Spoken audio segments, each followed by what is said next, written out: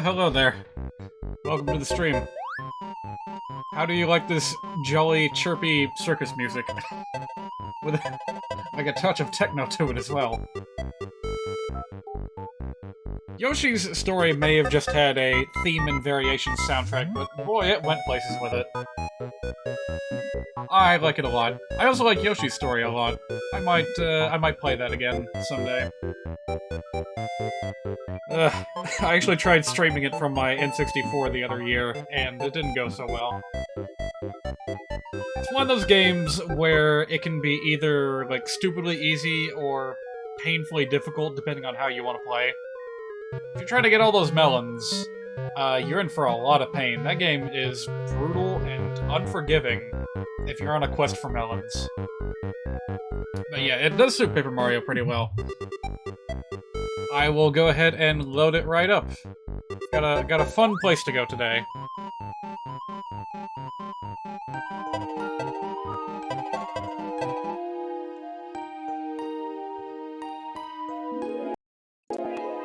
Yes, if you remember from last time, I was informed of a place called Shy Guy's Toy Box. And my controller is not responding. That's not good.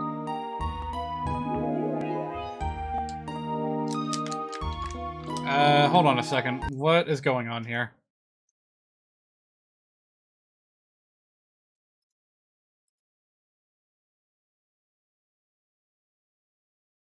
How can I tell whether it even detects a controller? Alright, you know what? How about I just, like, relaunch the whole thing? I'll unplug my controller, plug it back in.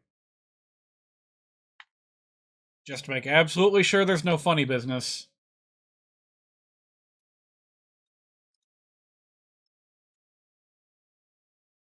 Alright, well, it says it's connected. Okay, something must have gotten disconnected at some point or another. Oh yeah, I guess I did make a copy of that save, didn't I? Well, in the event that I come to regret the choices that I made last time, you might remember that we were asked a series of questions based on the things that Mario dislikes. I picked something truly terrible for one of the options. And it will be a challenge I will attempt to meet. I'm gonna miss this, like, pseudo-mariachi, music. This was such a weird area, Gusty Gulch. or Gloomy Gulch, whatever it's called. No, Gloomy Gulch is a place from Donkey Kong Country 2. Well, we're gonna have a little bit of downtime before I actually get there. Unintentional sync with the music. So, I will tell you guys what I've been doing this past week, because it has been quite eventful. Mostly because I got a whole bunch of very nice things in the mail. Finally got around to ordering some, like, cables and stuff that I need. The first of which was for a camera that I got. If I've never described this to you guys before, I got a camera as kind of a hand-me-down... Bugs, get him off me! I'm lost in a freaky forest! Oh, wonder who that could be. Oh, Mario! Oh, aha! My voice is a little low compared to the game? Really?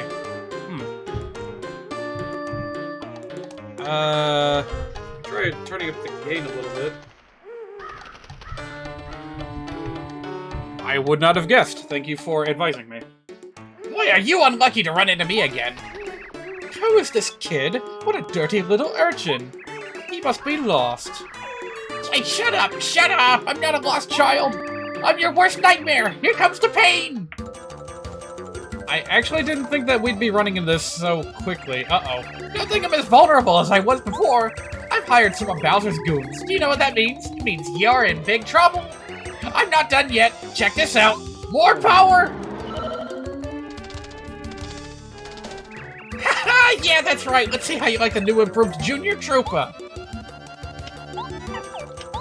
Oh yeah, I was not ready for this. Let me try buying a little bit of time here.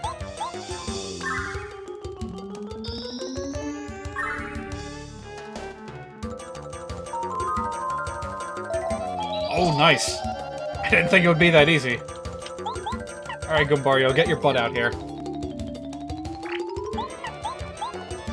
Yeah, Dark Koopa, you're not supposed to be here yet. Known for causing dizziness. Which is not so good for me. I would like to nip this in the bud right now. Oh god, they have a lot of defense even when they're flipped.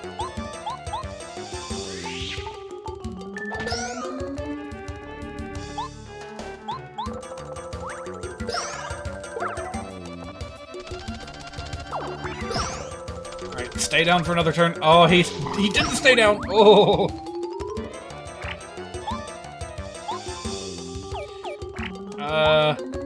How much damage can I do with a regular hammer? Oh, that's not a lot. Alright, I'm gonna have to invest everything just to take this Koopa down.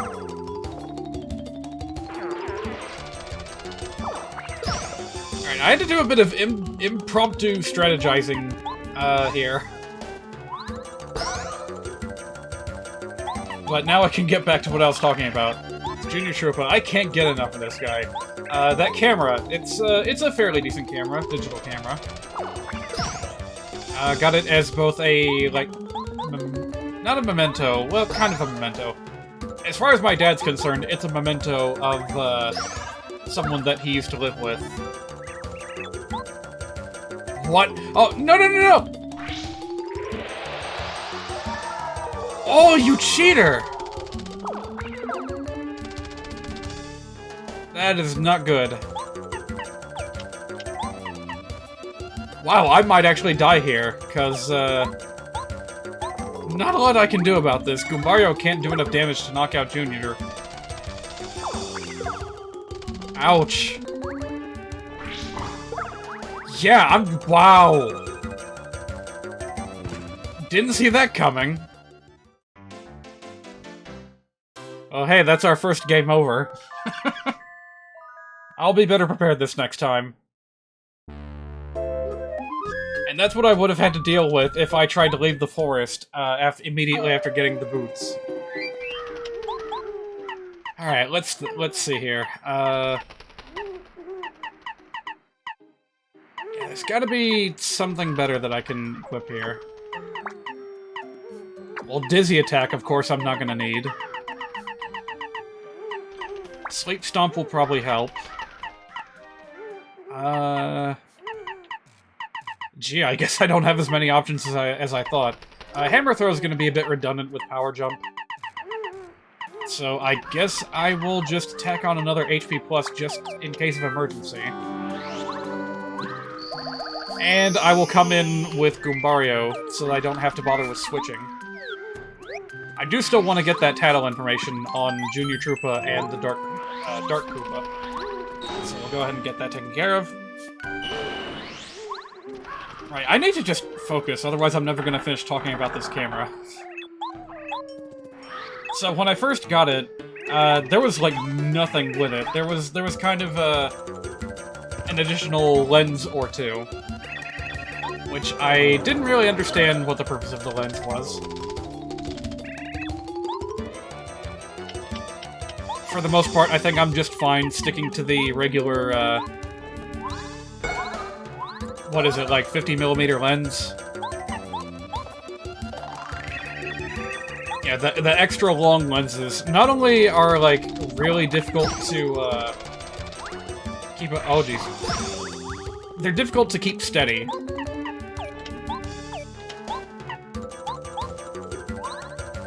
So, and they're more useful for up-close photography than, like, landscape, which is what I wanted to use it for.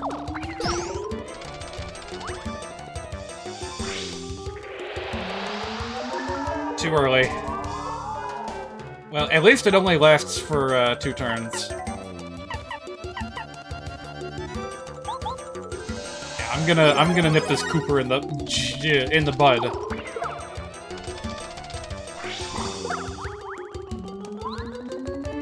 Yeah, oh, Mario still doesn't have this turn.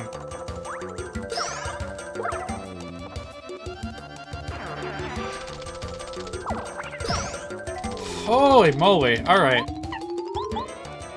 Next time, I'm gonna use a Star Storm on those two. So it looked like he summoned another because he had less than 5 HP. Maybe knock him out 5 HP at a time. We'll see. And that's why it's useful to know your enemy's HP.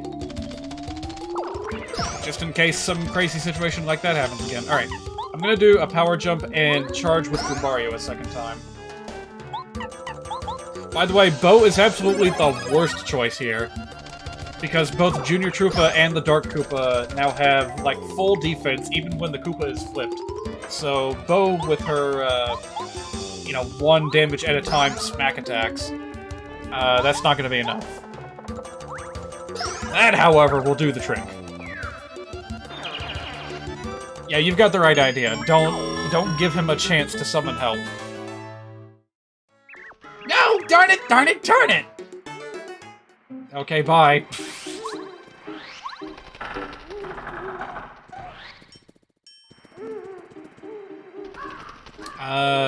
Did I go the right way by accident? I wanted to go the wrong way so I could get the heck out of here.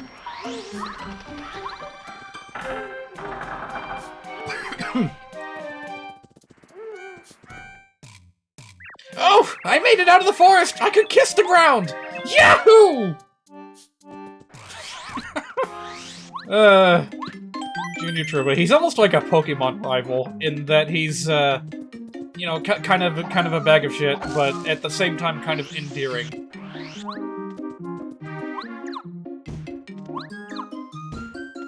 I swear to God there's something around here. There it is. Okay. Alright, how you doing? Shy Guys have been raising a ruckus all over town, but compared to ghosts, Shy Guys are nothing. Hey, you got a spear. You want to do something about that? No, it's not my department. Didn't expect Junior Troopa to get wings yet, and they're explicitly like bat wings too. Kind of crazy. I think that's just like a weird,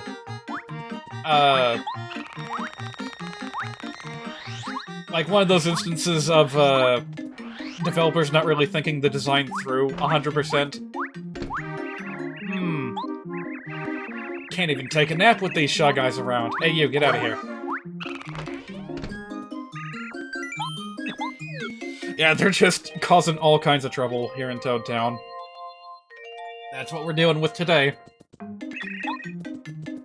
In fact, a lot of services are going to be disrupted. Even the mail is going to be ransacked. Like, literally.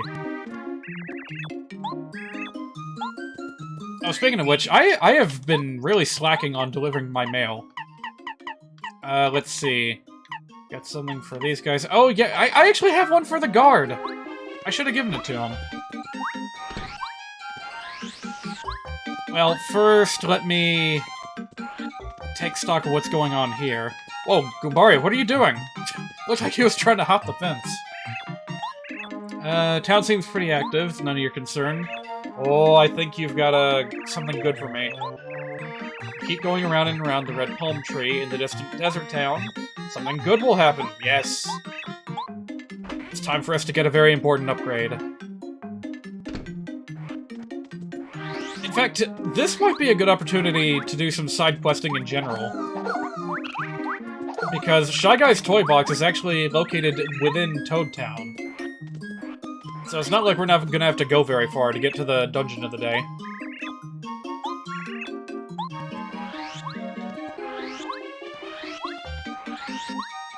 So, is Junior Troopa's final form going to be monstrous? Actually, that's about as crazy as it gets.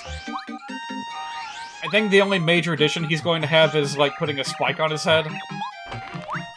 To make things, like, even more annoying than ever.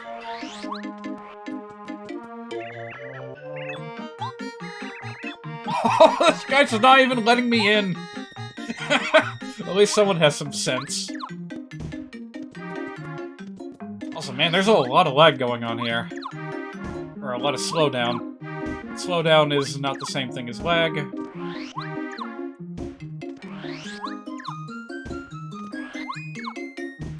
I'll be. Is there really nothing here? For me to flip? Oh, well. So yeah, like, everyone in town has gotten something stolen from them by the Shy Guys, including this guy, who is actively losing IQ points because he lost a dictionary. Mate, in this day and age, best use you're gonna have with a dictionary is to help you with Scrabble. Oh, this guy's fast. Hey, Cooper. I think I might be able to do a little something here. Oh, nope. Too fast. Ah!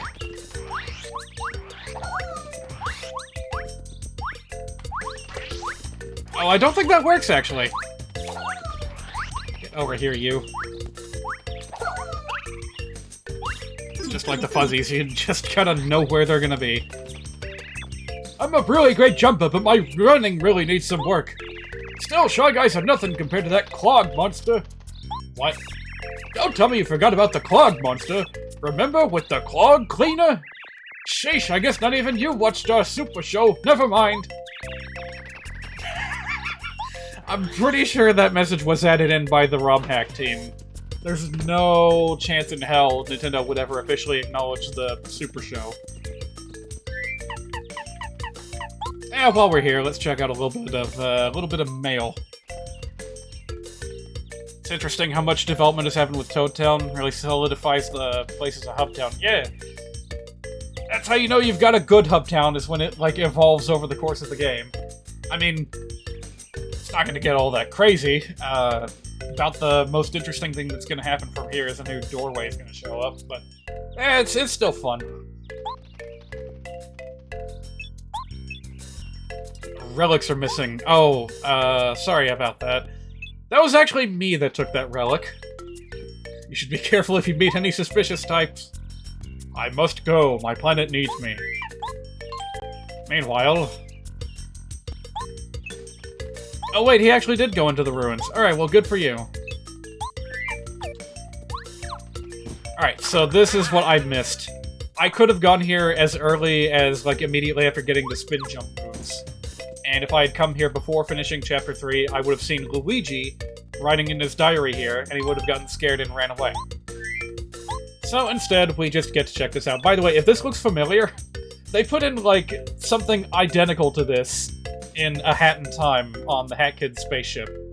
Or if you dive down in the Hat Kid's bedroom, you can find her diary. And it's like the one and only chance you get to see her point of view, because she doesn't talk. Playing golf and tennis and head parties. Made a new basement. My brother has no idea.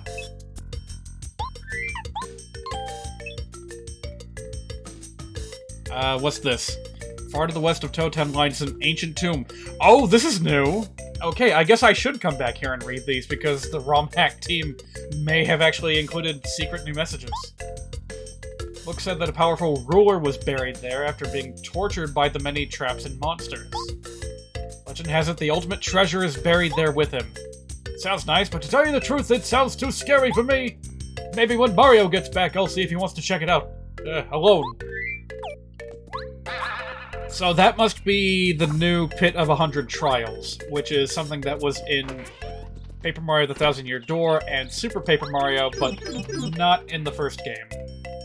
So, Master Quest developers went and added their own Pit of 100 Trials with blackjack and hookers. Man, you got problems too? Alright, well, Mario to the rescue. Welcome to Shy Guy's shop. Too bad I'm not gonna sell anything to you, Mario! Oh no, poor me!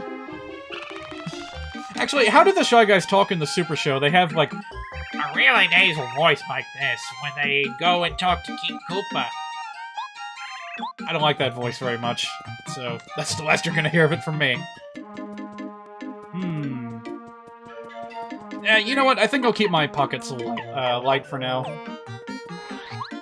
Because very soon I'm going to be entering Shy Guy's Toy Box, and there will be all kinds of things for me to pick up.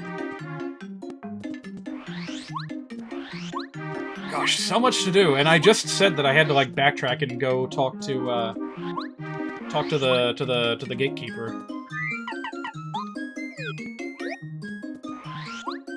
Greetings, Professor. Nothing to report. I still can't believe the goddamn gatekeeper from Three Houses made it into the mobile game.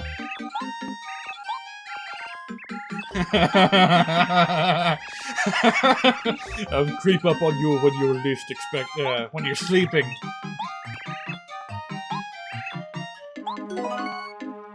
Thanks for giving me the scare of my life. Here's a star piece. Oh man, I probably have a whole bunch of star pieces saved up. 25. I'll wait a little bit longer before I go cash them in, because I've got some side questing to do. What other letters do I have? Oh shoot, Merlin! Whatever, I'll be back. Hey, let's just go ahead and drop all these off before I completely forget about them.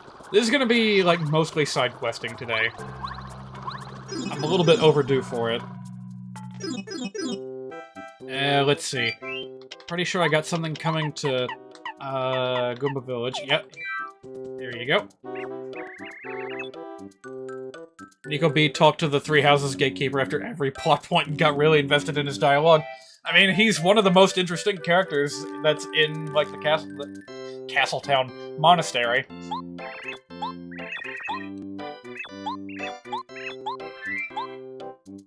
And they even gave him his own, like, you know, voice actor.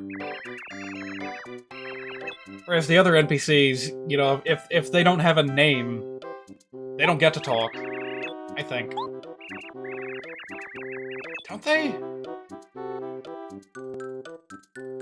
Oh god, now I can't remember. Do the generic NPCs talk in Three Houses? I can't remember. Oh, I feel silly now. It wasn't even that long ago that I played it, but I've been, like, skipping through the NPC dialogue pretty regularly, so... Yeah, it wouldn't surprise me if I just forgot. They do? Oh. Let's see, Mort Tea in Koopa Village. And while I'm at it, probably... Oh, I've been holding on to this ancient-ass tape for a long time. Let's run another errand for Koopa Koot. Koopa Tea. Do I not have any? I guess I may as well pick up a leaf while I'm here.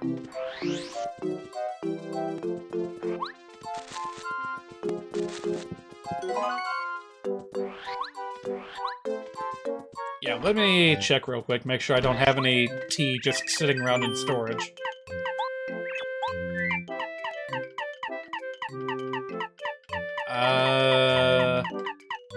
No I don't. Huh.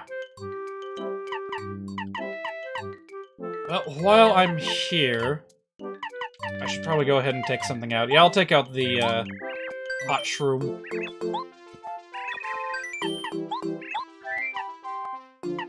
And put that away for now.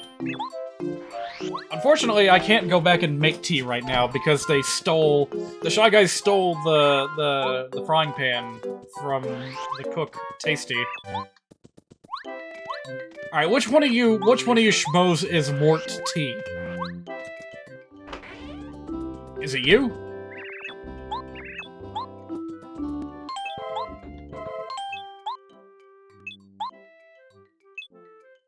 Alright, I like winning.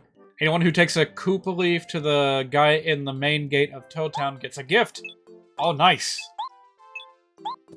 Only got 5 minutes. I can run errands and get that in 5 minutes. I'll just go ahead and refresh the screen so I can get another leaf.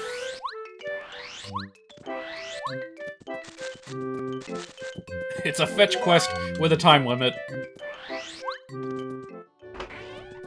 Wait, no, I was just in here. Which one of you guys is Mort T? Wait a minute, Mort T, that's a Toad's name, not a Koopa. Ugh.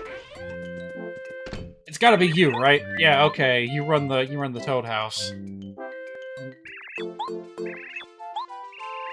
God, imagine a side quest like this in Paper Mario: The Origami King, where all the Toads look exactly the same. I mean, they all look the same. All the Toad House keepers look the same in this game. But at least there's a little bit of variety. And, like, if you're trying to track down a Babam, they are different colors sometimes.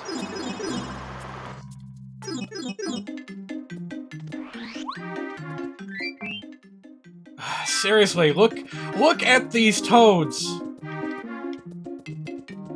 Even on the screen, you see 5 different varieties. You would never see this in modern Paper Mario. And yeah, there were 2 green Toads, but one of them was a kid, so that doesn't count.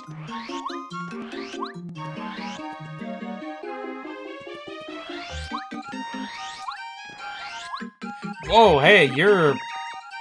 unique. Yeah, this is, like, ultra forbidden by modern Paper Mario standards. A pink Toad? Pfft, give me a break. What's next? Bowser growing wings? I don't think so. We got a strict design philosophy and we gotta stick to it nowadays. Oh, what the heck. Since I'm here... Yep, got a letter for you too.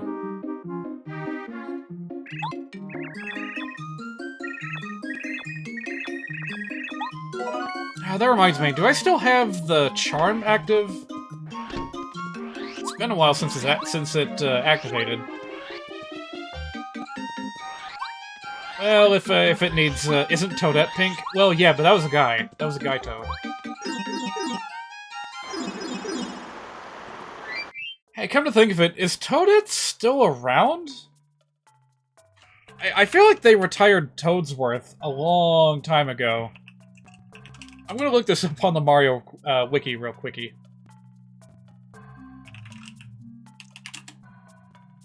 Let's see here. What was the last thing that she appeared in? Mario and Sonic at the Olympic Games, Tokyo 2020. Dr. Mario World? I guess that's kind of recent. Mario and Rabbids Kingdom Battle. Okay, I guess they haven't gotten rid of her entirely. Oh, and she appears in Mario Maker 2. Right, I forgot about that. Okay. But Toadsworth on the other game, like, Toadsworth has been missing for a really, really long time.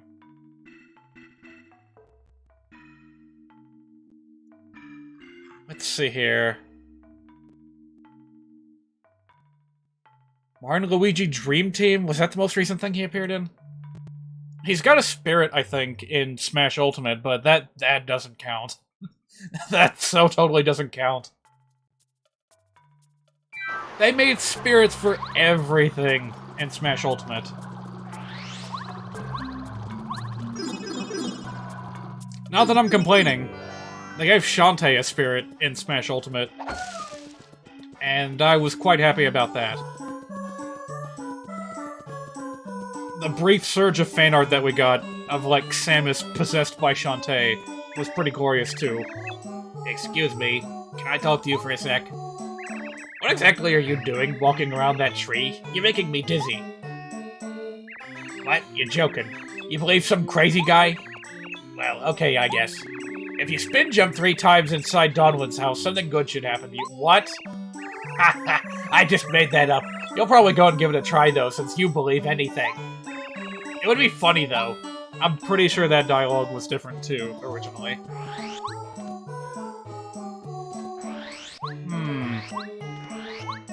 You know, there is another thing that I could do. Because I just remembered that I now have the pipe open to get back to the desert very quickly, so I could go ahead and fulfill the Pop Divas request at the club. Oh!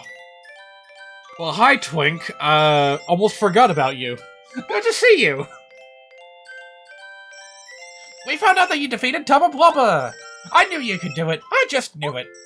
When we heard the news, the princess was very relieved. Oh yes, I've got some new information. Have you ever heard of Shy Guy's Toy Box? It seems that one of the honorable star spirits is being held there. But where on earth is Shy Guy's Toy Box? I have no idea. Oh, time is short. I have to go back to the princess now. Good luck, Mario! Princess Peach and I are always cheering you on. You were not much help this time.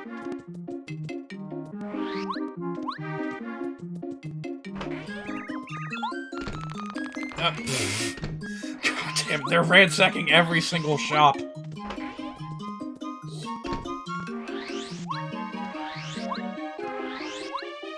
Hey, yeah, come to think of it, how exactly are you supposed to figure out how to get to Shy Guy's Toy Box? Because, like, I know, but I don't remember how I found out.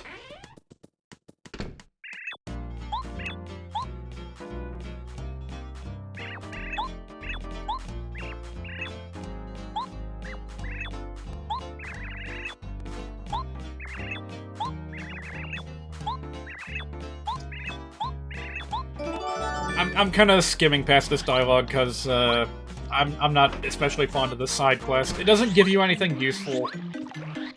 And while it is kind of cute, like, the song that plays at the end is just, it's no Final Fantasy opera, I'll tell you that much.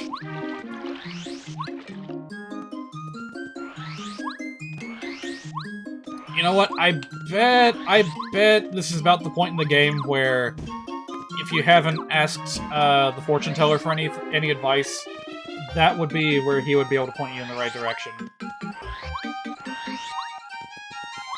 Yeah, he would say something like, oh, go check out a suspicious empty house. And then wait for something to happen.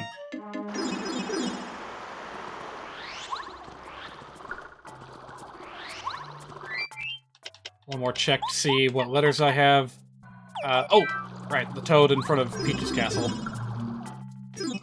Or at least in front of where Peach's castle formerly was. Ugh. How do you refer to an absent landmark?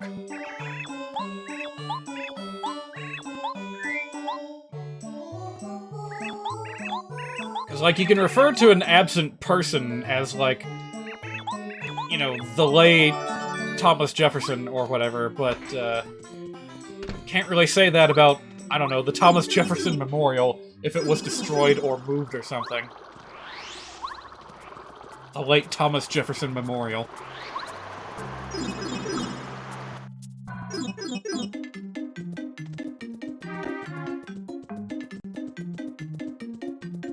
Alright, yeah, let's just go ahead and get this out of the way. I could probably route this a little bit faster, but despite what you may think of me, I'm not a dedicated speedrunner. I do it every now and again when a game, like, rewards me for it. I kinda got into the swing of it with, A Hat in Time. That had a number of speedrunning challenges, and it was fun! It was a lot of fun figuring out how to skip things and do it all quick. Anyway, here's a song. I'm gonna take a break to get a bit of water.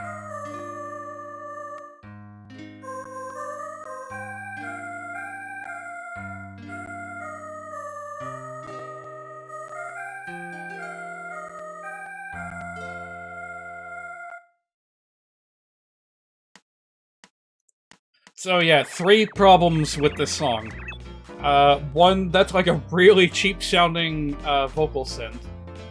Not that there's anything inherently wrong with that, it's just, you know, even by this day, you know, the early 2000s, like, those, like, MIDI sounds were getting a bit old hat. Second, it's very, very short. Way too short. Moved you to tears? I think not. I would expect that to be, like, half a minute at least. And third problem, there's no lyrics. In spite of the fact that you, sir, sent me on a fetch quest just with lyrics. Like, goddamn, you even said something like my roving knight or something like that, and we didn't get to hear it. We didn't even get to see it written out. I'm not expecting voice acting out of a game like this. But if you're gonna sing, like, have some text, at the very least.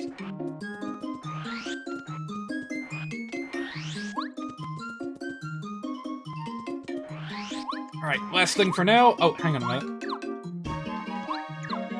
I could have sworn there was something there. Alright, spin jump inside the wizard's house. There it is. This badge is quick change. I had no idea such a useful badge was in my attic. Mario, you are a very lucky man. You should put that badge on. Yes. Alright, how expensive is it? Quick change A, it's been reduced to 3. I like that a lot. And I'm probably never gonna take that off. Yes, quick change. It's practically like a straight upgrade that I'm sad that it's something that costs so much. It's even more expensive in Thousand Year Door. But yeah, being able to swap your partners without losing a turn, like, that's a big, big deal.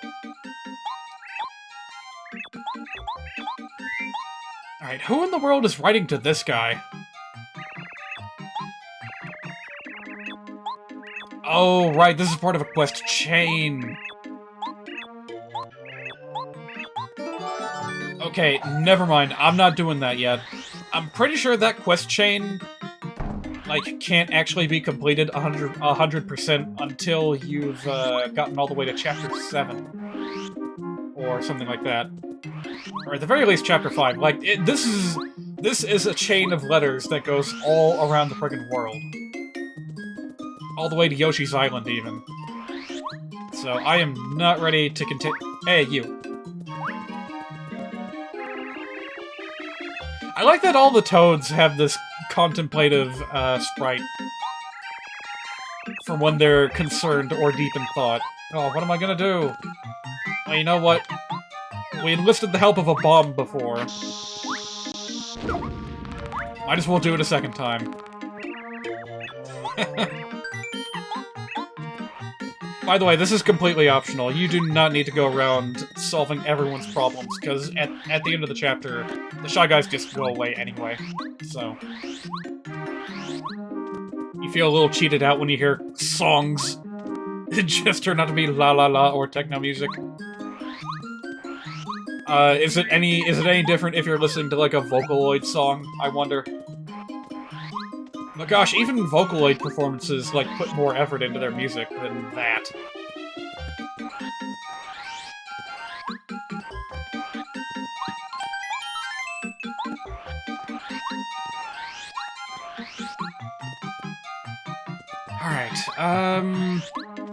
One more thing. Do I want to take a dip into the sewers? Because I do have a new shortcut that I can take. Nope, not going that way. I'm pretty sure... Oh, shit. Oh, I'm in for it now. Oh, no.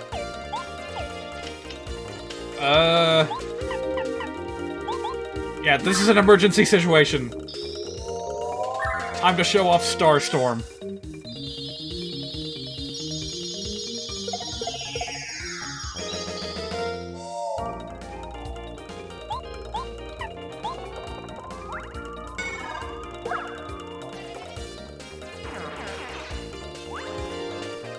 No. Oh! Blocked it. Whew.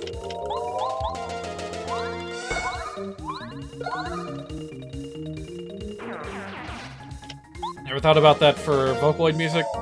Took someone to make those lyrics even if the singer isn't a person. Yeah, I'm never gonna dunk on Vocaloid music after seeing, you know, how much effort actually goes into it. It's not just anime idols doing a little dance and song. No, there's a lot of finesse that goes into making and tuning every last lyric. Alright, if I'm dealing with spiky Goombas, that means it's time to bring back out a little bit of the old hammer throw. Probably not going to need that. Don't need deep focus. Dizzy attack might be alright, but I think I'm gonna go for the preemptive strike if I can. Hey! Do that and you get a little bit of extra damage. Alright. Yeah, let's open up strong with a power quake.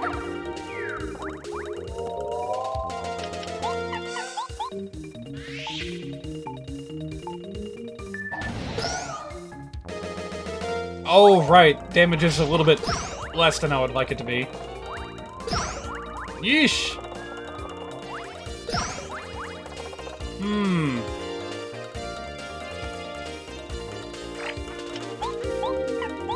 Alright, what I do next is entirely dependent on how much damage Cooper can do. Not enough.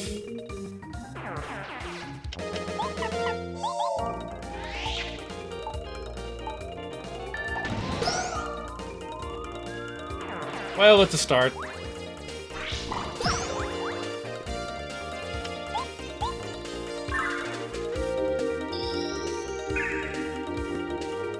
Let's see. Hey, Cooper, can you just, like, deal a big enough hit? Alright, it's just barely enough damage.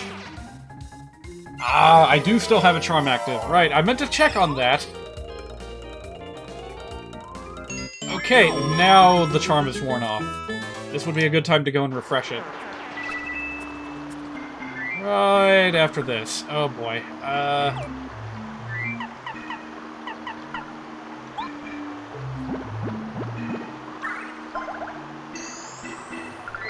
You know what else I should put back on?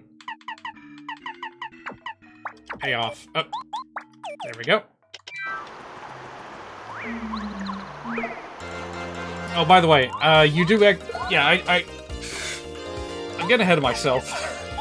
Yeah, you do, in fact, get a little bit of extra damage if you manage to pull off a spin jump instead of a regular jump. Ooh! There we go.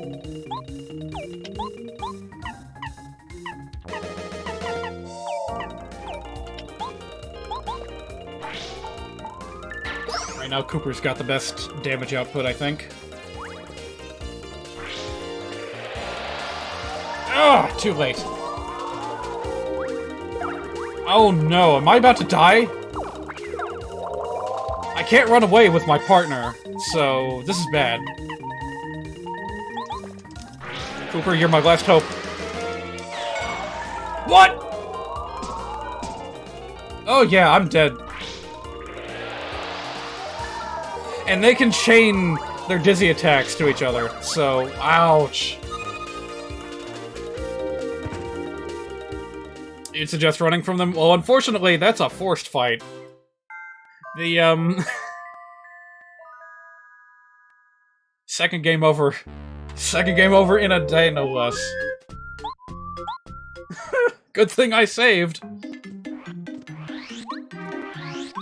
But yeah, you might not have noticed, but the gate actually closed behind me. So I was stuck in there until I killed all of them. Alright, let's see. What can I do about this? Well, I tell you one thing to do is to get better at blocking, so that I don't succumb to dizziness.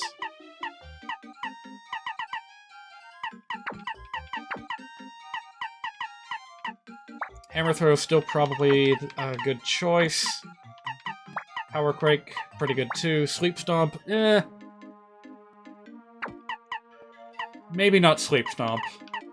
Because, gosh, that's a minimal amount of, like, turns of status for how much flower points it costs. Like, not worth it at all, if you ask me. Alright, let's try it again.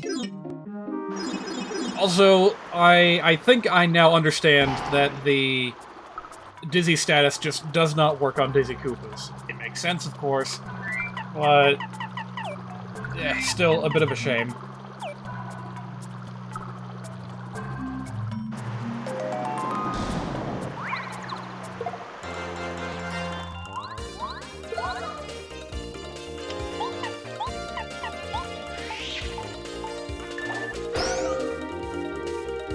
Oh, that didn't knock him down! Oh, Alright, yeah, nothing for it but to just keep on getting better at blocking. Ugh.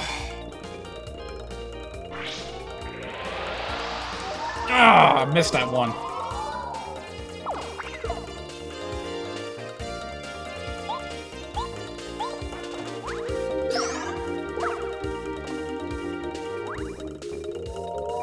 And I absolutely cannot block while Mario is dizzy.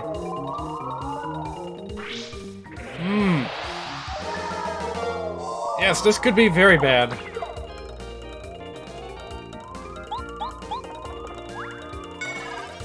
By the way, I do see your suggestion there that I might be able to use Bow to hide Mario for a turn.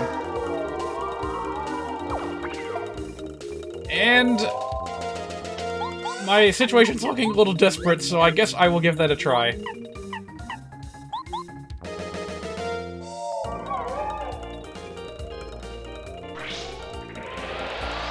Yeah, these guys are absolute jerks. They'll keep on chaining those things into next Tuesday if you let them. I'm still not safe, by the way. I need to block this next one or else I'm toast. Wait, what? I guess it just randomly failed. Lucky me.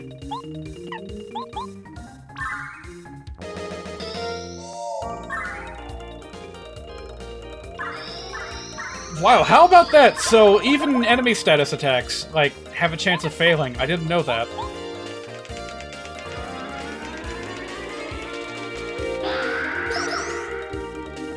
Alright, well.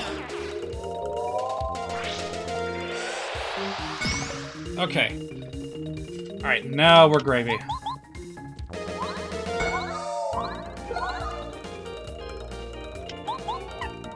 I just wish I had... I wish I had slightly better damage output.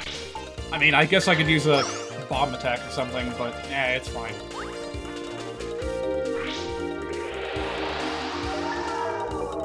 That is so hard to block.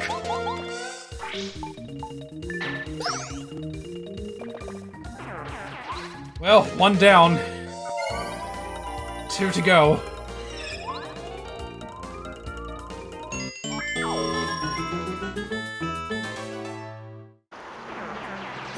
Oh, wait a minute, a POW block. That might actually be pretty useful here.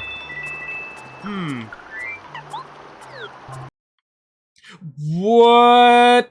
What? What? What?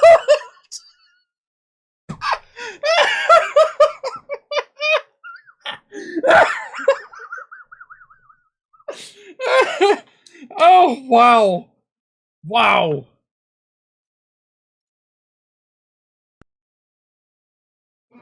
So that's a legitimate crash handler. That's baked into the game, and if you know what you're doing, not even the game wants me to continue. I don't want to go back down there yet. In fact, you know what? You know what? How about I go back to Shooting Star Summit for a minute? So yeah, there are actually deliberate methods that you can do to invoke that crash handler in an unmodified, like, actual hardware version. Bleh. Like, just playing this on N64. I've seen Strider 7X do this many, many times. Sometimes tool-assisted, sometimes not. You know what? I think there's something involving, switching partners in this ROM hack in particular that has been known to cause crashes like that. So, yeah, save early, save often. Because you never know when that's gonna strike.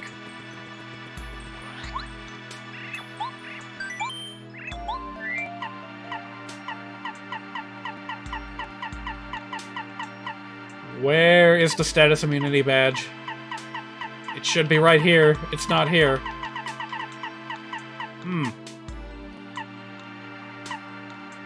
Okay, I guess I'll pick something else.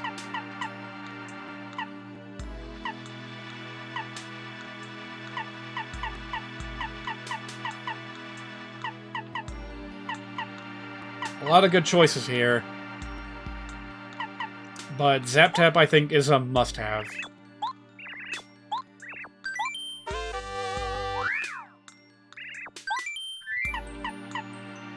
HP Drain could be interesting.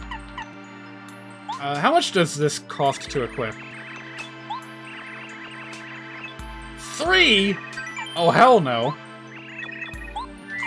I'm glad that he tells you before you buy it. Alright, well, while we're at it, let's check the costs of other things. Oh, HP Drain for 3. I don't think so. I would equip it for 1. And even then, I wouldn't necessarily always equip it, so... Yeah, I guess I'm just getting Zap Tap. Which, if I remember correctly, yeah, it's 4.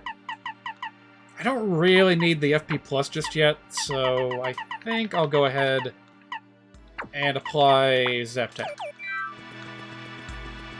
A little bit of extra damage here and there helps an awful lot. I don't think it'll work on the Koopas, but it will work on the Goombas. Heartfinder, that would help with gauntlets. That would help with gauntlets, but honestly, I have plenty of items. I'll be fine for a little bit.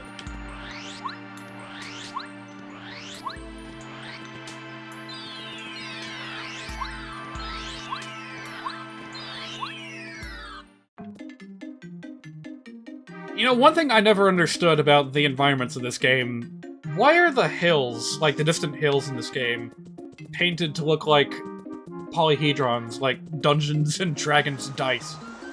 There's a word for them, but I can't tell which word to use because I don't know how many sides those things have. We'll just call it a dodecahedron, in lieu of any better information.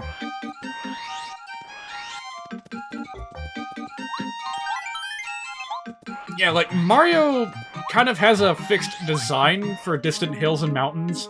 It's that, like, tube shape with a round cap, and they have eyeballs.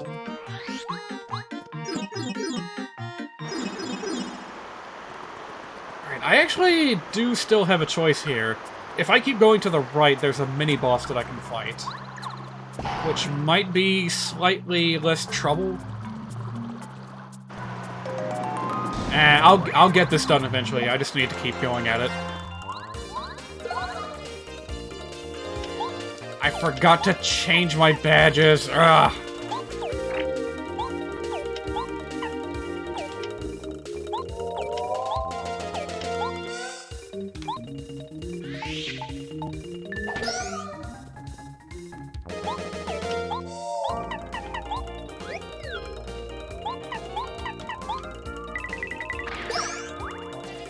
Alright, well, in lieu of anything else, that will help a lot.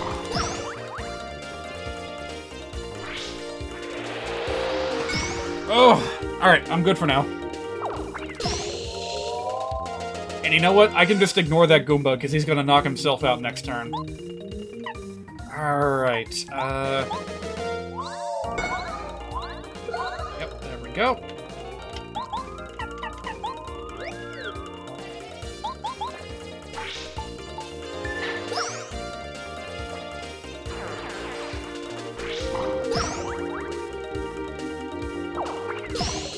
You know what? That mini-boss that I just mentioned might actually be, like,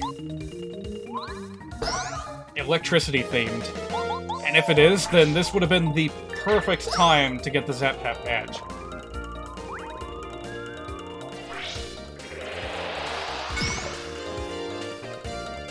Can't hit an enemy while it's electric, but you can if you have this electrical status on you. But first things first, I gotta get through this. I still have all my star points. So, I think I'll save that for last. Because you guys saw, like, that last formation has 4 enemies attached to it. And it's gonna be a lot of trouble without the help of something like Starstorm. In fact, I think that if I use Bow, if I use her Screech attack in conjunction with a Starstorm, that should be enough to wipe all of them out. Oh, that counts! That counts. Oh. I still forgot to change my equipment, but that's fine. As long as I get these freaking Koopas out of the way. I got this.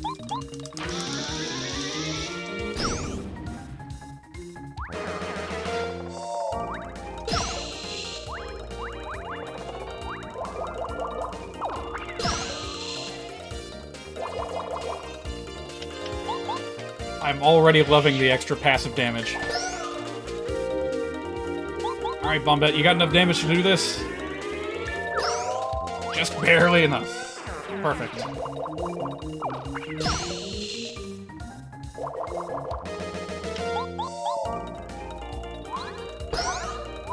I love it when a plan comes together. Just in case the game decides it wants to crash again, we're gonna go ahead and swap to Bow here.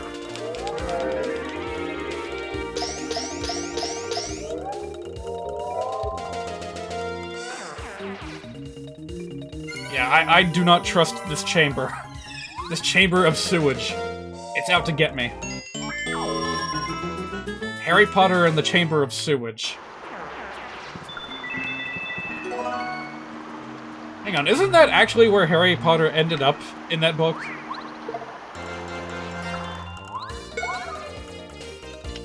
Yeah, because, like, the showdown with the giant snake, wasn't that, like... wasn't that in, like, a sewer system or something? Underneath Hogwarts? I've forgotten. Alright, now we just need something that hits everything, and right now, Bow has got what we need.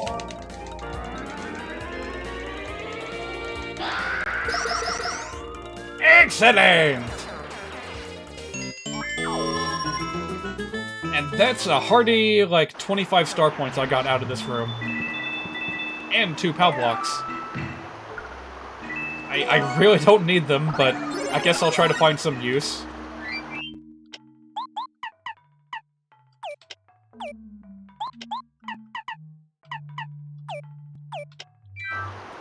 Alright, by the way, this is... Why am I informing you guys? I'm gonna show you. And it's a shortcut back to the Boo's mansion.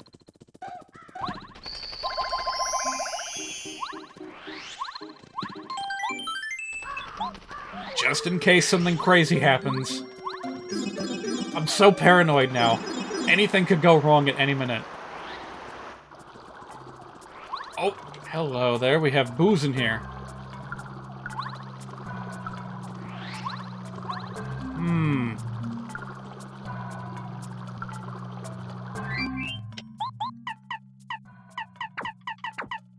Alright, how do I want to approach this? Not the friendly kind? Oh, no way. They're too far from the forest. I don't trust them.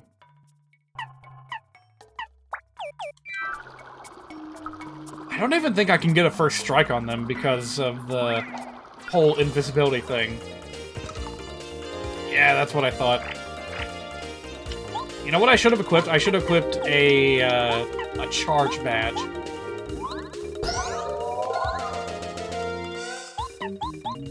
Well, at least I finally have something to counteract this, these shenanigans.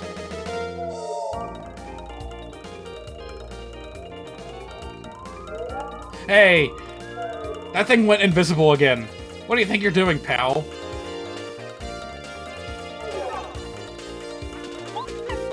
You can't hide from me. Yeah, the ROM hack team added that truth stomp specifically for enemies like this, and ouch. Yeah, I completely forgot how to block those. Ah, what am I worried about? We'll be fine.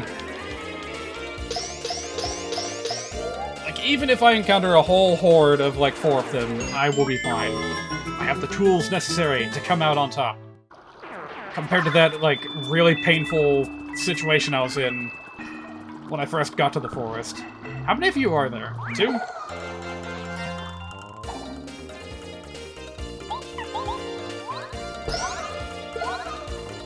I could try to solve the puzzle without defeating all the ghosts, but I'm not taking any chances.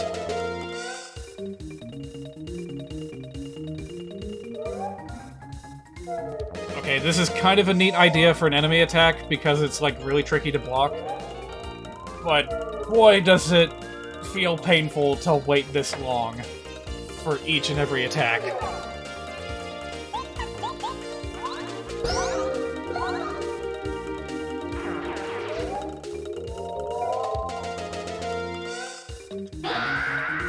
Too early on that. Oh, there we go. If only they had a slightly longer animation building up to that spook.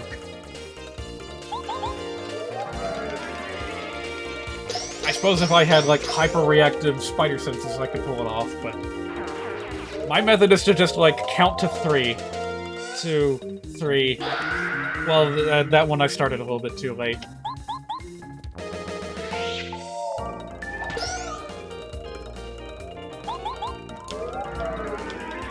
Oy, I got something in my eye.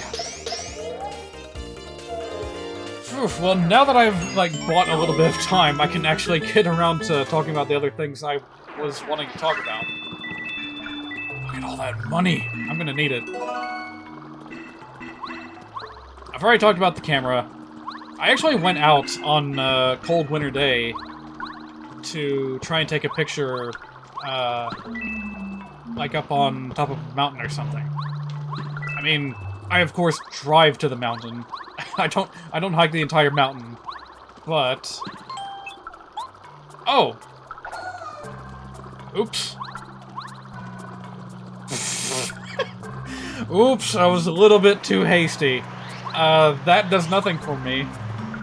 Because all my partners are already upgraded. Gotta wait until I get another one to make any use of that. Oh well, it was a good experience.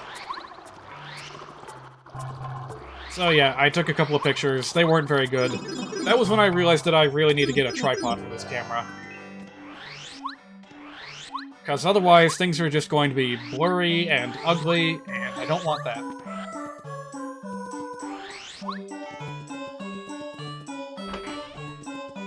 It was a good hike, though.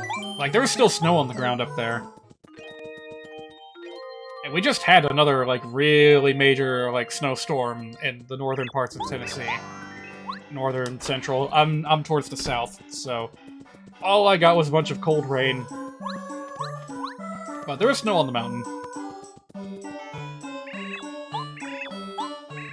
And while the wind was, like, bitter and terrible... by the time I got moving, by the time the sun came out, I was trying to, like, specifically get a photo of the sunrise. It was fine, and I actually felt like I had to take my, pants off. Okay, that's gonna sound weird out of context. I was wearing 2 pairs of pants, because I knew it was gonna be cold up there. I was wearing sweatpants under my, like, you know, khaki pants. And I was ready to shed one of them by the time I was done. You can never be too prepared when it comes to cold wind, though.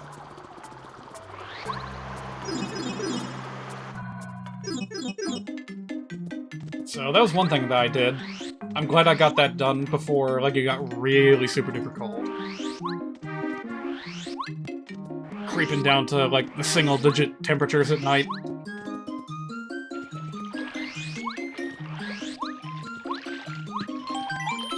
Wait, I keep forgetting how far away this save block is. I would be better off going back to the center of town. Alright, I'm gonna take a gamble and see if I can't fight that mini-boss that I mentioned. If I succeed, then I'll get a very useful tool.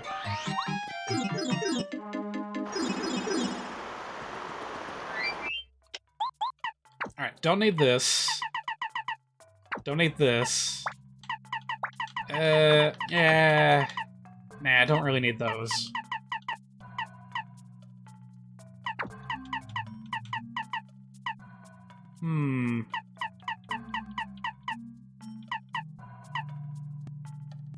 Well, shoot. I should have thought of this before I went and, before I went all this way, before I healed. Anti-guy? No, that's gonna show up later. There will be anti-guy fight, on this stream. I'm trying to do as much as I can to prepare for that, because that's gonna be a brutal fight, no matter what I do.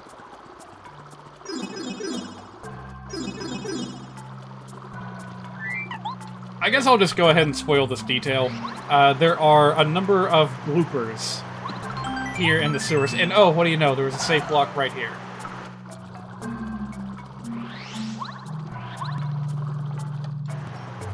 Okay, I jumped the gun a little bit. I thought the blooper was gonna ambush me, like, the second I crossed that pipe bridge. No, he ambushes you when you get here. What's the deal with that enemy name? Yeah, that is kind of a weird name for a squid. I think originally it was Blue Burr with a B. This is specifically an electro blooper. And that doesn't really mean much.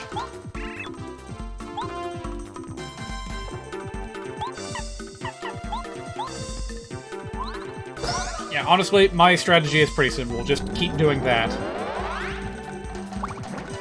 Oh, hang on a minute. You've changed up your tactics, I see. Normally, these are supposed to be spit out by the giant blooper.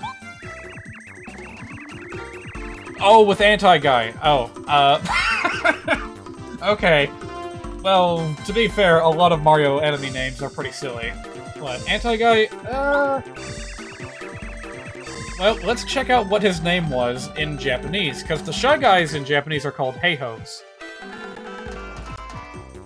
That's why sometimes in, like, Yoshi games, you'll hear them make little noises like...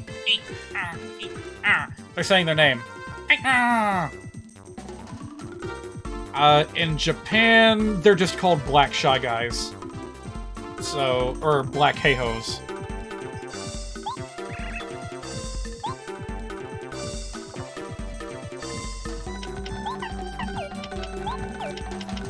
I do have a number of POW blocks that I can use. Yeah, sure, why not? Hey, and I'm getting a refund for every single one. Isn't that nice?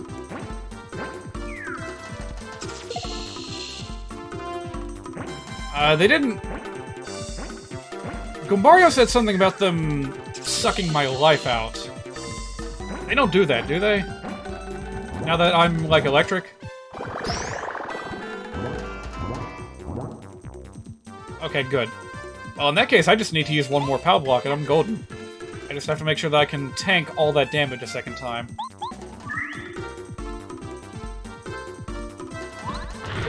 I think I'll be fine.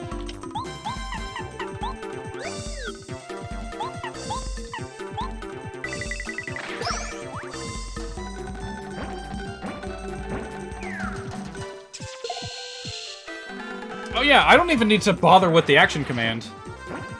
Oh, wait a minute, maybe I do. This looks like it could get a little bit buggy. You know what? On second thought, I'm gonna leave it alone. Ha! Uh-oh. Looks like the game didn't account for that kind of behavior. Alright. Note to self. Complete the action command or crash.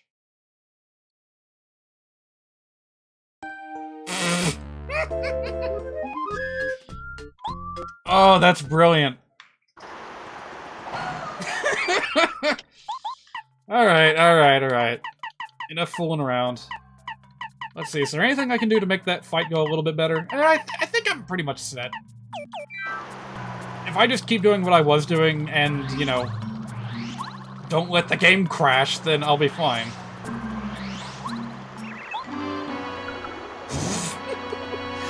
Oh my god, I've gotten 2 game overs and 2 crashes in one day. What are the odds? Also, since I have this wiki up, I'm gonna look up what Blooper's Japanese name is. Gesso? Gesso. Huh. Apparently it's named after Gesso for squid tentacles. Is another name for that. So, who knew?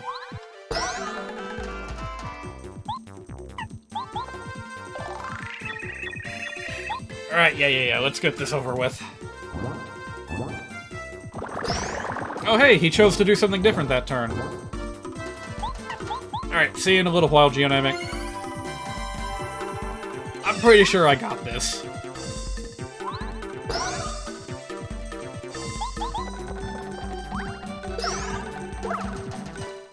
Alright, where are the squidlings? Bring them out.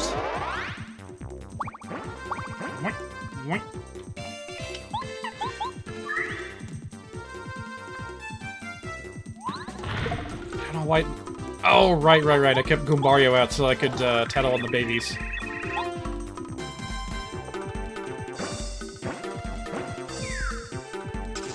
Right. Complete the action command. Can't be resting on my laurels. So, the reason for this glitch happening, this crash happening, is because the game does not expect this behavior. The game very much... Uh-oh. Ooh!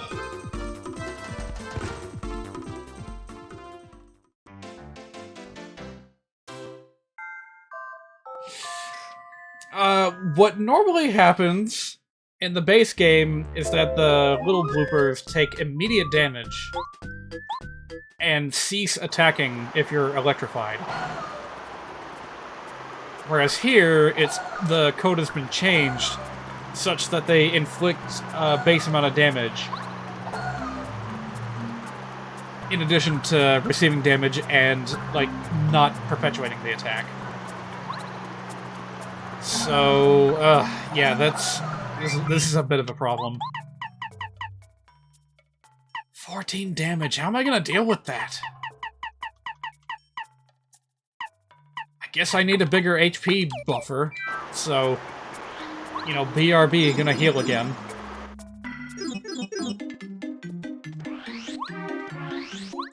I know that this is like an RPG tradition at this point, where if you do something, if you equip something that changes your max HP, your current HP does not get increased by the same amount. So I know that that's a tried and true tradition, but is it necessary? I feel like it's not that broken to give you a little bit of extra HP when you equip something like that, and then take it away when you take it off. Oh, wait a minute. But then if you take off that equipment, then you'll be left with, like, 0 HP and you'll die. Maybe just leave the character with 1 point of health? There's gotta be some workaround for that, because it's just so dreadfully annoying to have to deal with that. Alright, you game-crashing nuisance, let's get this over with.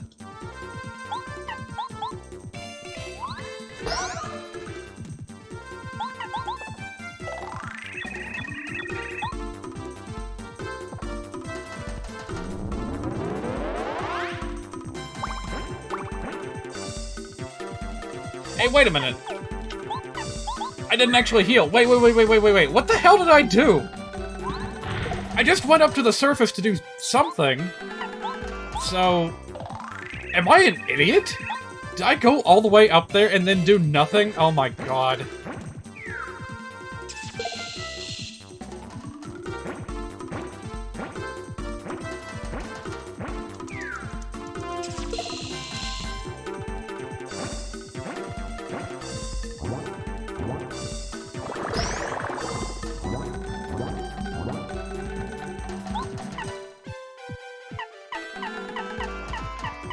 I'm a little bit afraid of this. If that blooper does his charge thing again, it seems to be a little bit random, but if he does do that again, then I'm screwed. And if that does end up happening, then so be it. I will just change up my strategy.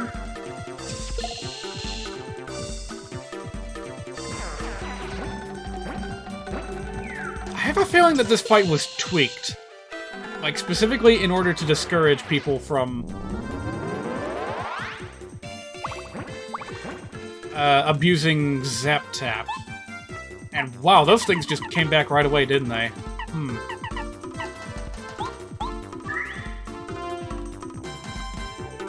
I'm almost tempted to let them live.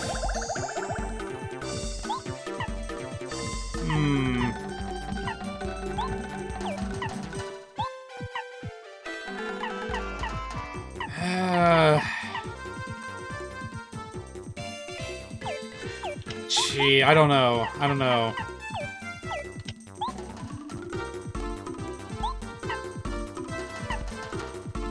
I can't really bum rush the blooper very effectively, can I?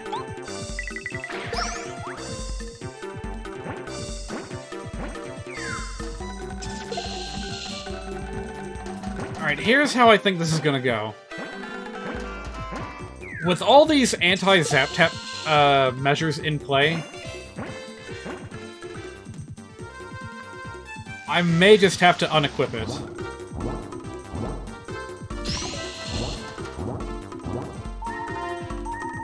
Because, yeah, that's a bit of a problem.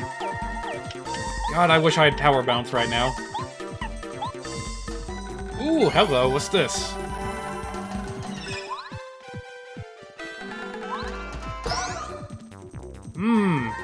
That's pretty good.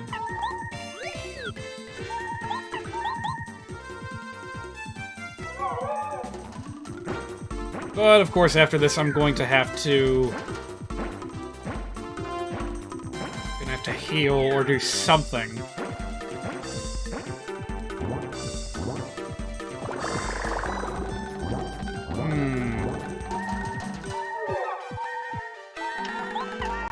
Yeah, I didn't come very prepared, did I? Best I've got is a refresh. It's better than nothing.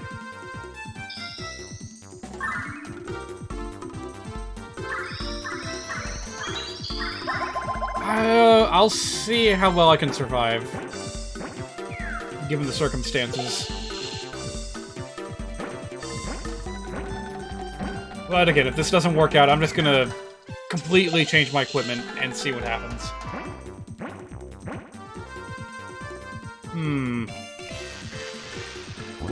Yeah, the fact that he just goes directly into attacking after charging is a huge problem.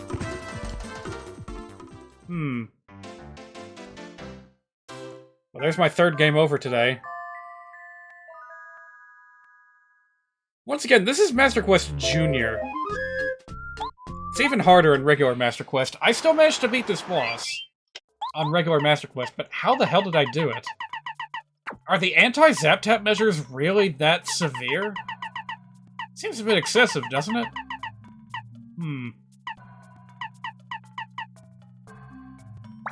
I might end up needing multi-bounce after all. I don't have jump charge. Gonna need hammer throw.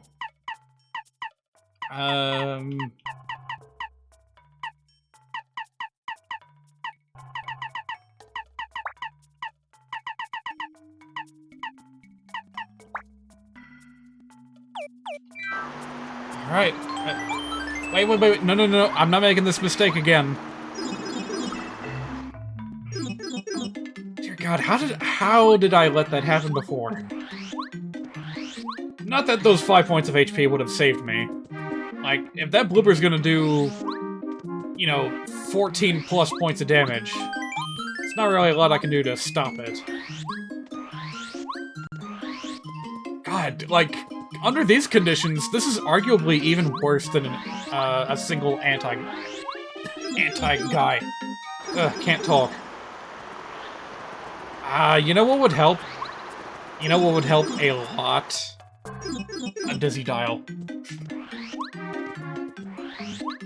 me go ahead and check and see if I can buy one or take one out of storage. Yeah, flying enemies are supposed to be especially vulnerable to dizziness. So, I'm gonna give that a try.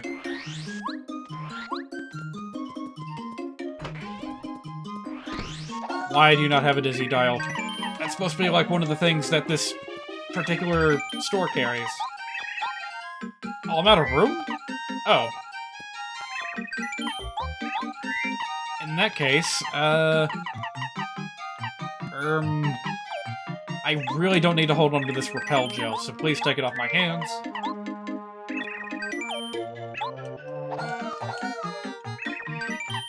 I still haven't healed. Why is it so hard for me to remember to heal?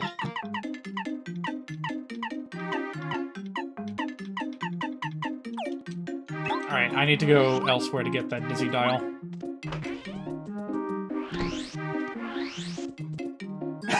Man, this is an awful lot of build-up. Just to vanquish one mini-boss.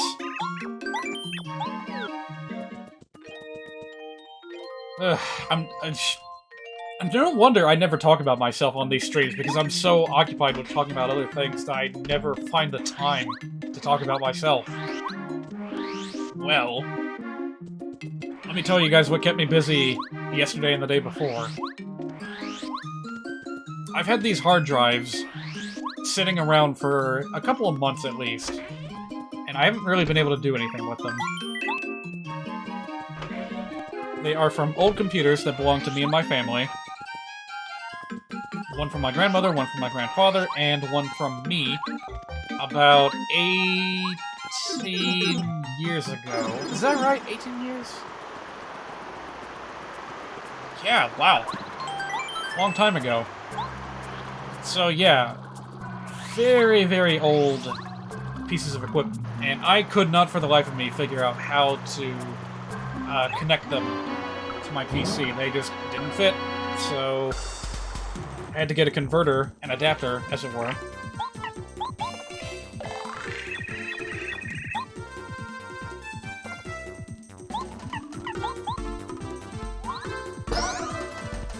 And it finally arrived in the mail the other day. Alright, you're not gonna attack already, are you?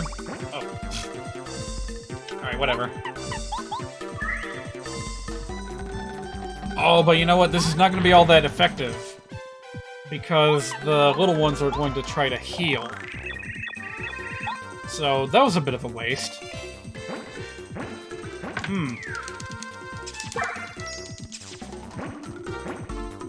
Yeah, that's definitely a problem.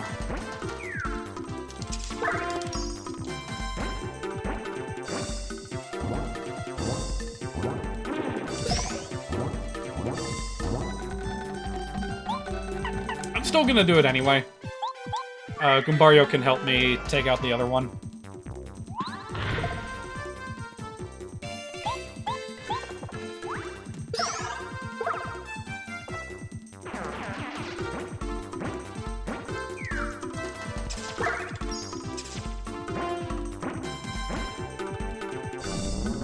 Here he goes. Oh wait, he's just gonna... Oh. Maybe I should just let them live.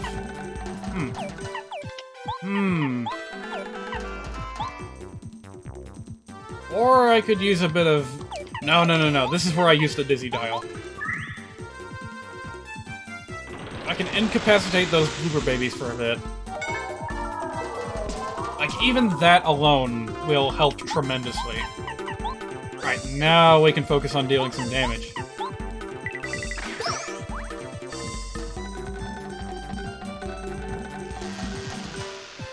Okay, so that was an anti-zap tap countermeasure. Hello.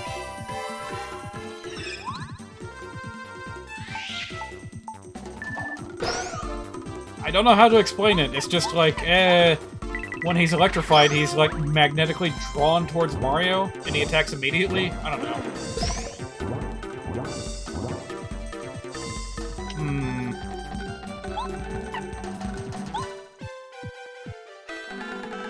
Do I even want to bother with this? Yeah, sure, why not?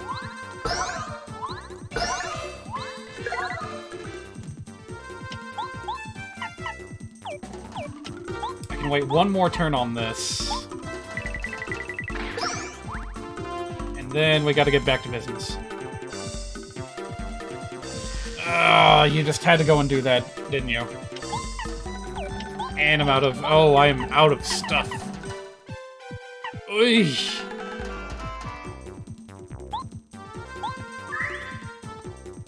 Alright, well, I definitely regret using multi-bounce.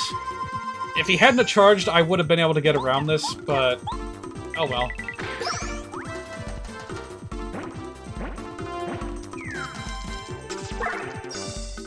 I know I'm gonna have to get rid of them after defeating the mama.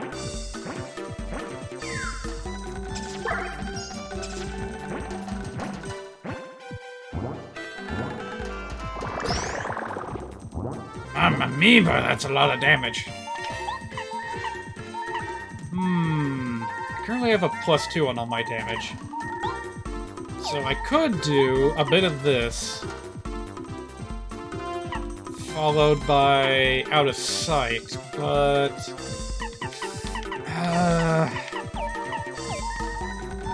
choices. Could I end everything, like, right now with a Starstorm? Let's see. That wouldn't be enough damage on the blooper.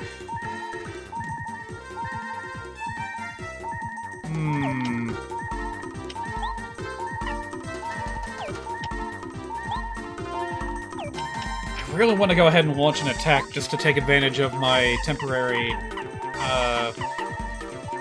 powers.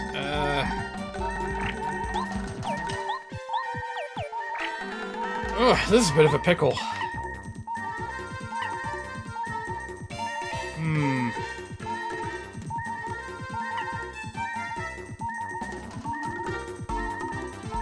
Okay, a regular power bounce does like 6, right?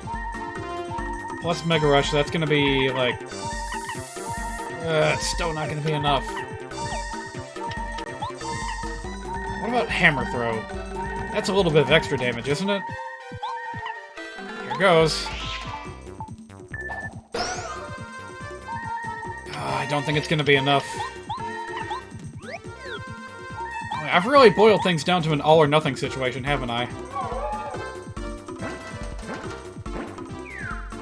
I do have Last Stand on, so I could focus everything on the blooper. Oh no.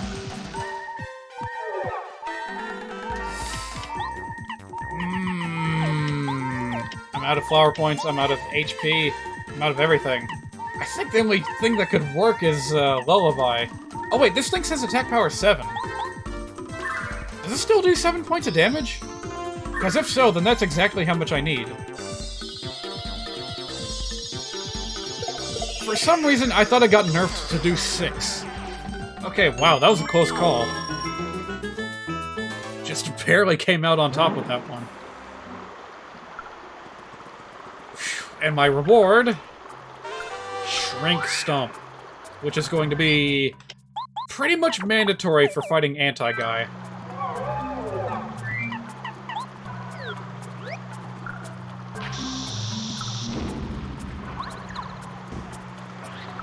Oh man, do I need a rest after that. I don't think there's anything all that interesting around here. Yeah, there's coins in the block, but I've already ruined it, so who cares?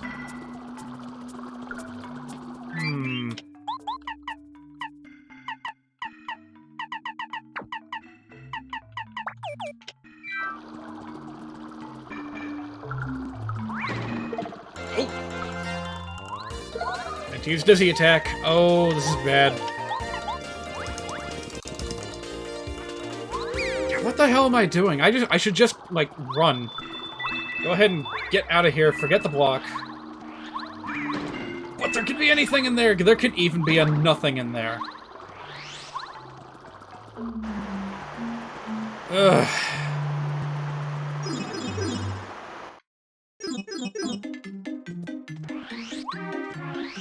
That was very, very stressful. Oh, hello, you're back with popcorn. Oh, good.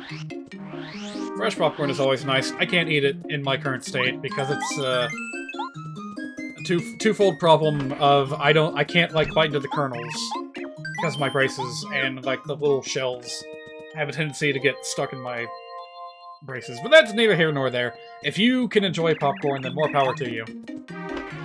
So, I did come out on top. I finally beat it. I beat the Electro Blooper. I came out of that fight with 0 flower points, 3 heart points, and I had to burn my last attack on Starstorm. It was a really desperate fight, but my reward for all that was Shrink Stomp. And Shrink is one of the easiest status effects to spread onto enemies. It cuts their attack power in half. And it's basically going to be mandatory for fighting Anti-Guy. If and when I get around to meeting him.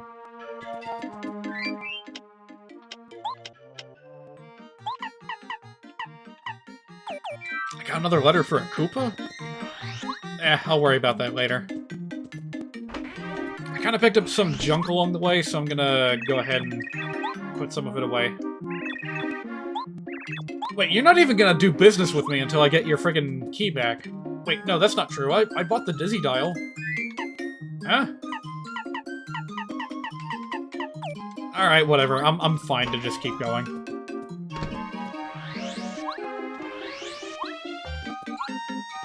Alright, so again, I don't know how you're expected to find out about this. Okay, I guess if you just talk to the toads, then that one in particular will tell you that this is the Shy Guy hideout. But there's nothing here. Whatever shall I do? Well, if you're in here for long enough, a Shy Guy will pop in and be scared. So, what you have to do is go invisible until that Shy Guy comes into the house, and then he'll show you how to get in.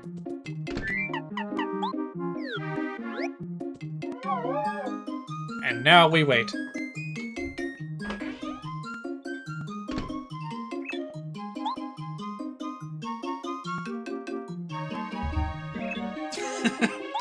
I like this little guy. Alright, now you can go inside. It's a toy box. It looks like something is inside. Hey, you know what this reminds me of? These little, like, swirly suns in particular. And this, like, child's graffiti style. It reminds me an awful lot of Yoshi's Island on Super Nintendo. Hey, we're an hour and a half in, and I'm finally starting Chapter 4, technically. But yeah, in particular, it reminds me of the sections of Yoshi's Island where Yoshi transforms into the train and, like, has to travel along, like, crayon drawings of tracks on the wall. So, very appropriate that the central feature of the toy box is a train station. I mean, it would have worked anyway because, you know, kids love toy trains and all that. Unfortunately, this train station is lacking a train. So, not much I can do here. Oh, hey there! A stone cap. That could very much come in handy. So that's basically like putting Mario in stasis for up to 3 turns, I think? So Mario can't do anything, and he also can't take any damage. And I shouldn't have to tell you why that's an excellent trade-off, because Mario's partners can seriously lay on some pain in the meantime.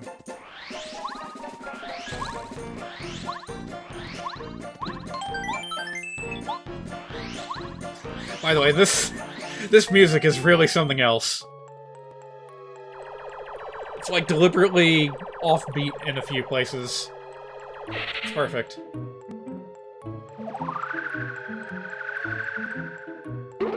There he is. Oh, I can't wait till Mario gets here. He's gonna get beaten so bad, he'll probably start crying. Then King Bowser and I will laugh and laugh. Come and get it, Mario. So again, I had an option of, like, putting a Goomba there, or a mushroom. Instead, I picked that thing. Oh, Zap Tap stacks with the stone cap. Oh yeah, I forgot. You know what? I've never tried that. And I also forgot to put Zap Tap back on. So, let's see here. What don't I need?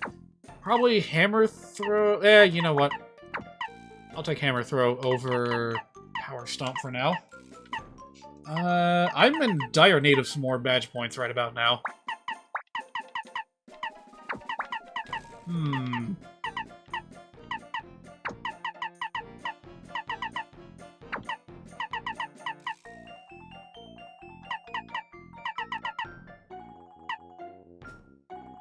Well, actually, I don't know what I was making all that room for.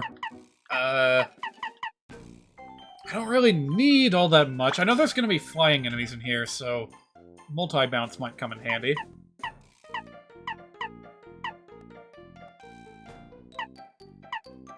I guess I'll put the rest on Power Quake? You never know. Alright, Goombario, give me a hand with this guy.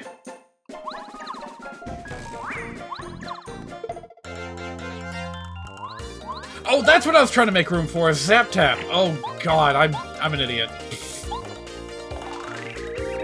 It's a Shy Guy! They're ne'er-do-wells, big-time rascals, no good. If we want their attacks, they get offended. They'll attack again, the dirty little cheats. Yeah, that's a little bit new, and I'm a little bit worried about it, but not as worried as I am about that cherry bomb. You might remember it being kind of a big deal in the Koopa Brothers Fortress.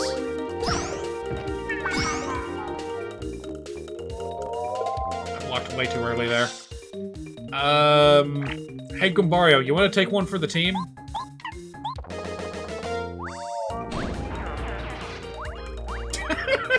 That's one way to deal with a bomb.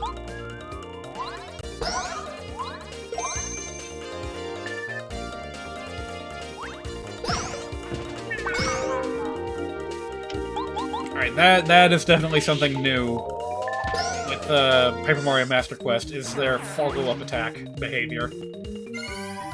In the original game, like, whether they do a normal attack or a jump attack, it's just like a difference of 1 point of damage. Now, thankfully, if you have damage dodge equipped, then you can block that extra point of damage no problem. But you do have to be on your toes if you end up blocking that attack.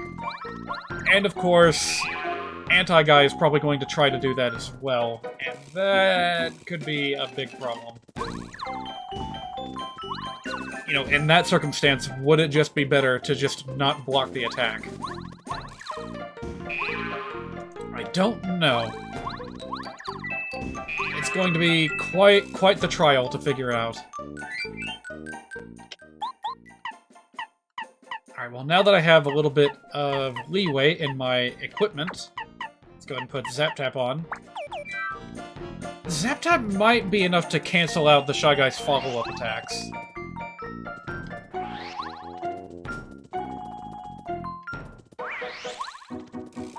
Oh, I thought this guy was gonna try to shoot me. Okay, never mind that then. It's a Sky Guy! You just know that if this was, like, Origami King, these would be distinctly propeller Shy Guys. Because, like, Shy Guys with balloons? Oh, no, no, no. That's a no-no. That's never been done in one of the platformer games. Never, ever give a Shy Guy a balloon.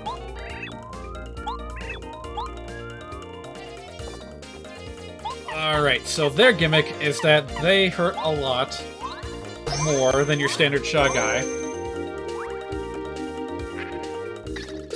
But you can bring them back down to Earth if you pop their balloons. Thing is, I don't remember whether that involves, one jump or three. Like, do the balloons all pop at once? Or no? I guess it wouldn't hurt to go ahead and find out.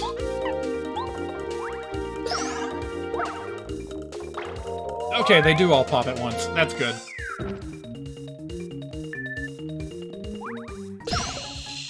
And now that he's on the ground, he can take damage from my electricity. Yeah, okay. Okay, this was a very good time to get Zap Tab.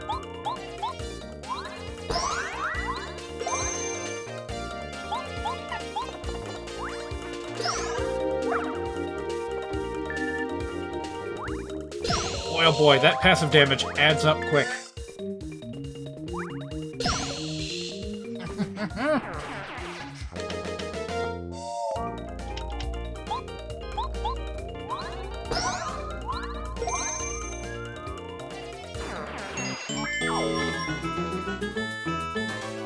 Oh geez, but on the other hand, now that I'm looking at it, the Shy Guys are now dropping 1 experience point each.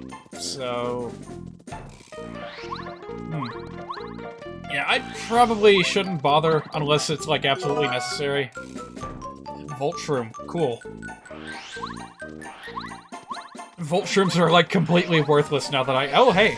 Now that I've got Zap Tab. Let's see, what am I supposed to do here? Why is there an anti-guy on the roof? These are not supposed to be common enemies, not in the slightest.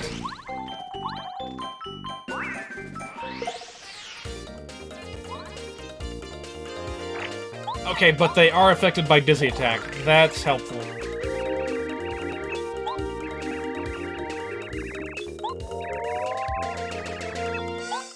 If you don't block, you'll get shrunk?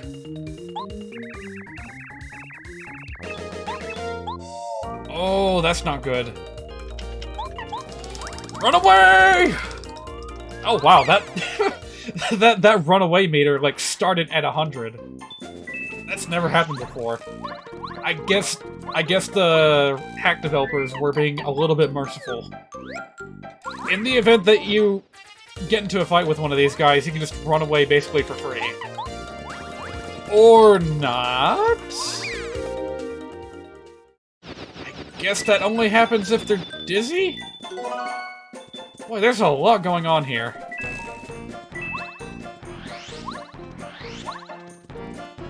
Alright, I'm gonna make a quick sweep. Get all the items out of here. And then I will proceed back to town, do a little item exchange, and then I'll come back here ready for the fight. Hey, Thunderbolt, that could come in handy.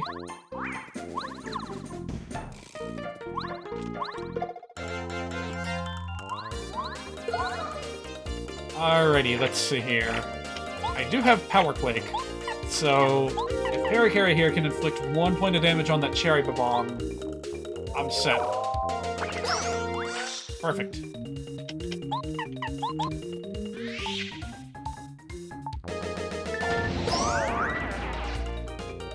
And there's my strategy. Oh, by the way, I'm pretty sure that was what Goombaria was hinting at. If you have Zap Tap or, you know, just the electricity status in general, that automatically cancels the Shy Guy's follow-up attacks, so that's how you avoid all the nastiness of Anti-Guy.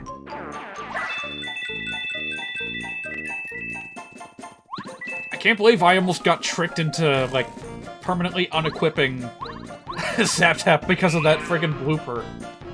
Yeah, that blooper was, like, hard-coded to counter-attack the Zap Tap badge if you equip it. It's like, the benefit of equipping it in that battle is that the, you know, you can attack without getting hurt when it's electrified, and the blooper babies will not recover HP when they attack you. But, in exchange for that, the Electro Blooper skips his, like, charge up for his, like, super attack. You know, normally he's supposed to spend a turn charging up and then attack you with a +10 modifier. But if you're electrified, then in this hack, he skips that charge up and just immediately attacks you. Which, needless to say, is kind of a big problem.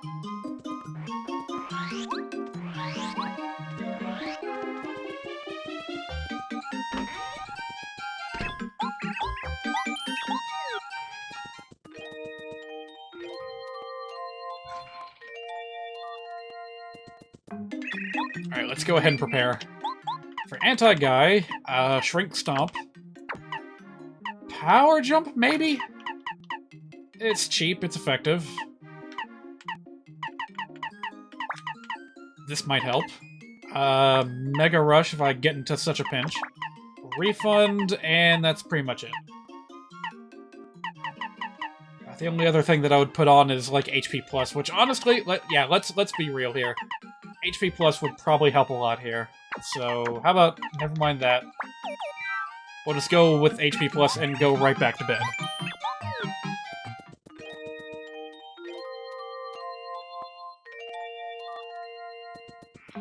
Oh, wait a minute. I'm not gonna need Dizzy Attack either. Oops. Okay, I'll put the other plus badge on.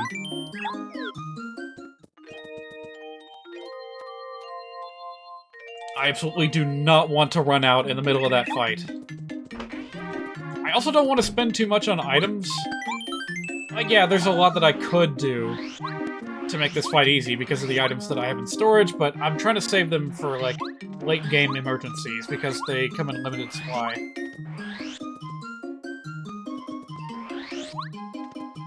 So I'm gonna go in with what I have and cross my fingers and hope that it's enough.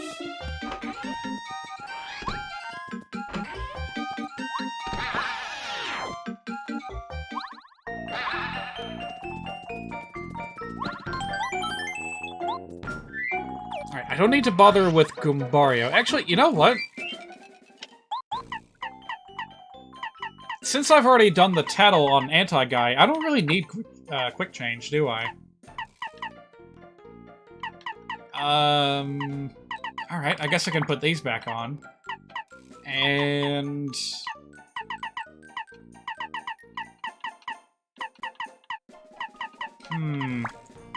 maybe? Yeah, I don't know.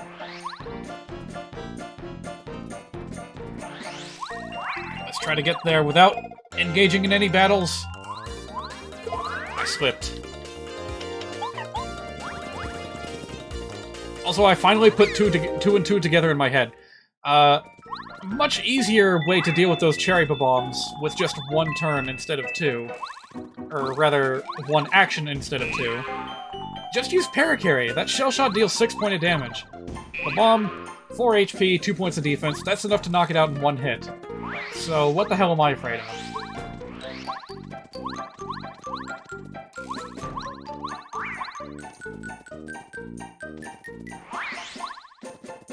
Alright, you. You picked me? You could have had a free pass and you chose to fight me? Well, I suppose I shouldn't disappoint you. I hope you're ready for a beating. Bet they'd come... Your partner runs away first before Mario. Oh! I actually did not notice that. Did they come running back if you fail? I mean, I guess so. I've never really stopped to think about it before. Yes! That's what I need to have happen.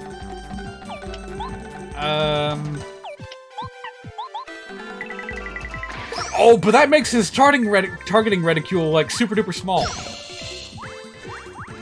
Oh ho ho! Ho ho! An unexpected downside.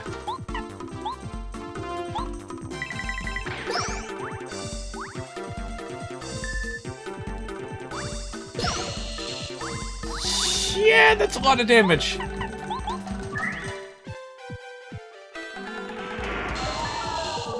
Alright, that's what I was hoping for. Yeah, items are always more effective than the things that you can do just with regular attacks. So yeah, Shrink Stomp, 2 turns worth of Shrink.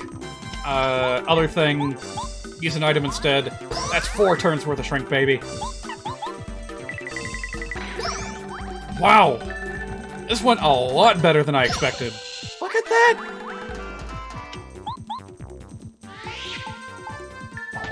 Like, my god, I was joking about the Electro Blooper being a bigger problem than Anti-Guy. But it turns out that... Look at that payoff! Oh, I knew it would be worth it. Oh, man. Wow. Honestly, I probably could have just skipped Shrink Stomp and just brought a bunch of Thunderbolts. I could just buy them at the desert town. Who'd have thought it would have been so easy?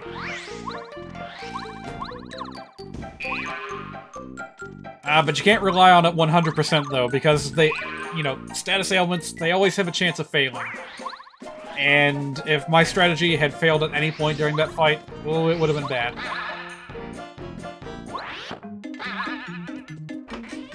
Also, I can't believe how precisely I was expected to aim to hit that anti-guy with Paracarry.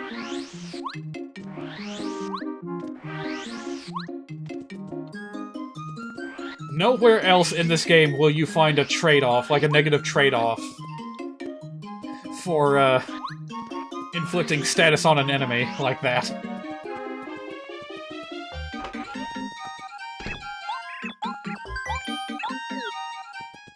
Man, they really need a place to heal in Shy Guy's Toy Box. Surprised I used Paracarry instead of someone else. Yeah, you know what? Bombette probably would have been a better choice. Especially because those explosions also have a chance to inflict the shrink status. But I didn't consider that.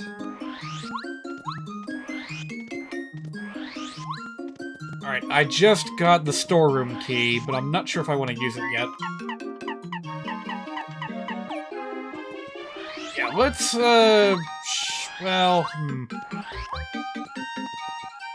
do kind of want to put the stone cap into storage.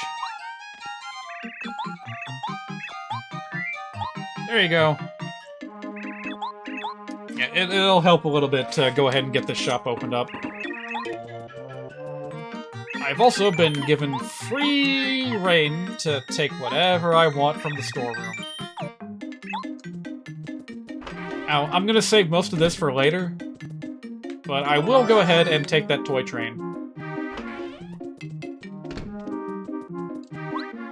Even if the aiming reticule was shrunk, the enemy would be shrunk, so aim would have been tougher too. Yeah, Paracarry is one of the only characters in this game to have an aiming action command. And of course, it's crucial that you execute it well, because if you miss, you do no damage. The other one is the Lakitu partner, who gets a Spiny Throw ability, which you have to like hover your cursor over on top of the enemy. Let's see. You know what? Just for funsies, I'm gonna go ahead and show something off here.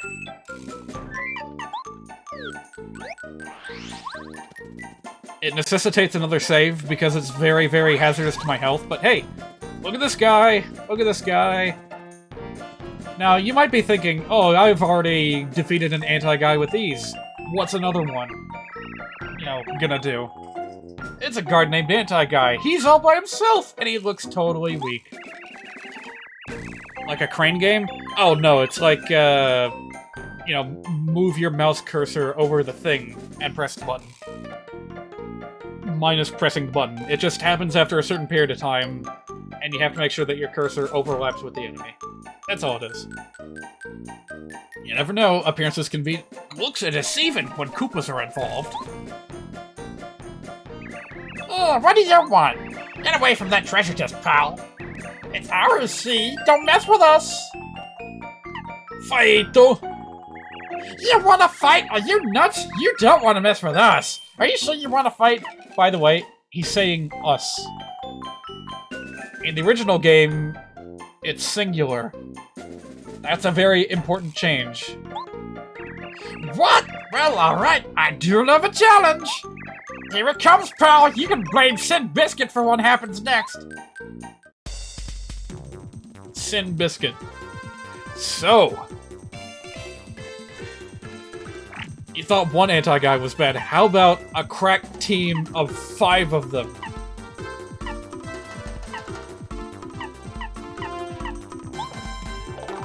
This guy in particular is quite nasty. You might be thinking that, like, oh, if I just use a whole bunch of, like, you know, attacks that hit the entire enemy party, I'll be fine. Well.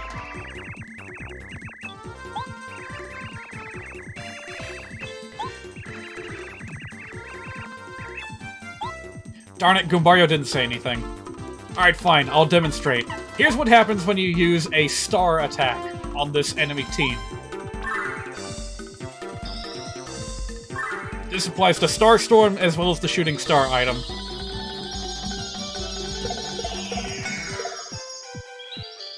Doesn't work on the Dandy guy.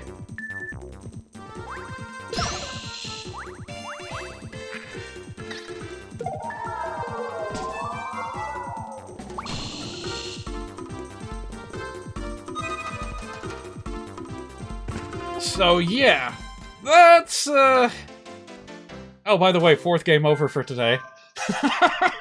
If I like ever upload these to YouTube, which actually I might not because I actually lost I lost the first episode. I lost the first live stream. I was moving it around while making room for those video projects I was working on to free up space, and I could have sworn that I put a backup on my like external hard drive, but I didn't. So it's just straight up gone. It's not archived on Twitch or anywhere. And I feel kind of bad about that. Alright, so... yeah. You don't want to mess with this guy. In the original Paper Mario, you actually had an option to bypass this fight if you give this guy his favorite food. Which, I don't know how you would even figure that out, because at no point does he ever talk about having a favorite food. It's just that if you happen to have it in your inventory, he'll take notice of it and say, I really want that. And if you give it to him, he just walks away from the treasure chest and you get to take it for free. There's a very good chance that that will not happen in Master Quest.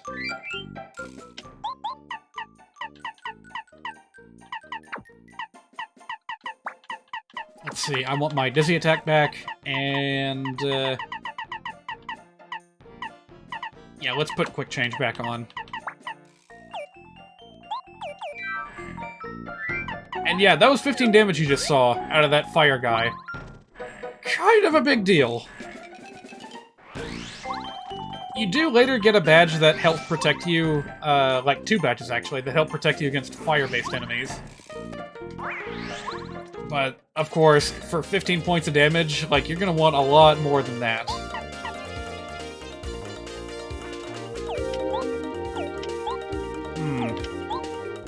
On second thought, maybe it would have been a better idea to come in with Quake Hammer. Oh well. Let's try putting him to sleep.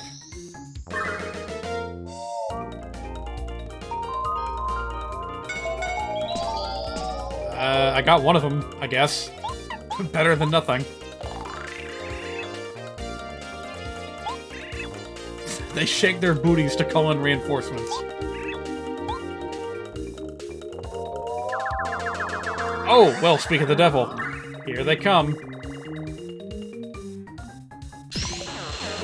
What?!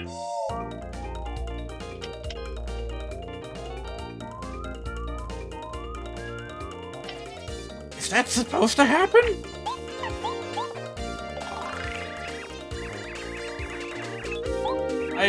I guess the bombs are especially vulnerable to electricity? Who knew? It didn't even explode on me. It just got defeated instantly. Huh.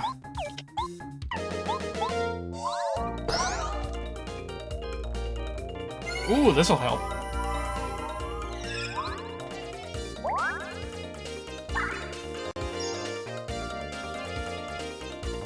Alright, get over here, you.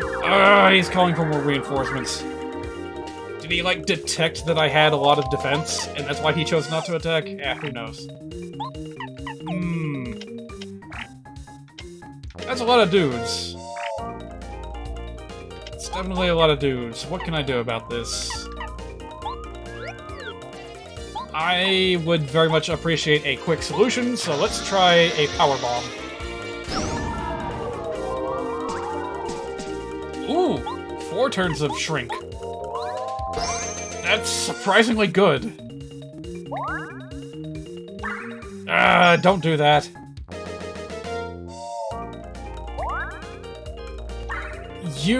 They just undid every point of damage I did.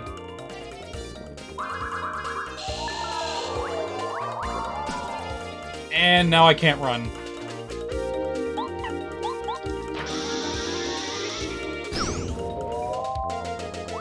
Oh boy.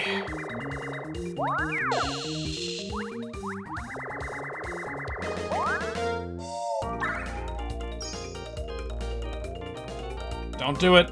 Don't you do it. Okay, whew.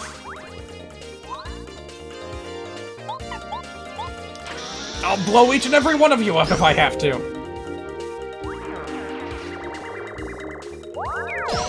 Status effects in RPGs are either a hit or a miss, you've noticed? Funny you should phrase it that way, because my survival in these battles is definitely dependent on whether I hit or miss my action commands.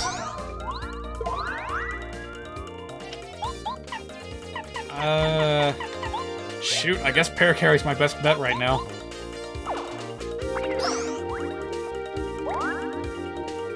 Is this even winnable? If you don't have any more flower points to deal extra damage? Because, like, there's only so much damage I can do. I guess I gotta get my flower points back.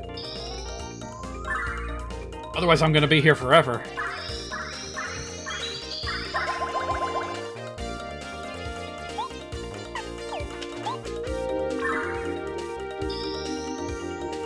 Yeah, if they're gonna be like that, then I'm just gonna wait until I know I can kill one of them.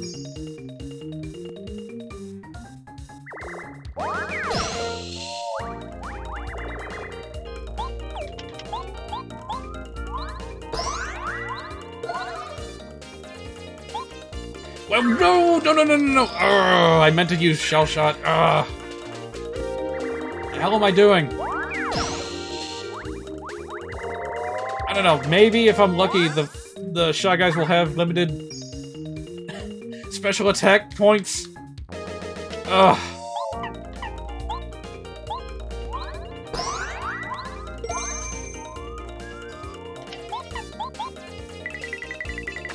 Yeah, if this was like classic Super Mario RPG, the enemies would absolutely have a limit on how much damage they can put out. But you know what? It works both ways. You can keep healing yourself, but so can I.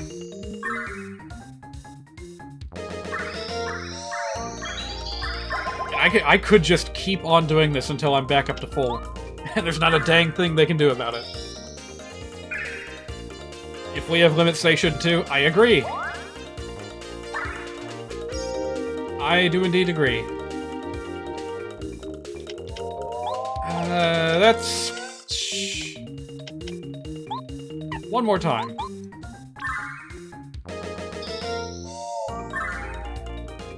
I'll wait for it to give me a bop on the noggin so that I can, you know, show them what's what.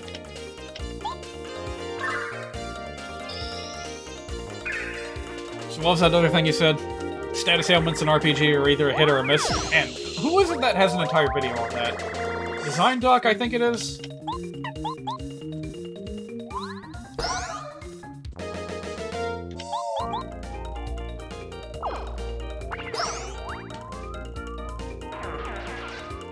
He went into quite a bit of analysis on various different games that do status effects well and poorly. I wish I could remember the details of that, because that would be an interesting topic to broach. I gotta say, though, yeah, Paper Mario is not the best when it comes to status ailments. In part because, like, so many of them are nothing more than lose a turn.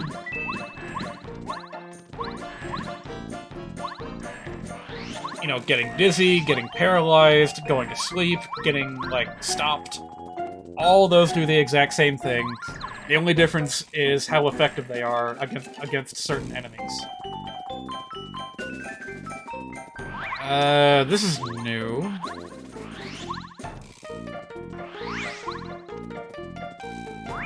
Oh, there we go. Apparently they're trying to bottleneck me. I guess maybe trying to get me to fight Shy Guys a little more.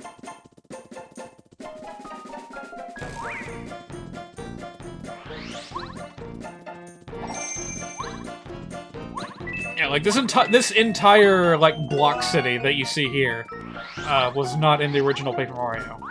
Whoa, hi there, you were hiding. Nah. These Shy Guys are only giving out 1 point of EXP each, so I don't feel like I need to bother. That's like my implicit reward for beating Anti-Guy, is that I don't have to bother with his cronies. Are the different colors of Shy Guys different enemy types, or are they just for flavor? It's just aesthetic. I think. If you notice a pattern, by all means, let me know. But as far as I am aware, it's just for funsies. And the colors don't correspond to different enemy formations or anything. Like, watch where you're shooting there, pal. Oi! That's a really fast slingshot. Oh my god. This is kind of an intense formation. Spy Guy. This seems like a variation on the little flower head Shy Guys that showed up in Yoshi's Island. They're very out of place here, but that's okay, I guess. Right, these guys are going to wreck me if I don't, like, do something about one of them. That'd be crazy if the Shy Guys had different elements. I feel like in at least one game they do. Oh! That's not good. Hey Goombario, how about you just tattle on that one and let's get the hell out of here.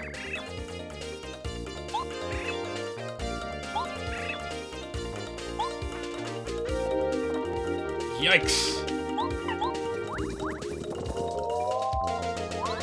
Insert high-pitched noises of Mario screaming. Oh, by the way, that's the calculator that I need, way back there. Oh, I got all these items, but I don't feel like using them.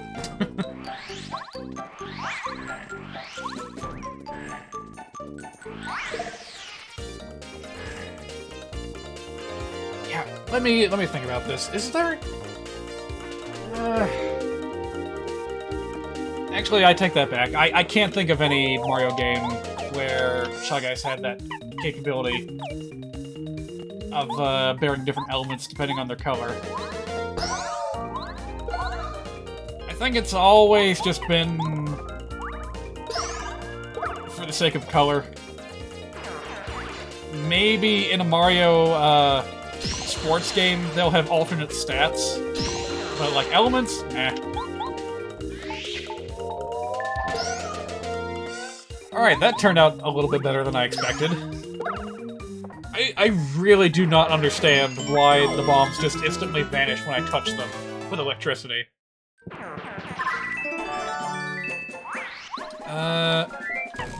I could get a free cake. Wait, no, you know what?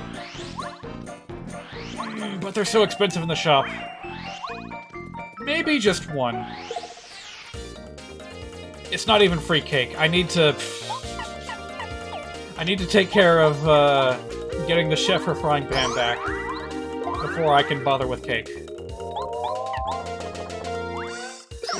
Boy, I sure hope that bomb doesn't decide to instantly explode on me.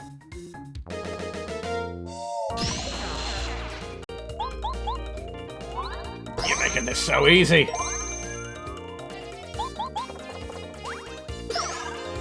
Alright, well, if nothing else, that calculator will allow us to buy badges once again. That is why the badge shop is currently closed, is because the dude went and lost his only method of doing maths. He's not very bright.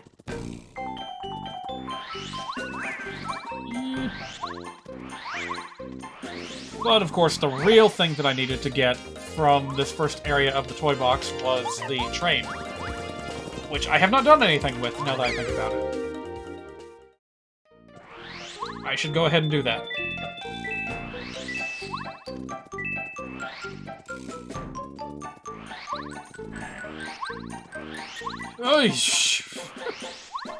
I'm freaking out on sight with that guy because we saw a regular anti-guy just walking around like he owns the place earlier.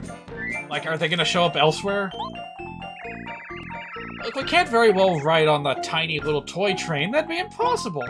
Put that back in its toy box. Ah, that's a clever way of pushing the player in the right direction. This is what you're supposed to do with it.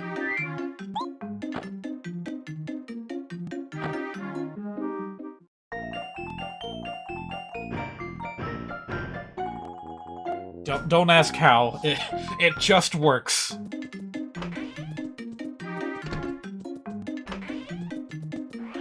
Alright, next up... Whoa. Just saw a major, like, drop in my internet connection. You okay there? Internet? You holding together? It's looking kind of unstable.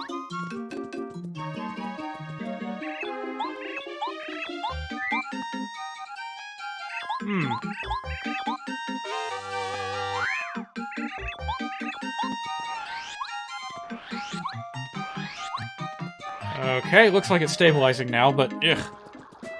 Hate it when that happens. Alright, I Spy. You get that, and you can equip it for free in Master Quest. And that's the thing that tells you whether or not there is a star piece hidden underground. It's not an exact radar. It just tells you, hey, search this room.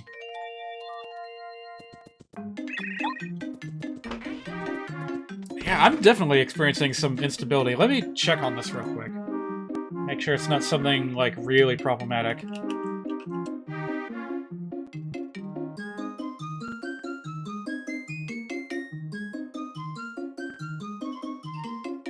I definitely had a major downward spike earlier. And overall, it's been looking a little bit shaky. I guess I should turn my bitrate down.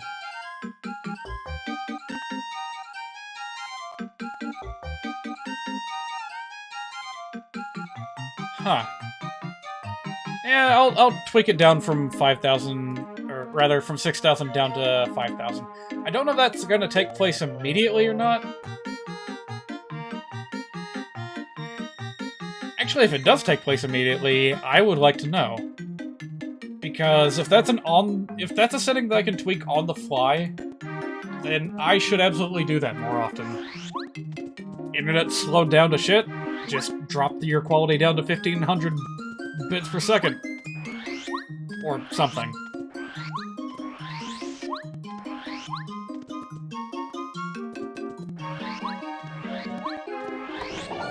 Alright, what do you got? Ooh, hello. Medicine Man. All healing items are more effective. Or Fence Down Pound.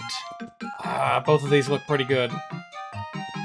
Jump Charge is also very effective, but I don't have Power Bounce. Why do I not have Power Bounce? Where the heck do you get that? I could have sworn I should have picked it up by now, but I don't know. All healing items are more effective. That would have been pretty helpful for that anti-guy fight. But, How many badge points does this take to equip? 2. You know what? This is like a perfect badge to equip for boss fights.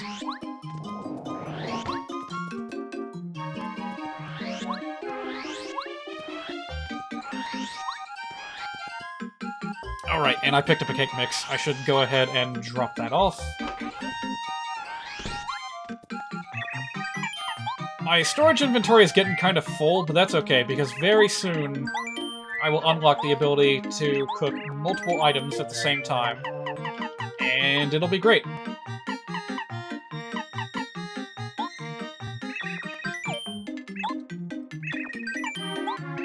I'm just gonna get rid of this tasty tonic. How much more effective does the badge make healing items? I'm not sure, but 50% extra effectiveness is a pretty fair guess. Yeah, I don't know the exact number, but even if it's just by a small amount, it'll be worth it if I'm in the middle of a tough boss fight.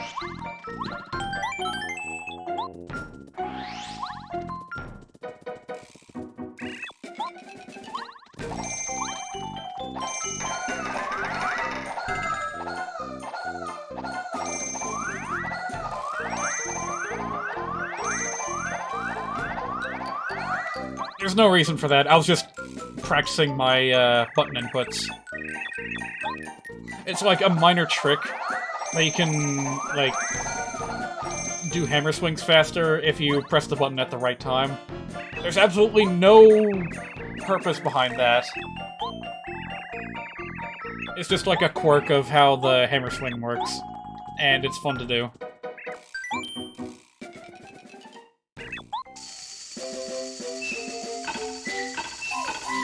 You want to talk about, like, frame-perfect inputs.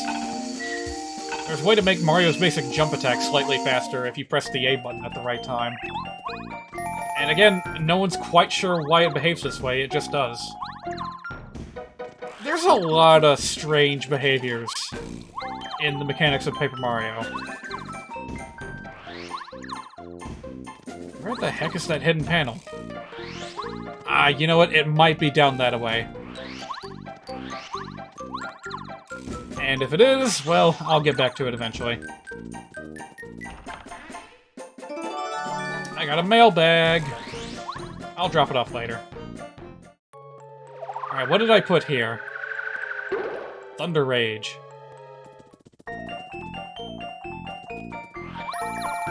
What? Oh! Well, thank you. I didn't notice that. Yeah, it was right there in the middle.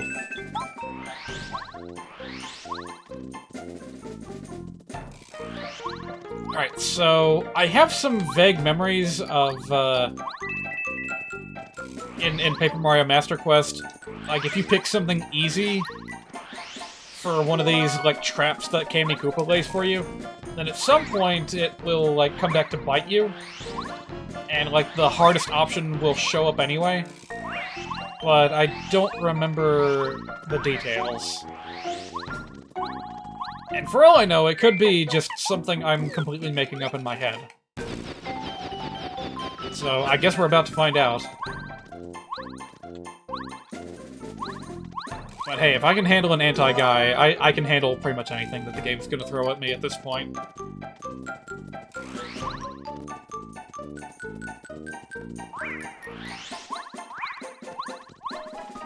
Also, at this point, I think I've gotten tattle info on every single Shy Guy type of enemy, so I'm not really gonna bother with any more battles. Not until I feel like I'm close to getting a level up, and then I'll consider it.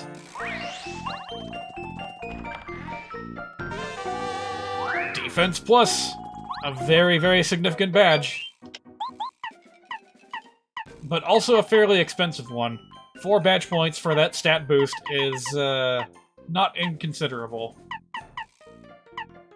I certainly could do it. In fact, I might just go ahead and, like, unequip all my danger badges in favor of, extra point of defense, but it's not always that useful. Sometimes you'd be better off equipping HP Plus or something else instead.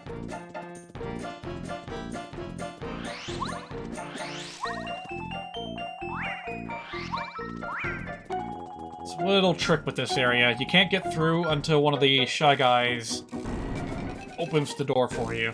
So you gotta, like, watch them and see where they come from.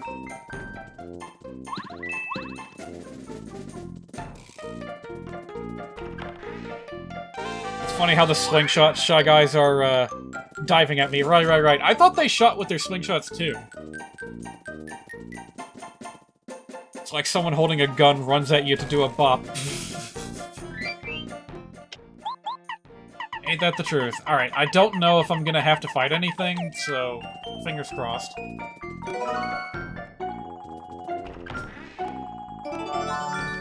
Frying pan. No, I guess that one was free. Okay. I guess maybe I was just making it up in my head.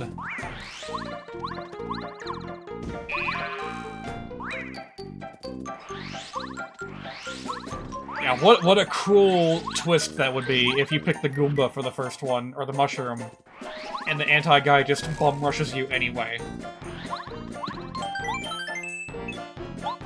So, you need that frying pan in order to make a cake.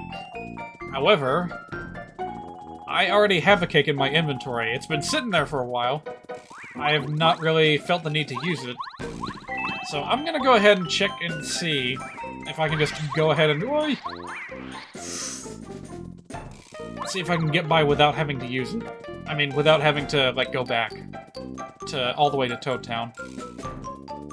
There he is. The original Big Chungus. I wonder how many people know that, like, Jim Sterling invented that phrase. Yep, huge he is. The heck kind of voice should I give this guy? Everyone calls me the big guy. I don't know why. I'm just an ordinary fruit-loving shaggy. I'm hungry. Have a cake. You ungrateful little... I guess I gotta go back. God damn it.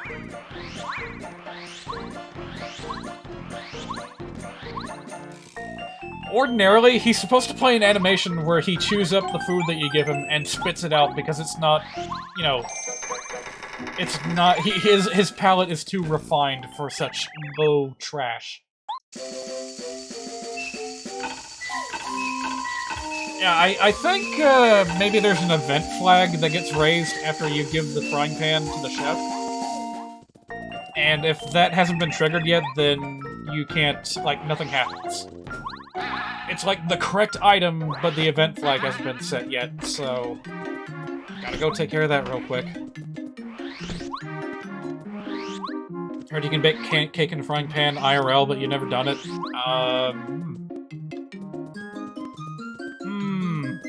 Well, people make cornbread in frying pans. Yeah, maybe like a corn cake? Oh, by the way, you can actually, like, refuse to give the toads their items back, and they will take note of it and be like, oh, how could you? You're a heartless monster. You're even worse than the Shy Guys. I should have refused it. Just to see what she says.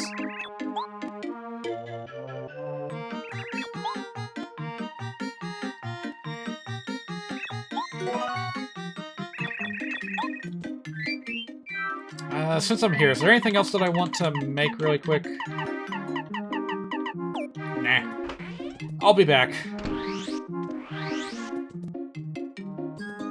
Oh, incidentally, it's not necessarily that the chef makes cake in the frying pan. It's just that she's, like, really disheartened over losing her favorite cooking utensil. So you need to, like, you know, it's like if you're trying to paint a picture, but you're lacking one color of paint. So even if you're painting, like, a violet, and you're lacking, like, yellow... Well, actually, you still need yellow for that, don't you? You get what I'm saying. Try doing it to the dictionary code, Toad. I almost said dictionary code.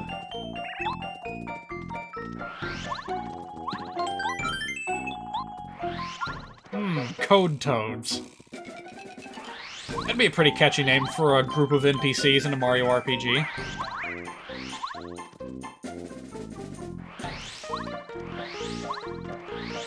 Alright, you. Oh, I don't know about cookie crumbles, but here you go. Oh! Oh! No! Delicious! This is lip-smacking good!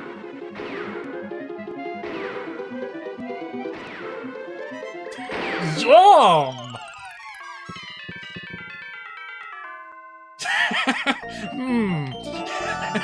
Mario just has, like, the thinking face emoji as one of his sprites.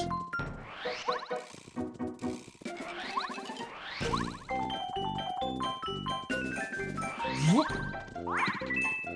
Pay no attention to me. Oh! Turned around a little faster than I expected. Oops. Let's see here. Nah, I'm gonna just run away. It'd be too resource-intensive to bother with these guys. Oh, but you know what? I did get the Ice Power Badge. Didn't even occur to me that I had that, but yeah. Ice Power. We got that earlier when I got the frying pan. And yeah, +2 damage against fire enemies is kind of a big deal. In fact, I don't think anything else in the game gives you +2 attack power so easily.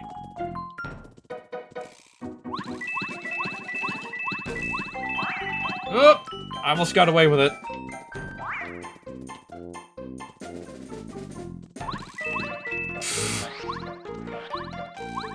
So yeah, the only catch, of course, is that that's a lot of badge points to be spending on a situation like that, because, you know, fire enemies are pretty rare in this game. Oi!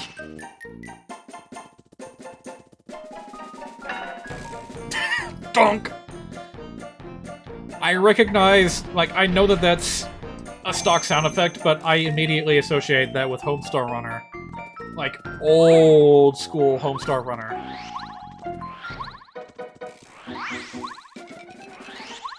I'm talking like back when Homestar had a solid black outline around him. And his like underbite was less pronounced. He had kind of a dopey look to him. Oh wait, he always does. Okay, let me phrase it another way. This was back when Strong Bad had like a distinctly Mexican accent. You know, holy crap, all you morones. You know, he'd say things like that. That's how old I'm talking.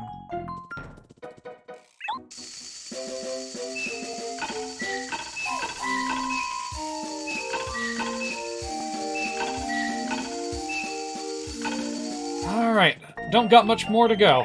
There's only 4 different color stations. So we're kind of at the halfway point here. Oh, hello there. And we are faced with a colorful puzzle. Can't solve it yet, but seeing as how there's only a certain number of combinations, you can brute force this puzzle if you so choose. But I'll do it the legit way because I want to go hunting for items.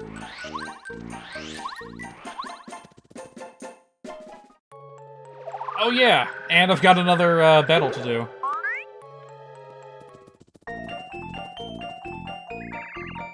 Somebody once told me Bocan is yearly a void. I can't do that.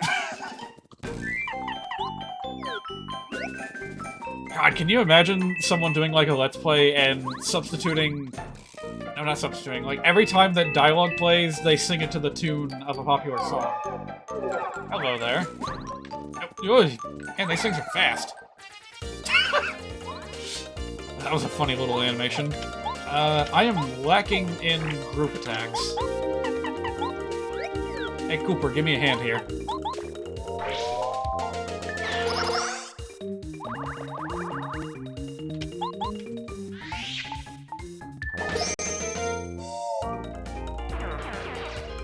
Man, so many colors. For Shy Guys, these guys sure do dress for attention.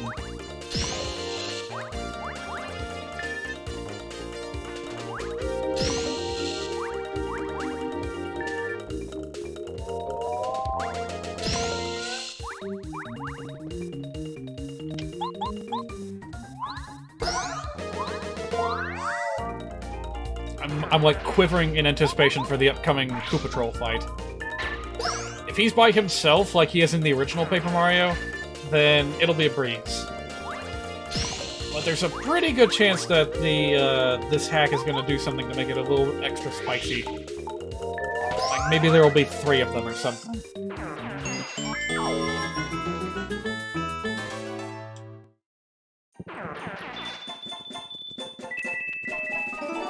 A mystery note. That's half the puzzle. Ooh, slot machine. I forgot this was... Can't go playing the slots with this jerk here. That's a lot of them.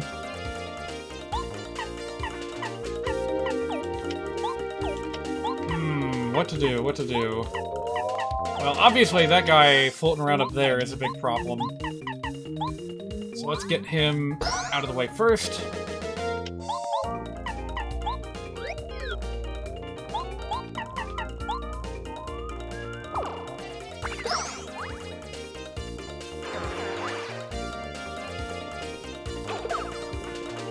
Yep. That's what happens if you don't block against that hammer attack. They actually get rid of one of your action commands for the rest of the battle.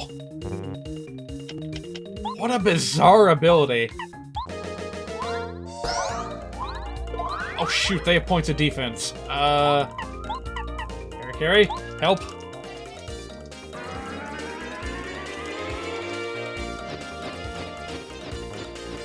That's an expensive attack to do just to get rid of one enemy. But I think it was worth it in this situation.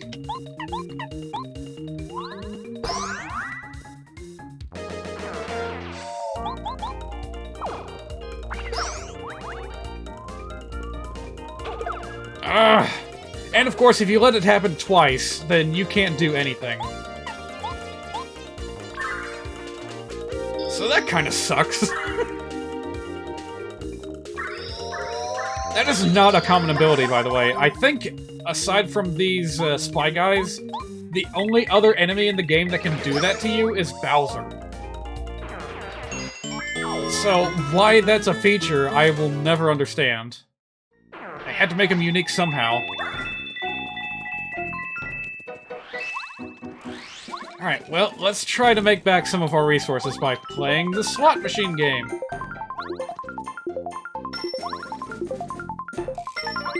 Oh, big money, big money! Big money! Nice! Gotta catch it quick before it all disappears. Ooh, I got it all. Nice. What else is on there? Stars? I don't know what the stars do, but uh-oh. I'm not gonna hit that last one. I know what happens if I hit that last one. Don't suppose the airlift works on really tough enemies like Anti-Guy? Probably not. It has a different chance of working for each individual enemy, I think. And I'm pretty sure it doesn't work at all if the enemy has spikes. Because, you know, ow, I touched spikes with my hands while trying to airlift the enemy. Oh no.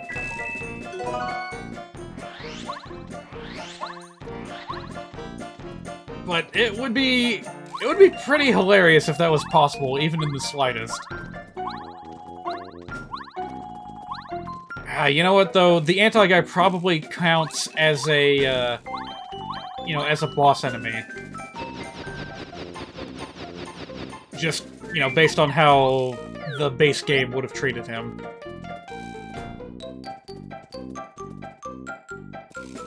Alright, am I ready for this? I am not ready for this. I need some tools to deal with the mightiest of Coopers. I don't think Zap-Tap's going to help me in this fight.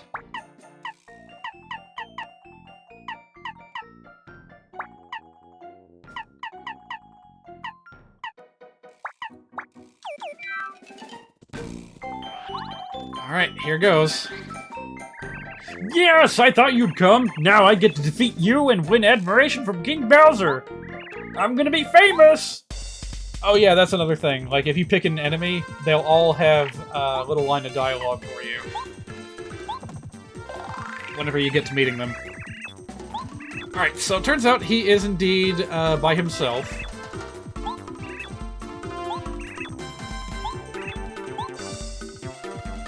And I think that'll work out just fine. 10 HP, we can burn through that pretty quickly.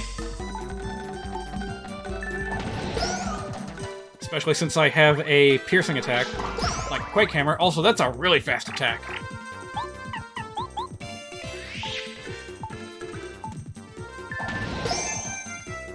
Alright, I got just enough flower points left to hit him with a power bomb, or a regular bomb. Bomb, bomb, bomb, bomb, bomb, bomb. Yes! The tricky thing about Koopa Trolls is that they can call for reinforcements. So if I let that battle drag on, he might have called in another one. Which, honestly, I bet some people would actually prefer that that happen, so that they can rack up more and more experience points in that one battle. But I've got a schedule to keep. Can't be dilly-dallying all day just grinding for levels. Oh hey, look at that. Well, let's have another spin, shall we? Whoa! Huh. Alright, let's try that again. Oh, by the way, if you fight an enemy right in front of this slot machine here, like if a Shy Guy pops out... Nice! Then there will actually be a slot machine in the background of the fight, and you can actually target the slot machine blocks with your jump attack. So you can keep playing the slots even when you're in the middle of a battle. I'm not going to, because this is Paper Mario Master Quest. And I really don't need to be fooling around with that. 5 Shy Guys, give me a fucking break here. But yeah, that's just a fun little detail that they threw in.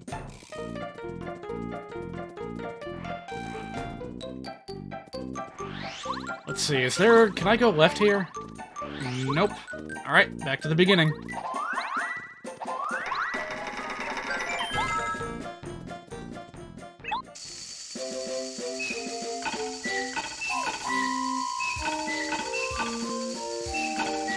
There is an entire animation for the train going all the way to the next station.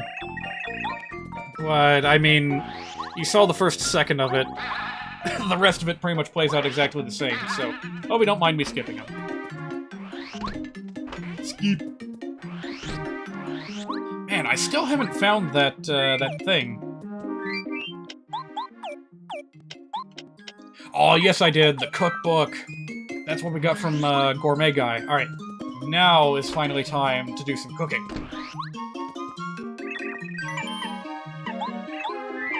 Let's see here. I want at least 1 cake mix. I'll go ahead and take that Koopa Leaf as well.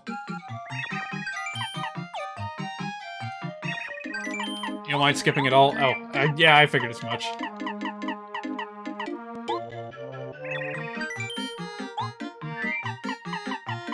One of each. I'm trying to, like, plan ahead.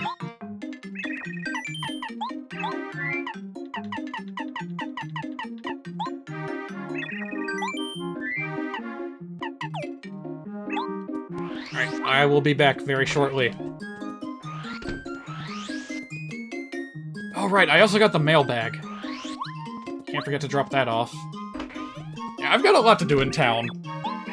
Alright, cookbook, cookbook, cookbook, cookbook.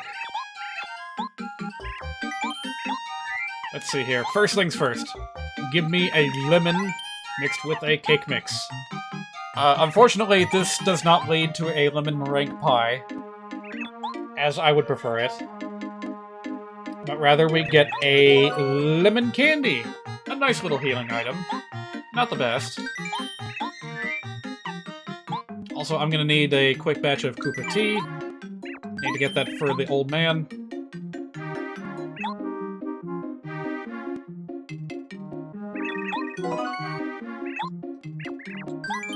And, of course, you can mix any combination of mushroom and syrup, and you'll just get their effects combined. It's kind of the most basic recipe you can come up with.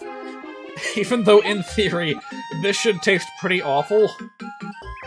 You know, just a syrup-glazed mushroom. I don't think it would go that well, but hey, it's Mario Land. Mario just eats mushrooms by the ton. Okay, that's all I can do for now. Nope, no, I'm done.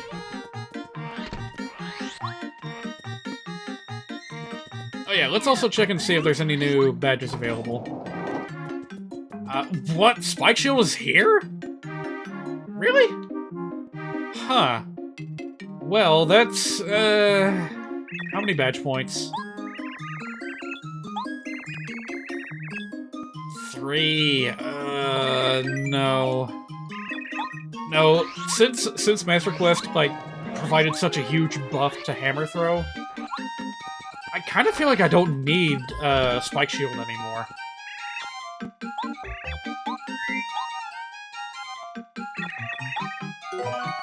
Yeah, that's an awful lot of badge points to use just to be able to jump on spiked enemies.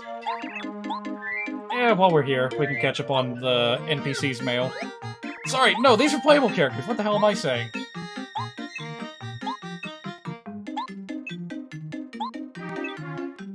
Oh, there's a letter from his grandpa. And of course... Oh, hang on a minute. This is not from the butler. This is from just the booze. From the Boondocks. Remember to try not giving the dictionary to the toad. Okay. I won't forget.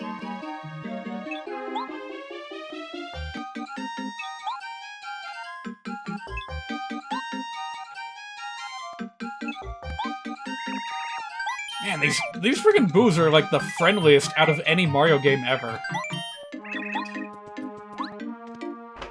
I guess they have to be, considering that one of them joins you as a party member. See, that was part of the magic of giving Mario all these colorful partner characters, is that it was a way to, you know, bridge the gap between the player and the rest of the inhabited mushroom world. It sounds kind of weird when I put it like that, but you know what I mean. Like, all these different species of Mario creatures in the RPGs, they have their own, like, culture and everything. And getting to interact with these partner characters is one of the only ways that we've been able to, like, get a little window into that world. There's so much potential there, and then Nintendo just, like, threw it away. And it's like, nah, we don't need unique characters anymore. We're good with the ones that we got. No, Mario, how could you? Oh, that's all he says? Well, hey, I've got a weird piece of paper. The language of the Shy Guys. What in the world could that possibly be like? Just various mutations of hey-ho?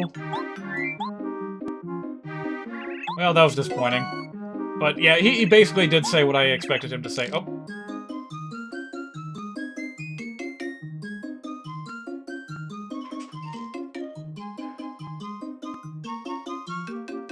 Ugh, sorry, I had to take a pause and yawn. How can I remember this? YGRB. Yigerby. Alright, I'm gonna try not to forget that. Yigerby! Honestly, that's such a distinct phrase that I think I can afford a side trip over to Koopa Coots and drop off that tea, get it out of my inventory, before going back into the toy box.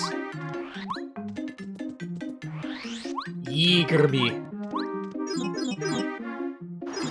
That was a bit of a letdown. You were hoping he'd say something like, "No, I'll be as dumb as bricks now!"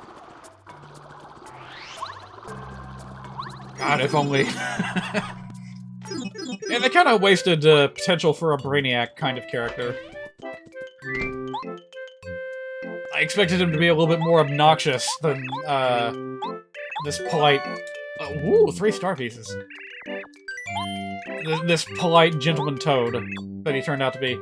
Ooh! Ooh, we're gonna get a Luigi autograph.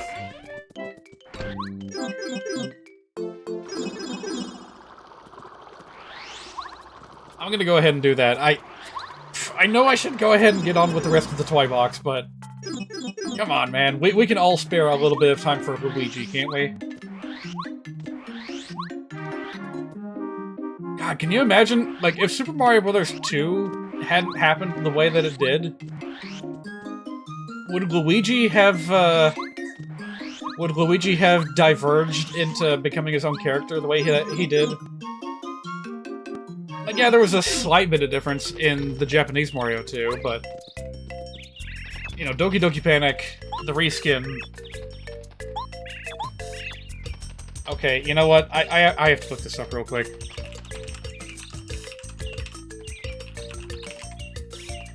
What the... Ooh! Ooh, I wonder, can I, like, pull up a clip of this real quick? It actually directed me to the entire episode, so... If I can find, like, a brief clip of the Clog Monster... Oh, this is gonna be good. Looks like I'm watching an infomercial with... with the... Oh shit, that's loud. Sorry. Aren't you using too much? Yo, David, we are professionals. Remember, kids? Do not try this at home alone by yourself unless you use a net. That's right. Okay, let the countdown begin. Back. Well, it's gonna happen. Oh! Oh! That was practically Lou Albano's catchphrase on the Super Show. Uh-oh. Uh-oh.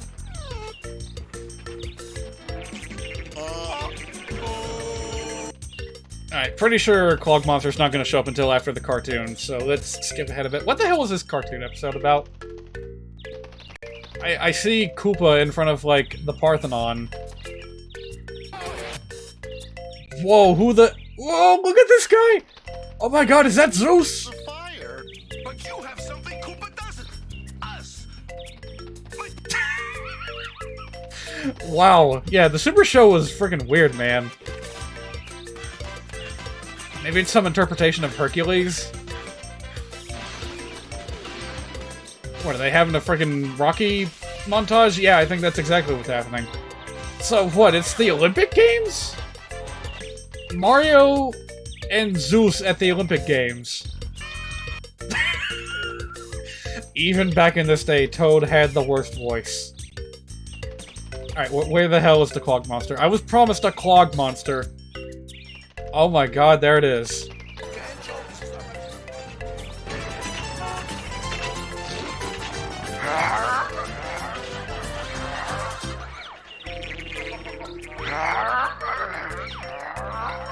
What is happening here? We haven't finished this challenge. Mario and Luigi, where are you? Hey, what's this? You created a monster. Oh, please tell me get sucked into the sink. Get sucked into the sink. Get sucked into the... Oh.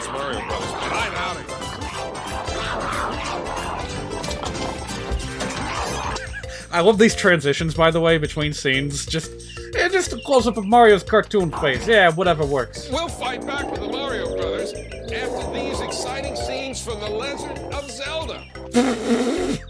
I forgot that they did this every episode, too. All wrong. Who the hell are you? I would say that this is like some bizarro take on Saria or something, but this was... Like, the only Zelda games we had at this point was, you know, Zelda and Zelda 2. So, this could be anyone. Beautiful maidens are supposed to be rescued by handsome heroes, not other beautiful maidens. Well, Oh, damn! She's getting all busy because she got saved by a woman. I want to be rescued by a handsome hero. Wow, okay, so that's just the entire plot of the episode, huh? Zelda tries to be a hero and gets shit for it. I hope that lady gets what's coming to her. Oh, hello. Oh, see, I told you, that's Captain Lou's catchphrase.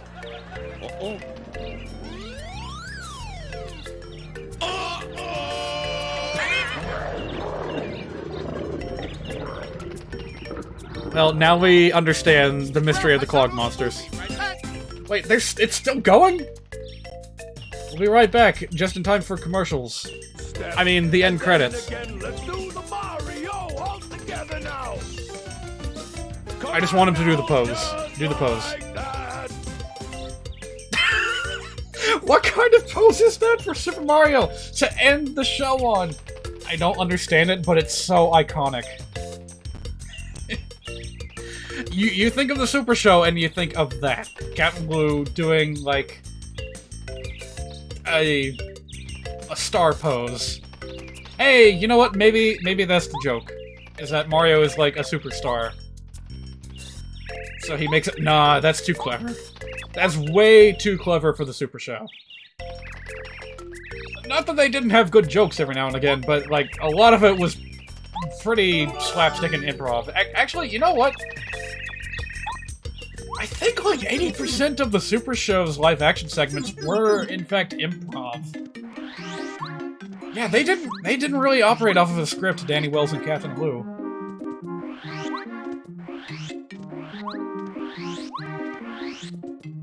Of course, they had it for the cartoon segments, but maybe that's the magic of what makes the Super Show so appealing. They have these broad ideas, and they get the set pieces together, and then, you know, they go unscripted, and they're just like, hey, just fill in the blanks. Do what you do. And that's not necessarily something that Captain Blue is very good at, so... Oftentimes, he would kind of blank out, and Danny Wells would have to give him a little nudge, like, oh, Mario, didn't you see the thing? The guy that's doing the thing going on right here, right now, happened right in front of us. Look at the TV. Oh, yeah, Luigi, right as always. I spent an entire Father's Day last year just watching episodes of the Super Show here on Twitch with, like, Mario Brothers 2 footage in the background. It was a lot of fun. And then my internet cut off, and I was not able to finish that in one stream. I had to do it in 2 streams. You lost your wallet, huh? Oh, wait a minute, wait. It's right here in the village. Okay, I thought I was gonna have to leave.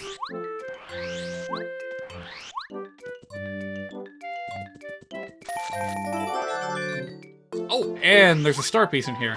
And the quiz guy is here. Oh my god, there really is gonna be a lot of side questing in this stream. I hope you're okay with that. Wonder how good the chain of side quests is if he's paying you 1 coin each time. Well, it's the only way to open up the game, the minigame area. I've already unlocked 1 game down there. So if you want to play minigames, you gotta do these side quests. He does also occasionally give you 3 star pieces at a time, which is really good. Alright, what do we got here? How many windows are there in Goomba Village? 1? I think that's what I guessed last time, too. Well, I'll get it right eventually. This game's got pretty interesting side content. Yeah, that's one of the things that sets it apart from the other Mario RPGs. Well, I guess Superstar Saga had a pretty good chunk of side questing to do as well, but the other Mario and Luigi games, not so much. Partners in Time, in particular, had, like, 0 side quests.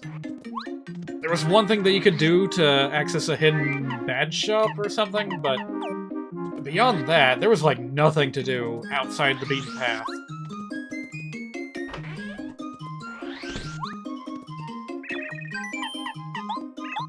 Alright, let's see. What do I want to take next? I could get a couple more syrup and mushroom combos.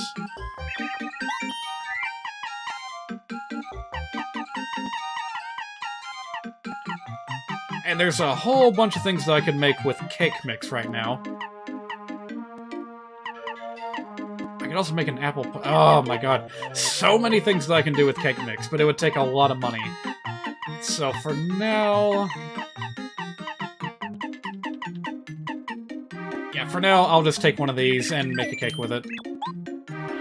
Strange Leaf plus cake can be very good, or it can be not so good.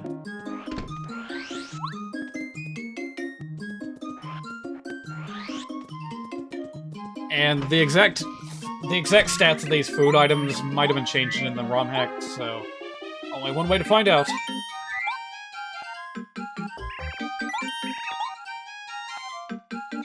Right now, more than ever, I wish I had more than 10 inventory slots. That's, like, the one thing I hate the most about this game. Is having to juggle, oh, hey, what? Huh? Drain half a bar of star energy. What? That's not right. That is not right at all. In the original Paper Mario, it was like a random thing. It had a random chance of, I think, electrifying you, putting you to sleep, or turning you invisible. Which, I guess I understand why they took that out of the ROM hack. Because invisibility is just such a broken status effect that if you can just make something that gives it to you, even randomly, like, that's way too good. So I guess I'm just gonna sell the cake then. Can you cook something ridiculous like the Fright Jar or the Stone Cap? I think you're just gonna get a mistake if you throw those into the cooking pot. Like an actual item called a mistake.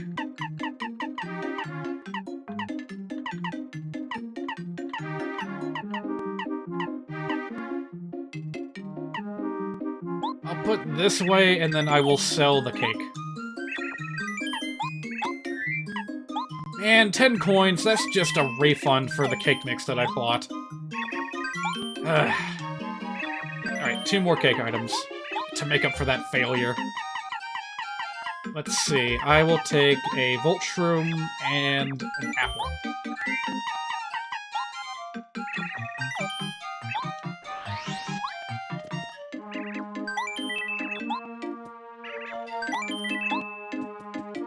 So yeah, the mistake food item, that just restores like 1 heart point, and that's it. Bug Fables also has mistakes if you put in a bad combination of ingredients when you're doing cooking. And funnily enough, you can also mix in, like, a mistake into other things, and the result of that is called a big mistake. And it's, like, pixeled out, like in Breath of the Wild. Like, food so obscenely bad that you can't even look at it without a content warning. Hey, that's pretty good. And if you eat it, something really bad happens. It either poisons you, or, like, cuts your HP in half. Or it could be even worse. It could be, like, it could, like, drop your HP to 1 for all I know. Huh. Well, that used to be different. I'm pretty sure that's supposed to, like, outright tell you that it gives you the electricity status. Still, 15 flower points is not bad. So, in response to that question, can dried pasta make anything good? Yes, it can, and I actually forgot about it up until you reminded me just now.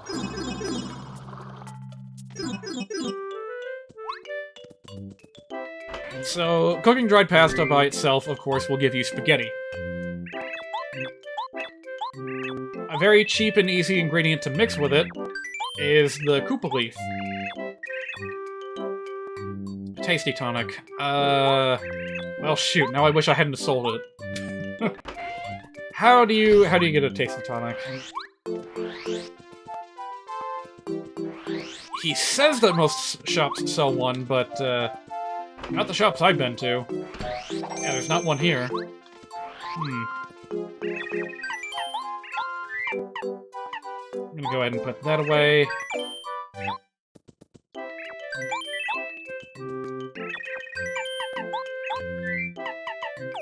Or, wait a minute.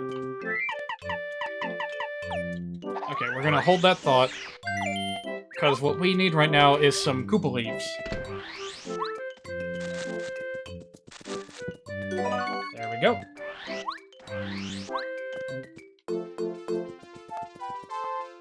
If I'm not mistaken, the Koopa Leaf is the only other ingredient that you can mix with pasta in regular Paper Mario.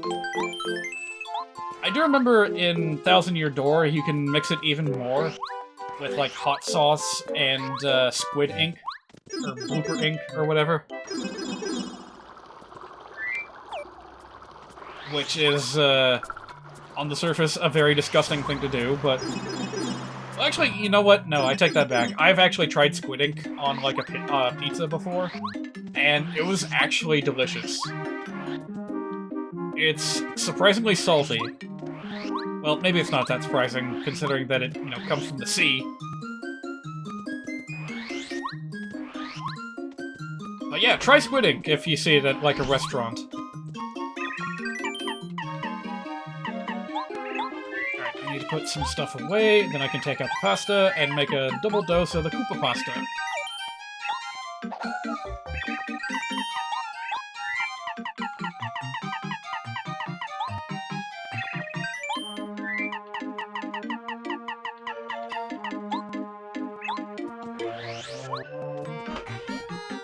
Oh, here's a fun fact. Bug Fables is so invested in the cooking mechanic that not only does it give you the ability to cook with 2 ingredients right away from the first opportunity you get, but also there are 3 individual chef characters that you can talk to do this cooking for you. And each of them has their own unique, like, specialty dish that only they can make. Which, of course, ends up being, like, the best healing items in the entire game. Ooh, that's so good! That might be one of the best healing items I have access to right now. And, of course, if I equip the Medicine Man badge, then that's going to be even more effective. So, heck yeah. This was worth the trip.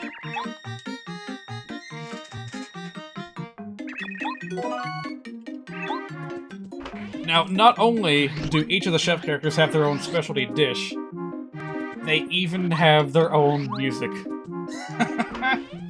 Every chef character gets their own little theme music that plays in their kitchen. Alright, so I'll put one of these in storage. I think I'll put that in storage too, because I can't just buy them willy-nilly.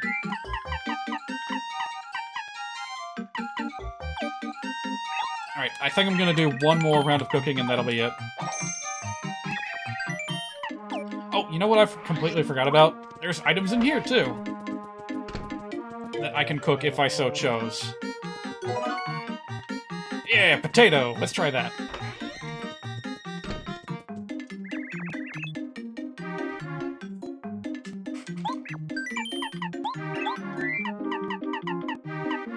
Also, I agree with you there, Genetic Warrior. Pasta should go with it, pretty much anything and everything. It's a really versatile dish.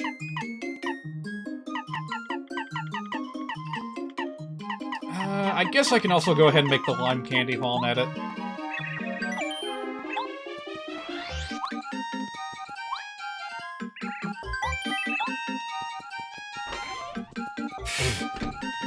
You like the flexibility of Breath of the Wild's cooking, but Link's bottomless stomach makes the food system pretty broken? Yeah, it's kind of ridiculous how much that man can shovel down.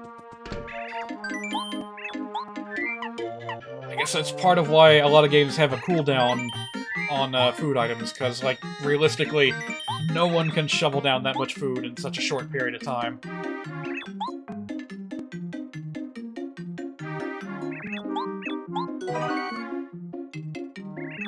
Alright, not bad. Better than the cake, for just pure flower points.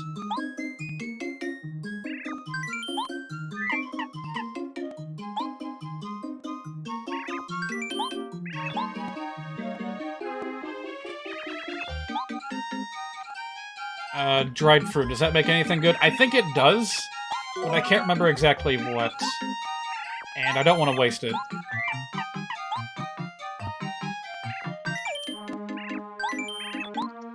You know what? You do have a point, though. Let me look it up real quick.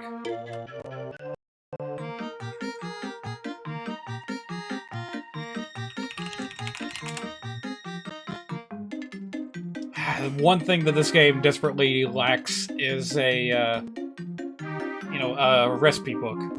So that you can just, consult with it every time you need to remember what a recipe is. Well, Funny thing, if I had not chosen to cook this iced potato just now, I could have combined it with the dried fruit to make a very good healing item. Instead, I have potato salad. Oh, but wait a minute. I think I can do something with potato salad.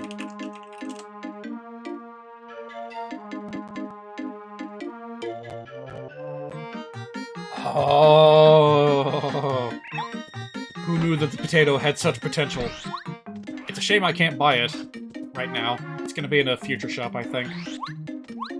Alright, I'm about to make, like, the second to best healing item in the game.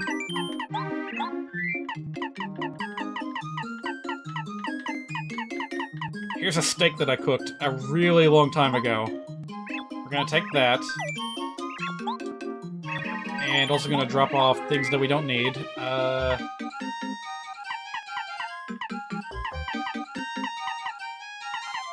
Yeah, these will be fine. Or will they? You know what? The nutty cake is looking a little bit underwhelming right now, so I'm gonna put that away.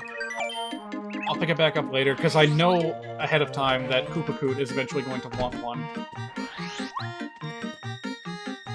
So yeah, also, the dried fruit can be used to make Thunder Rage, of all things. I don't remember exactly what the recipe was. I think it was like a Volt Shroom plus the dried fruit, and that grants you a Thunder Rage. I don't understand why that works, but it just does. Yes! The Deluxe Feast, 40 HP and 40 flower points. That is ridiculous. I can't even take advantage of that right now. But that's gonna be an excellent thing to have in storage for later. I'm not gonna bust that out until the final battle, probably.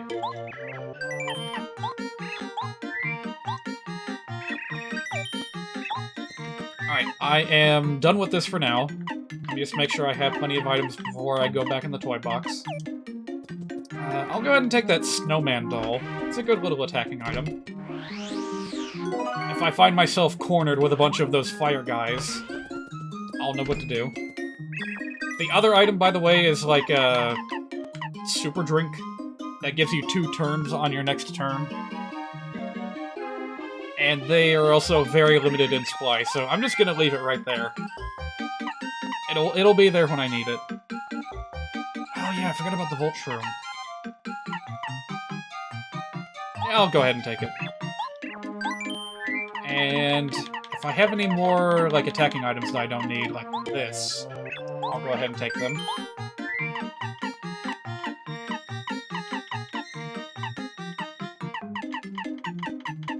Alright, I think I'm good.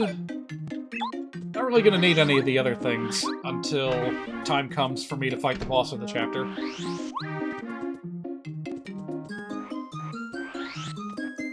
Anyway, I took that Volt Shroom out just so I could get another Hot Shroom. It's just a really quick and easy 15 HP item.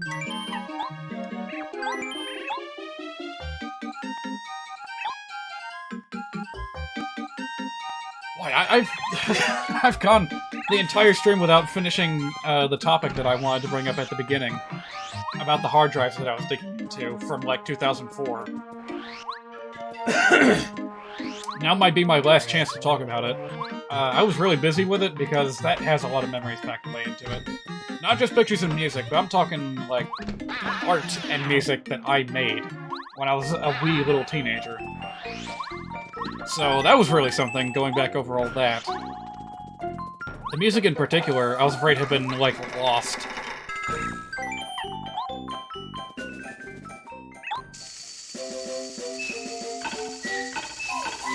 I mean, it's not good.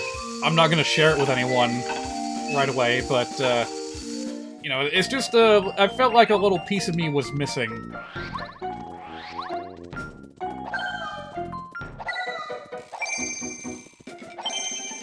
Yiggerby! Did I get it right? Yiggerby? Yiggerby? Aha! There we go. Ah! I swear that's the exact same as the sound effect they used in Yoshi's Island. Oh, and you know what else was on that hard drive? Games. Game Maker games. Made by other people, and also made by me. And, ooh man, both of them were really rough to revisit earlier today. The games that I made were, like, so broken that the only way I could get through them was to cheat.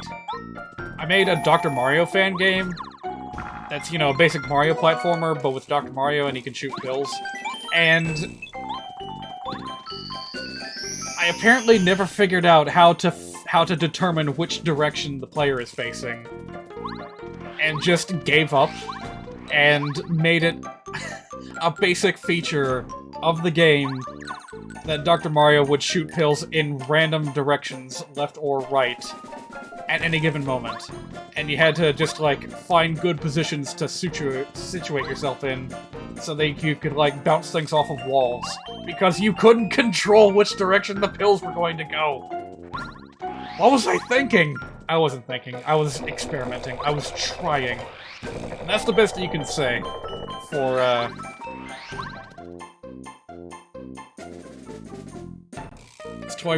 This toy box reminds you of the Funhouse in Danganronpa 2. Wow. I was not expecting a reference to that today. That Funhouse kind of fucked me up. Not gonna sugarcoat it. Yeah, that was a really, like, insane portion of the game, that Funhouse. Thankfully, no one has to starve in this toy box.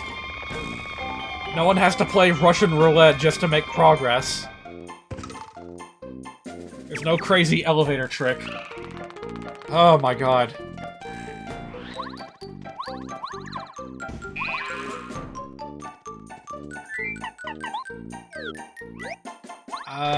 How do I get this to work? Oh, there we go. Hey, that's a shooting star. That,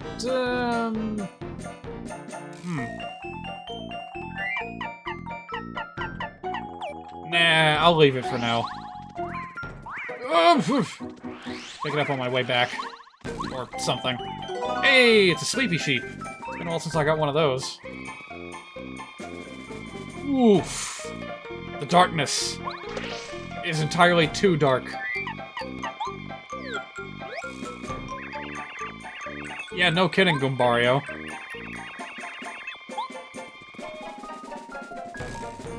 Well, guess what? The next partner character we get is going to have the ability to illuminate dark places. And it's going to be used, like, 2 or 3 times throughout the entire game. But it doesn't matter, because this partner character is one of the best. Pretty much any Paper Mario fan will agree. Oh, yo, yo, yo, yo, yo.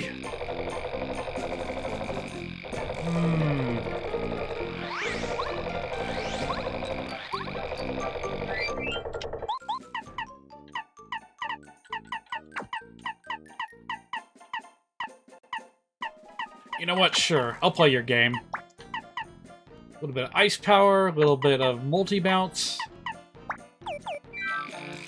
Yeah, bring it on.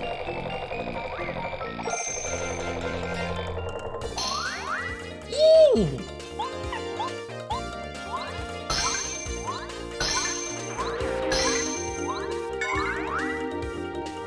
Wait, that didn't work. Oops. No problem. If it gets rid of the fire guys, that's good enough in my book.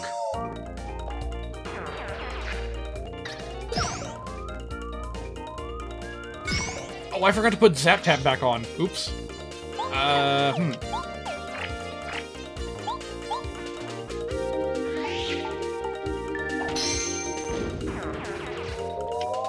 It's alright, I can deal with this. Bo, can you handle this guy by yourself? Yes! 5 points of damage. That's really good. I've, like, been forgetting about that. I've been doing a really bad job of remembering how useful Bo is. Pretty darn useful.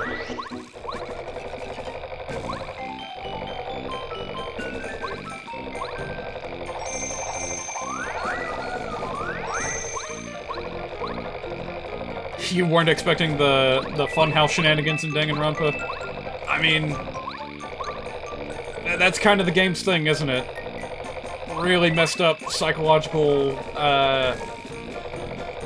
what do they call it? Like death traps, mind games. How do you even describe Danganronpa? Like, the situations that the characters get in.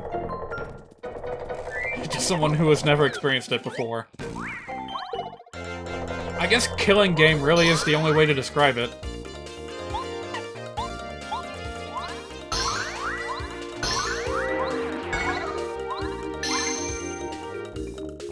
That bomb is being really stubborn and I don't like it.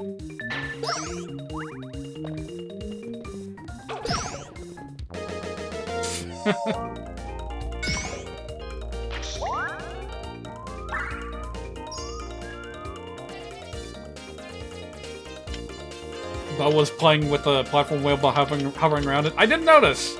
Man, you're noticing a lot of things that I haven't caught on to. What do I want to do here?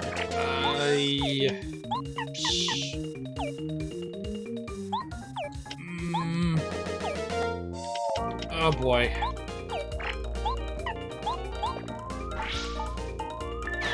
That bomb is kind of a priority. I don't have any attack enhancing items, badges equipped. I mean, I saw Fire Guy, and I thought it was gonna be a big problem.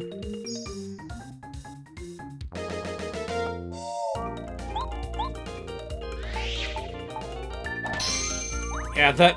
oh my god, even in this situation where I do have fire enemies to attack, ice power is just way too situational and way too expensive.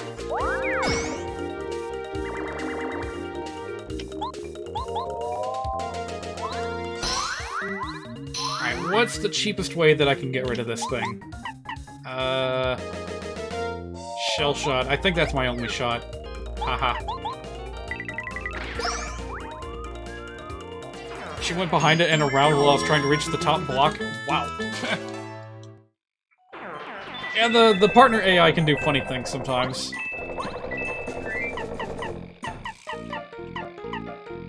I am full up on items, and I know that there's something in between those blocks. But I can't get it because I'm too full.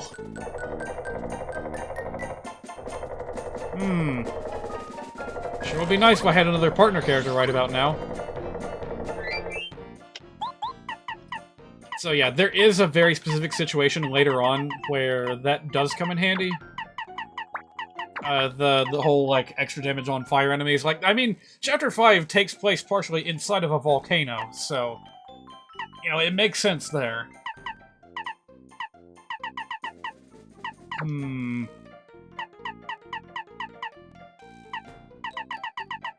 Definitely gonna want Power Jump. Maybe Shrink Stomp for the next battle?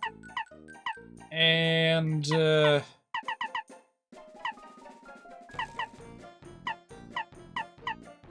oh, I don't know. How about...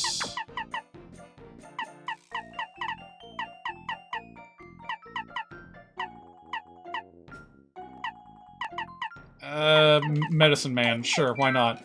Yeah, there's something in here. In case I hadn't made this obvious enough.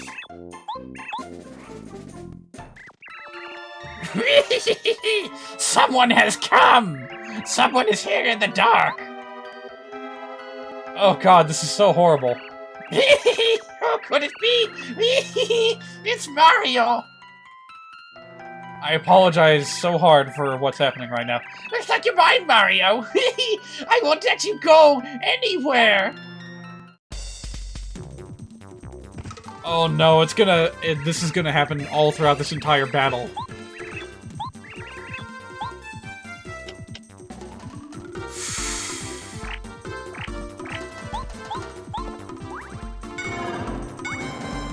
You think it adds to the spookiness? Well, sure, it makes it look a little bit like a... not in battle. Yeah, this looks horrible in battle.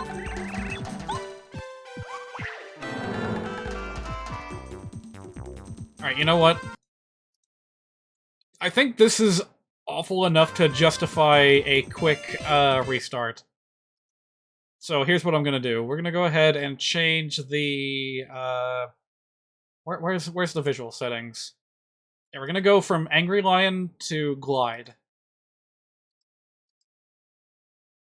And go ahead and just restart the whole thing. I just made a save state, so we should be good. Alright, gonna... Oh, that's big! Holy cow, that's big. Help. Okay. Much better. Okay. Man, if it wasn't for, like, specific inaccuracies that happened with Glide, I would pick this permanently, but I'm just a huge stickler for, like, replicating each and every little detail that Paper Mario has to offer. I want the accurate experience, and I will accept no substitute. Oh, it didn't work. Ooh! How do you like that? What? You can't do that! Oh my god, Goombario's down for the count. See, that's one thing. That, like... Jesus Christ! Yeah, that... You know what, full disclosure, if I die, I'm reloading that save state. No shame.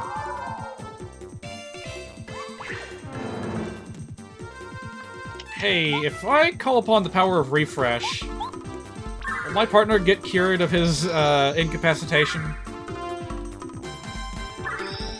Anyway, yeah, that rectangle, when the Big Lantern Ghost gets zapped.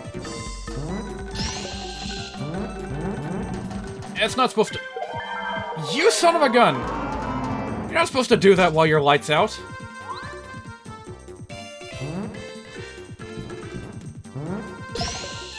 Yeah, that should be just an electricity filter. I am not prepared for when he does 2 attacks.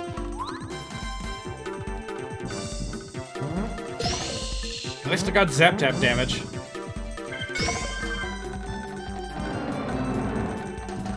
Fucking hell, this guy is just straight up mean. I think Mario's on his own for the rest of this fight. 7 turns, I can't stall that long.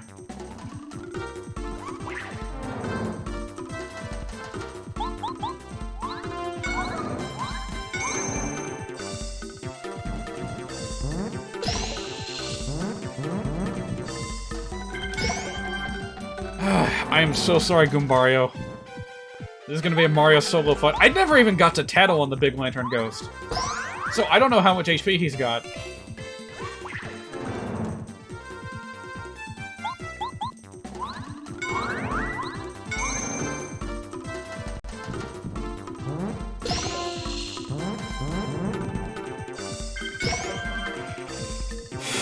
This is so brutal.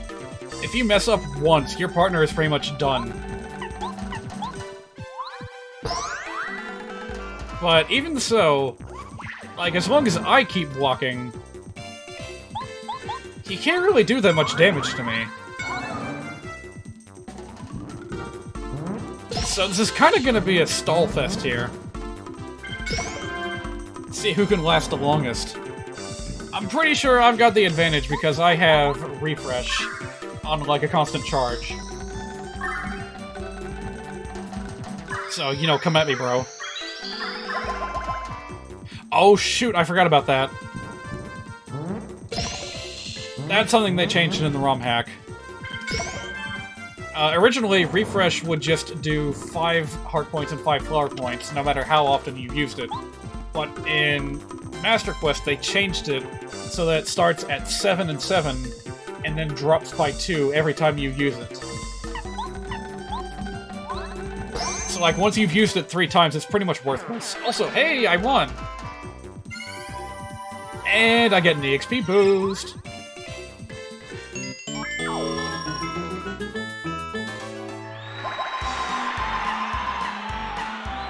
I'm gonna go for more badge points. If I feel like I need the extra HP and FP, I'll just use a badge. Wait a minute, don't leave me, please! Let me out, mister! I do believe it is dark. It's the lantern that the big lantern ghost was holding. You think it'd come out if we broke it? How should I break it? Hi, mister, I'm Watt. Can I get out of here?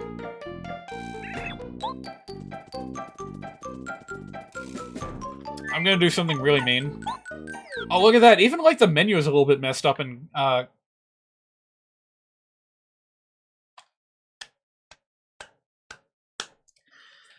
What is that, crash number 3 today? Good thing I made that save state.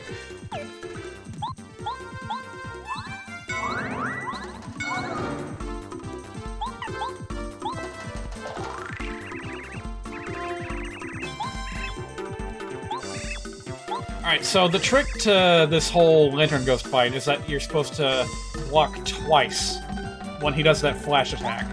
I'm gonna see if I can do that better this time. Didn't do it. But hey, as long as I keep blocking with Mario, I'll win eventually. I'm not even gonna bother with Shrink Stomp. I just want to pummel this guy into the ground ASAP.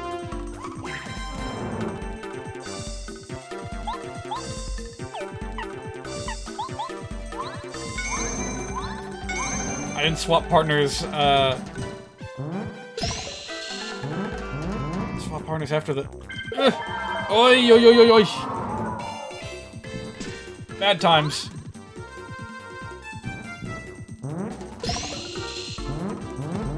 Sorry, hang on, I need to... Oh! I'm getting stun locked.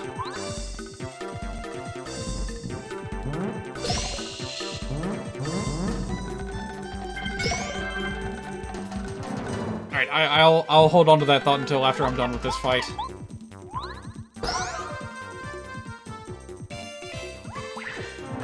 I don't even need to use a refresh, now that I know how much HP this guy's got. Thank you, Goombario. Your duty will not go unnoticed.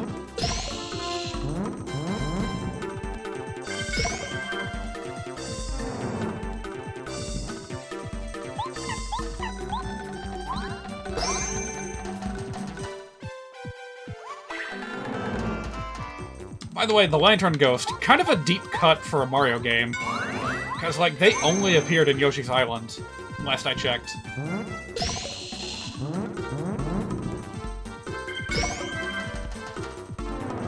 In fact, I think this might be the last time that we've, like...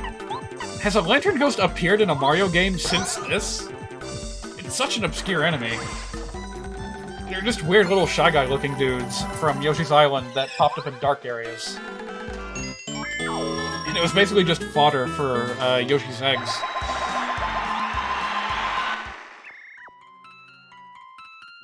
Alright, no more fooling around, let's just break this and get going. So what I was going to do was switch to Bombette and blow up the lantern, and that would have generated a unique little scene where Watt here gets, like, charred black and she yells at you for doing that. But too great of a risk of crashing, so nope, not doing that today. Yay, I got out! Yay for me! Thanks, mister! Hey, aren't you, Mario? You just saved me like a hero! You're a hero, aren't you? You're the coolest! You saved me from that mean guy who left like wee-hee-hee! I gotta make it up to you! I'll go with you, Mario, okay? I heard the, Shy Guy saying that you're trying to save Princess Peach from Bowser. You're super great! You're the greatest great guy! I think you're the best! So, I really want to help. I'll be good, really! So try and guess what species of Mario creature this is.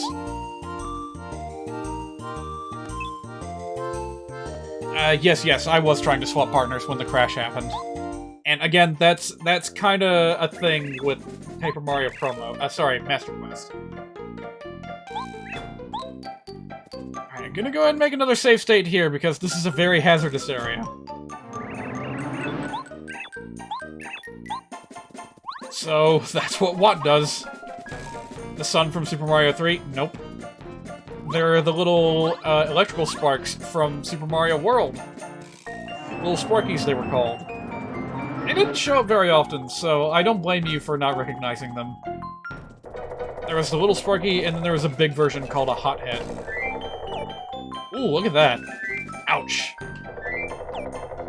So this, and also you'll notice that the geometry is a little bit broken on this block here, where the texture changes, so despite how broadly good all this looks on Glide N64, those little details really, really stick out to me. Also, let's go ahead and check and see if it crashes again.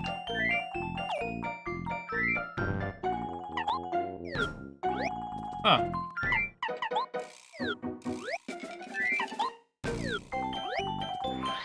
Yeah, it doesn't always happen. It's really, really weird. Anyway, you might have noticed that Watt has another ability. By using this illumination power, you can see hidden blocks, and that's really, really great. But I don't think there's anything in there that I want right away. Yeah, I'm full on items, so I can't really take anything with me. Oops.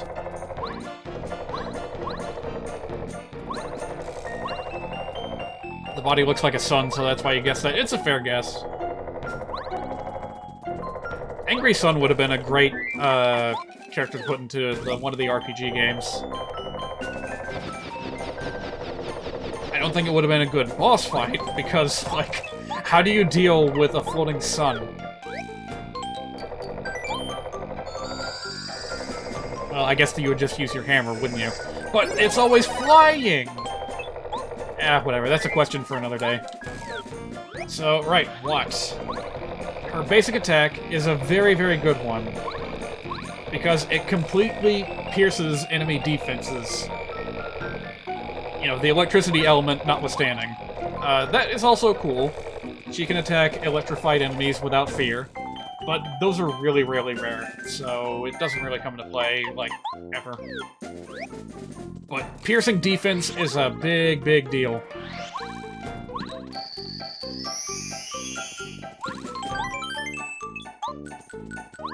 Oh, by the way, we've almost made a complete circuit with the train.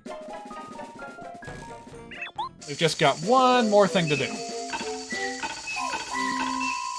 So, in addition to that, Watt also has the ability to inflict paralysis,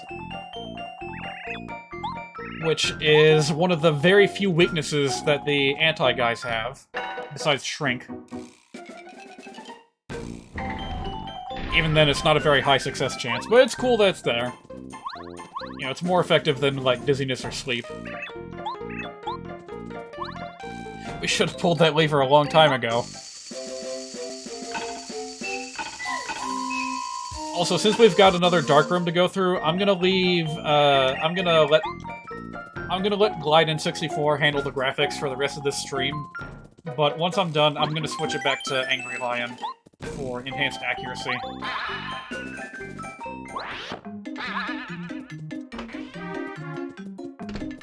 But darn, does this ever look good.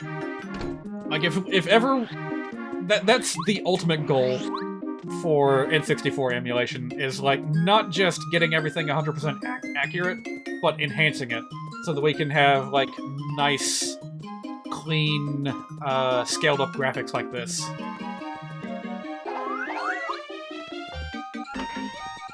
Alright, so boss fight's coming up. What should I bring? Well, better question, what don't I need? Don't need this. In fact, you know what? I should just, like... no, I take it back. There's, like, one instance I can think of where I would really want that sleep status. Let's see here. I don't think I'm gonna need this just yet.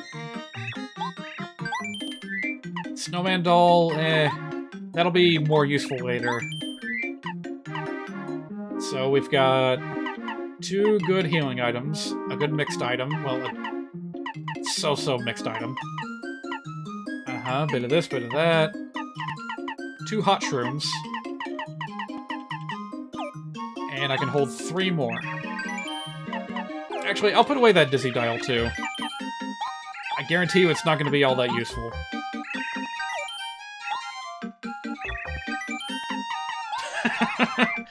I reminded you of Mario knocking on a door with a hammer. Oh, it made you think of a silly situation like that. Right.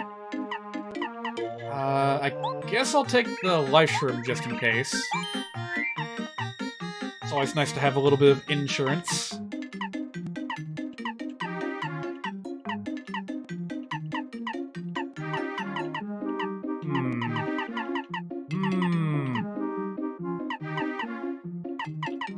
Maybe the... I don't want to use the stone cap because I don't know how many of them there are in the game. In the original Paper Mario, you could buy them at this very shop. But now I'm not so sure, and that's the only one that I've got, so I don't want to feel like I have to use it here.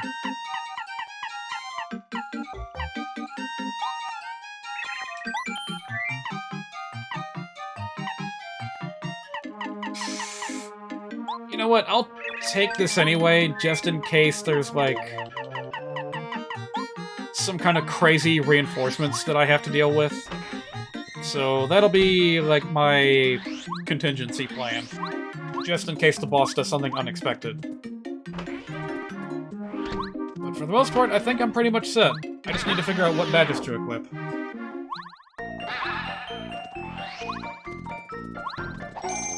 Also, yeah, I don't think Mario's ever, like, knocked on a door with a hammer. He's too nice of a guy.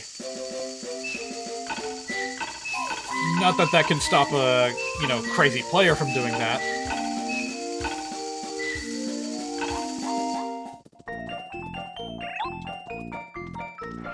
Alright, what are we going in with? No, oh, Jesus, that scared me. I thought it was gonna crash again. Ugh. So many items there too good. You'd save them for a time you got walled or the final boss. Yeah. That's definitely something I need to be prepared for. Is what if I get into a situation where I have to, you know, I get completely stonewalled by a boss, and I need those items in order to succeed.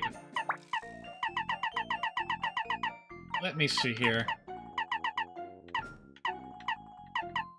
I could put on, you know, HP plus and FP plus, but I'm not sure if I'll need it. Eh, why not? That's why I got the badge points.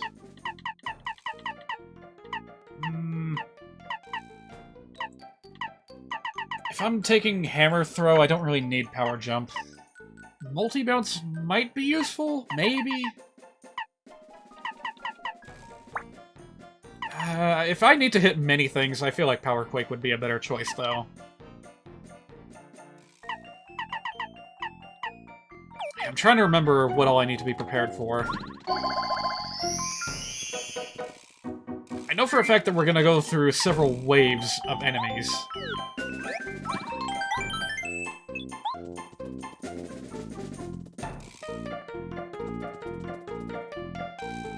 Oh wait, actually, I do need Watt first. Because that's the obstacle. I could have taken that shooting star with me. Oh, by the way, the reason why you need Watt in this area is completely ridiculous. There's all these Shy Guys here, and they just, like, bop you around. They don't do damage. And they'll just keep pushing you around, so you can't even, like, hit them. So, only way to get them to... Mario is gliding. I guess that's why they call it Glide in 64! Ho ho ho! Alright, turn on the light, they get scared, and they all start pushing toward the wall.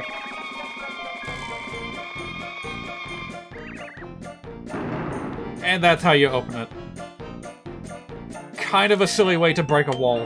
Kind of a silly necessity for having to bust out an electricity partner, but hey, whatever.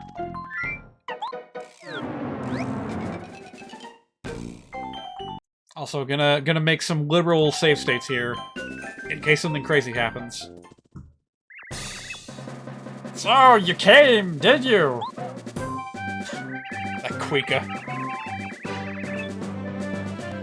Wouldn't be surprised, since, Mario would get a mean scene for using Palm Pet on Watt. Yeah, that's one of the few cases where you can actually get away with doing something mean in a Mario game. I'm General Cloud. We're following the orders of King Bowser by guarding a star spirit. As long as we keep it secure, we have reason to do whatever we want. You hear? I don't care for you, sir. You are rude, and furthermore, you're trespassing in here. Our toy box is off limits to the likes of you. The treasures inside this box are for Shy Guys only. And that star spirit's fate is none of your business. Prepare to fight me, sir. Taste defeat! Charge!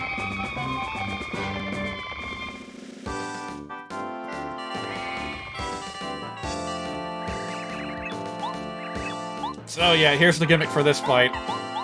Is that you're basically gonna have to deal with waves of Shy Guys.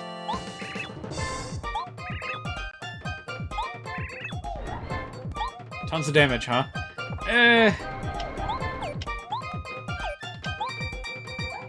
Nah, I'll be fine.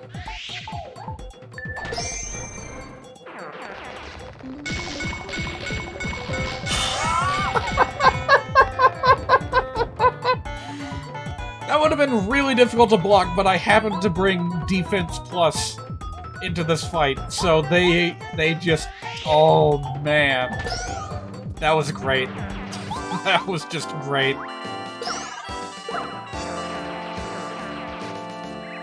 They don't even stick around when they're down to just a few. They just run. I love this fight. This must be like the silliest fight in the entire game. Alright, bye. You men make me sick. We must protect the toy box. Am I the only one with guts? Bonk. Mario, you, sir, will pay. You beat my infantry, but that's all you'll do. Prepare for the next wave.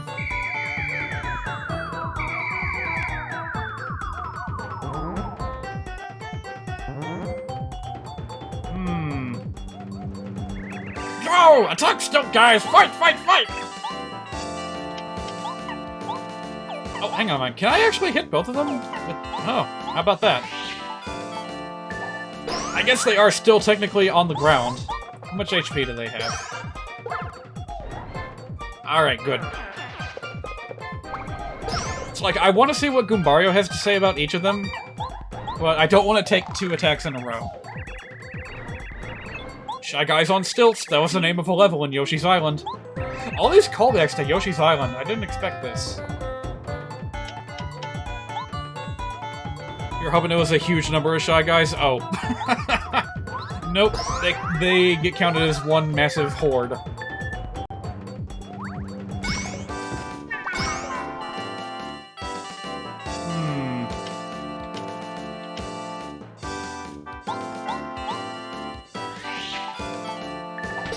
I remember in the Koopa Brothers fight, it makes a big difference when you end your turn.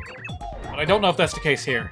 Oh, unbelievable! I guess it's time for my special battalion.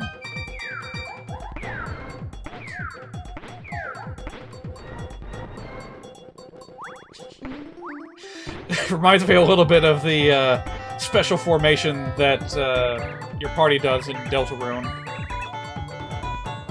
Also, they can stack on each other and play an arcade game. I pity you, sir. It's time you paid, Mario. Attack! Hey, turns out it didn't matter. You know how that big group of Shy Guys did a ton of this? Wonder how Zap Tap would work. Oh, good question. I have no idea. I decided not to use Zap Tap because I knew that it wasn't going to be all that helpful against, like, the tank here.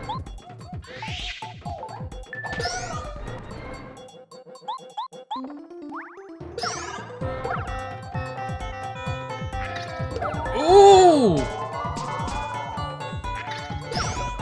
Holy cow, that's a lot of damage.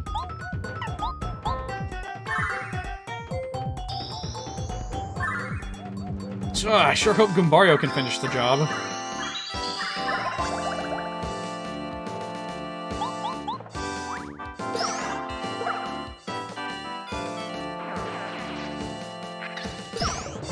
Fun fact, by the way, there's an obscure little badge that you can get called Spin Smash that has Mario do like a spinning hammer attack on the front row enemy. And in this specific battle, it has an added effect of removing a Shy Guy from the stack. I didn't find that badge anywhere, so I didn't bring it, but it would have been a fun thing to use in this battle. Oh, well thanks, Goombario, for repeating me. And yeah, that would have been a good way to cut down on their attack power.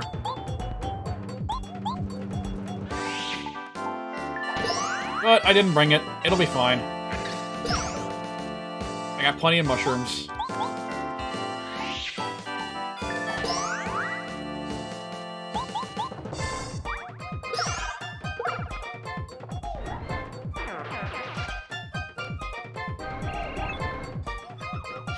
How funny would it be if he just ran away at this point? Yeah! Fine, I'll beat you myself! Nobody embarrasses the brave Shy Guys of my army! Nobody!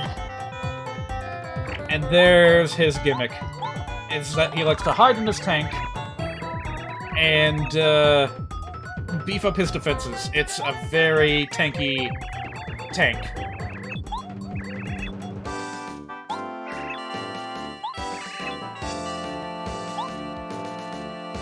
Is that one of the randomly sold badges? Yeah. So I just so happened to not have that. I'm not taking any chances. I'm gonna go ahead and eat me a mushroom.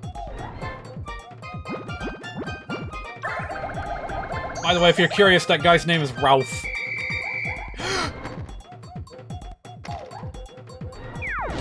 I guess there's a reason to bring ice power into this fight. Who knew? And that's exactly why I brought the Quake Hammer. It's because I was afraid that something like this would happen. He's gonna bring in a new dude every turn, isn't he?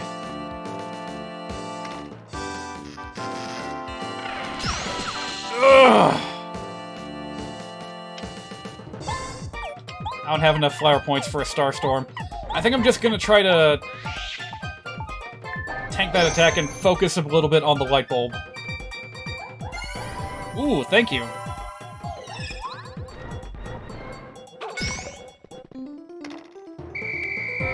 No, not more of them.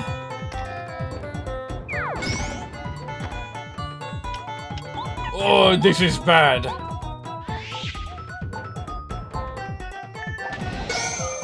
Oh, nice! Broken.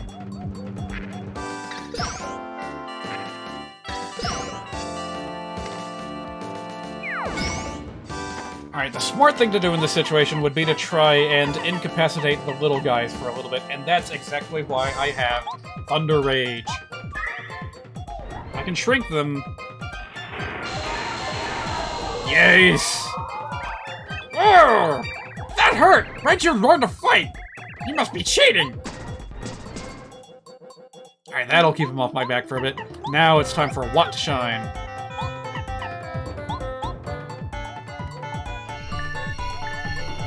Yeah, I forgot to mention, that's Watt's other ability, is buffing Mario's attack power.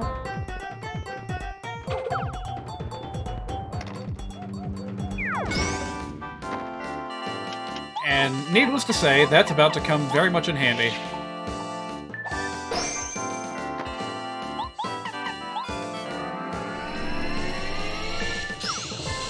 Seven points of damage each turn? Grrr!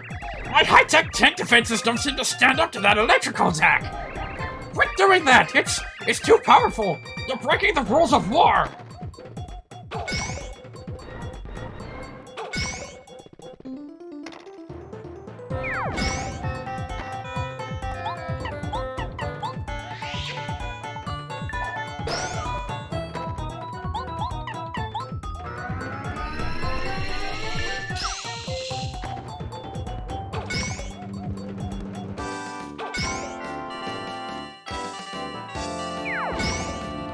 I guess Shrink Stomp would have been a decent choice to bring into this battle. Alright, I am running out of flower points, so now would be a good time to eat something like a lime candy. Or maybe a maple shroom. let's go with the maple shroom. That Medicine Man badge is really paying off, though. Look at this.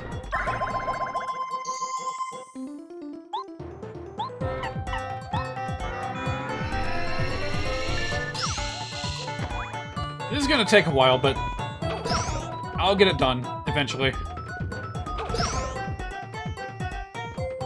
Also, if I'm feeling desperate, I can always use Starstorm.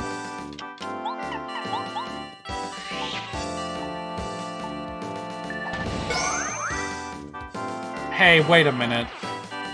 It just now hit me that Quake Hammer isn't affecting General Guy. So, that's not good.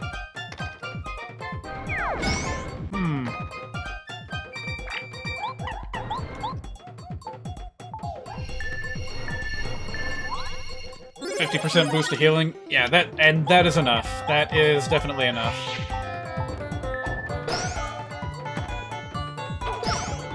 I think it's well worth the cost. Alright, I think what I'm gonna do with these guys is try to paralyze them. That's gonna eat up a lot of flower points, but let's see if it works.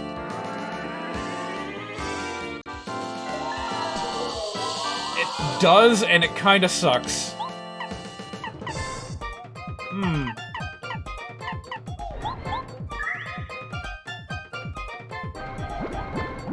Okay, new plan. Let's just completely ignore the reinforcements, cause it's just not practical to worry about them. And look at me, I'm tanking damage like nobody's business.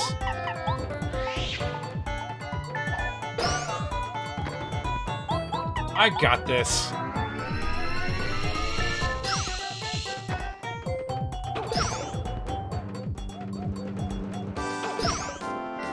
I don't think it's being sold yet, but if I had access to the defense down, like the defense-piercing jump attack, that would have been perfect for this fight.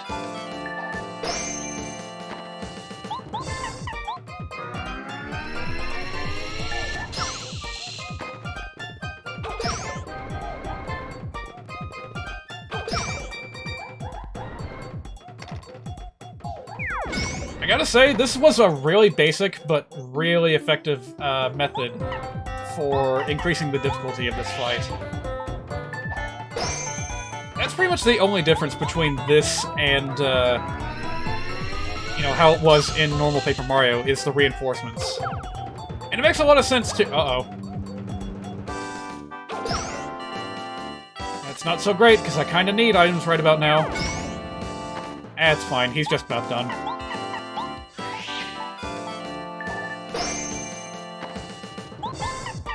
This would be a nightmare if Mario lost his jump and hammer abilities. Yeah. I think that those abilities do come back after many turns. Because I remember, like, the battle with Bowser is a huge marathon of a fight. And when he kicks your abilities away, they do eventually come back, but boy does it take a while.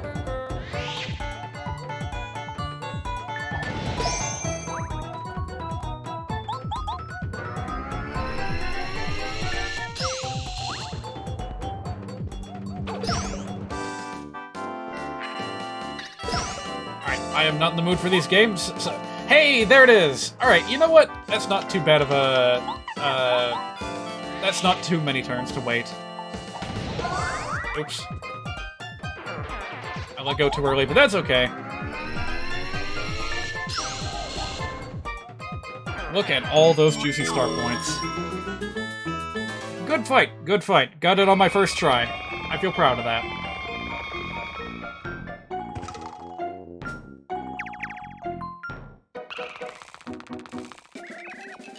Yay, yippee! We beat the Shy Guys!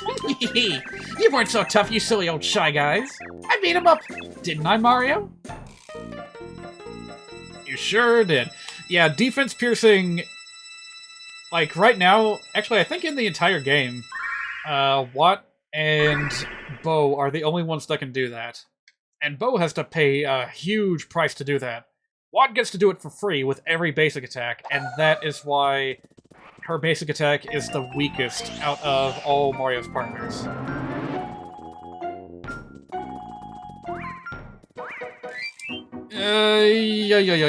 Yoy. Don't mind me, just making a save state in case the game crashes.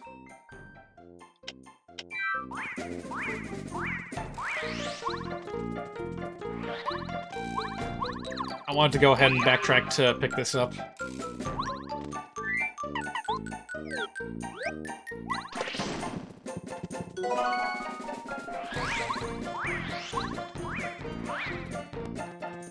Alright, we're green to go. Let's go ahead and wrap this up.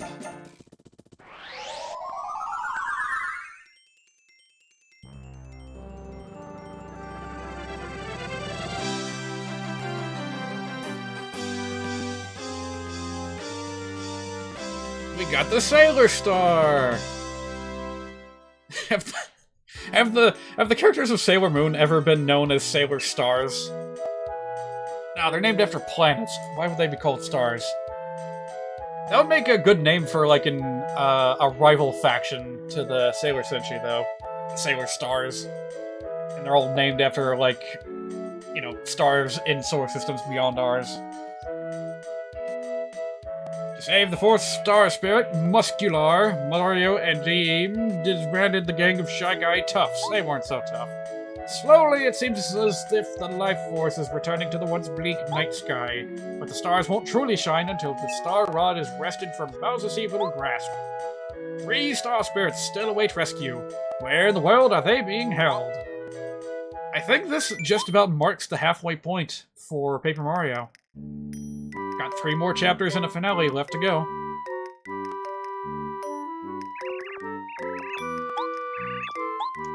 Time to do some more sneaking. Oh yeah, don't you think Bowser's found out about the secret path by now? That's alright, Twink. Bowser hasn't noticed anything. He looks scary, but he's basically a major bonehead. Let's get out of here, come on. That sounds like something that, the princess would say from the Super Show. She was pretty sassy in the cartoons. It's too bad that she never got to make an appearance in the live-action segments. That would have been fun.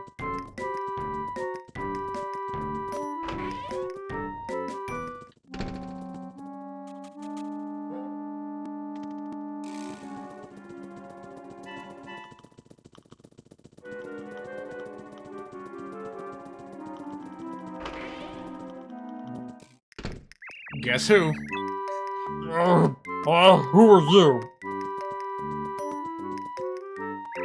Hi, I'm Princess Peach, and who might you be? Oh, you're Princess Peach. Everyone calls me the gourmet guy for some reason. I guess I'd better report you to King Bowser. You weren't supposed to leave your room. But I am really hungry. Tell you what, I'll keep this a secret if you make me something really yummy. So, Princess Peach, what do you say? Will you cook me something or what?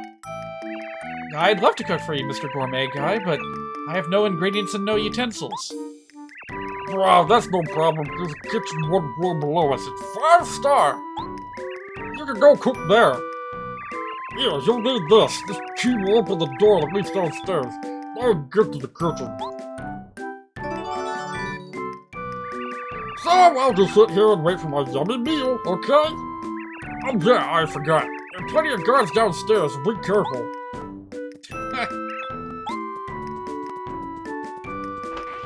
Yeah, like one of the... like, the least hostile Shy Guy in the entire game. Although that's probably because he's such a big eater. He can't really oppose us physically, even if he wanted to.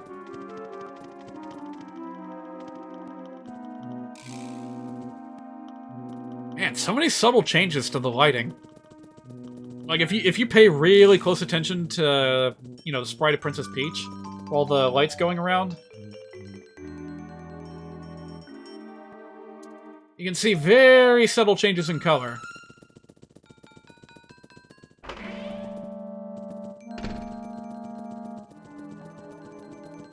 I feel like his ground pound would be devastating. Yeah, all he would have to do is, like, walk forward, and he would create earthquakes without even trying. Should have gotten him to be the roadblock character in Yoshi's story, instead of that weird elephant guy.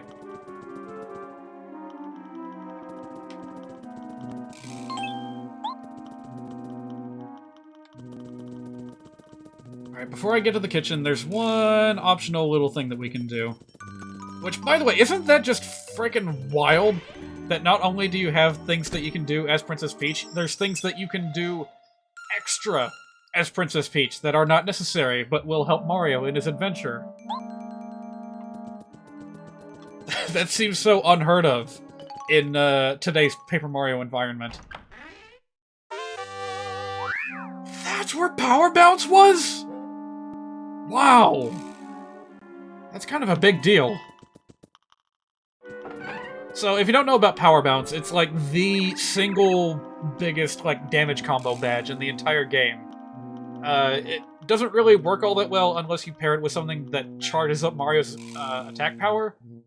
But when you use it to its fullest potential, it is nuts. Absolutely nuts. Can it be infinite? No, there's actually like a hard cap on how many successful bounces you can do on one enemy. Kind of interesting, and actually, I wish they were more upfront about that. Because in the description for the badge, it says, keep jumping until you miss the action command. And when I played this game as a kid, you know, I hit that cap on power bounces pretty often.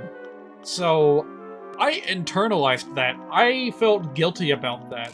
I thought, oh, I'm just really bad at this. I can't land more than, say, 6 jumps in a row. Why do I suck so bad? No, past self, that's not true. You were great at Paper Mario. It's just that there's some weird, silly cap on Power Bounce that the game never tells you about. Not only that, it applies to one of Goombario's attacks, too. He has an attack that works like Power Bounce, and it's bugged. It's bugged so that once you hit the cap on his, like, Power Bounce equivalent, it never resets until the end of the battle. So you'll try using it again on the same enemy, and it'll go, like, twice. And it'll end. And again, I internalized that as, like, a feeling of guilt when I was a kid, and was like, oh man, I must really suck if I can't use Goombario very well. No! The game's bugged! The game's fucking bugged! It was never my fault! You have no idea what, like, rush of emotions went through me when I found out about that. Anyway, yeah, hello, Peach is fine. You're a toad from the castle? How long have you been hiding in here? Yeah, well, since Bowser took over, I was so scared of being caught that I jumped into this closet. I'm hiding here until Mario comes and saves us all. Princess Peach, you ought to hide too. It's risky out there. Please don't take any chances. Nobody's in here! Go away! It's too bad he doesn't give you anything, but Power Bounce, we have to pass that along pronto.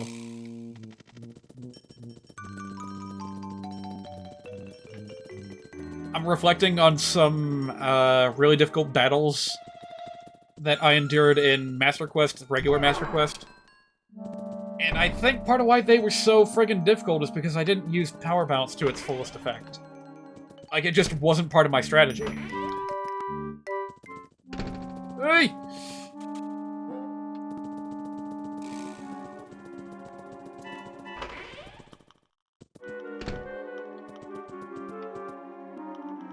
Gonna make a save state here because I got a funky feeling.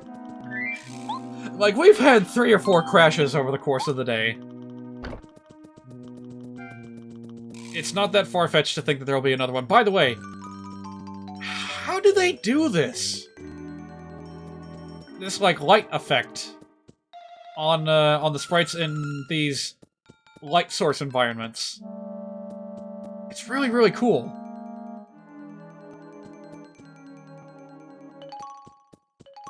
I'm trying to figure it out. Okay, I'm gonna take a wild guess.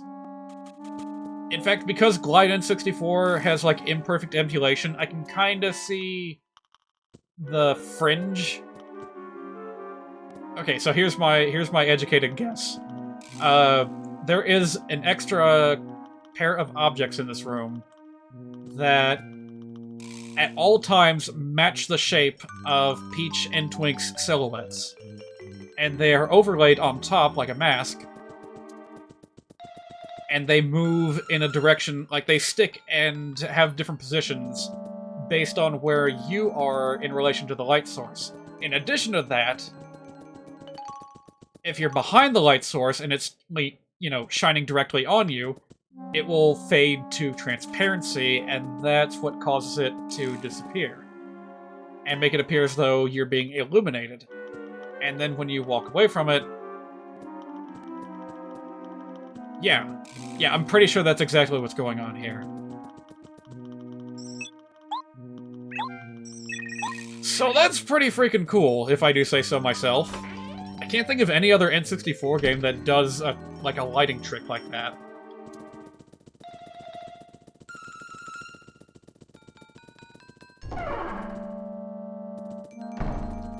You'd be bummed out too, since you're not very good at timing inputs. Man, oh man. Don't play Super Mario RPG, then. Nah, what I mean to say is play Super Mario RPG, but don't go for the Super Jump challenges. You get, like, ridiculously busted equipment in that game if you can pull off 30 to 100 successful, like, you know, bounces, like consecutive bounces on the same enemy when you're using a special attack. Not only is it difficult to do, like just focusing for 100 jumps straight, the timing actually gets tighter and it changes over the course of the attack. So you can build up a pattern and then all of a sudden the pattern will change and it'll happen too fast for you to realize. So you have to like keep it in your head that, oh, after 13 jumps the pattern's going to change. After 32 jumps the pattern's going to change. It's ridiculous. I've tried doing it with save states, and I was unsuccessful. It's nuts. Absolutely nuts. And it's never necessary. You don't get that much damage out of Super Jump in that game. So you're better off, honestly, just using a regular jump attack. So it's purely for flair, and purely to get, like, these ridiculous, overpowered items. You do not need to be good at it to beat the game. Anyway, here's the kitchen. What shall we do first? Well, look at this. It's a cookbook. Let's use it, shall we? I'm gonna look up a clip real quick.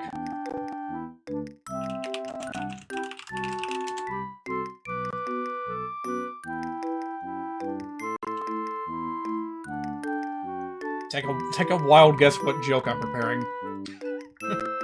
How's it look, Twink? Anything look real yummy? Hang on a second.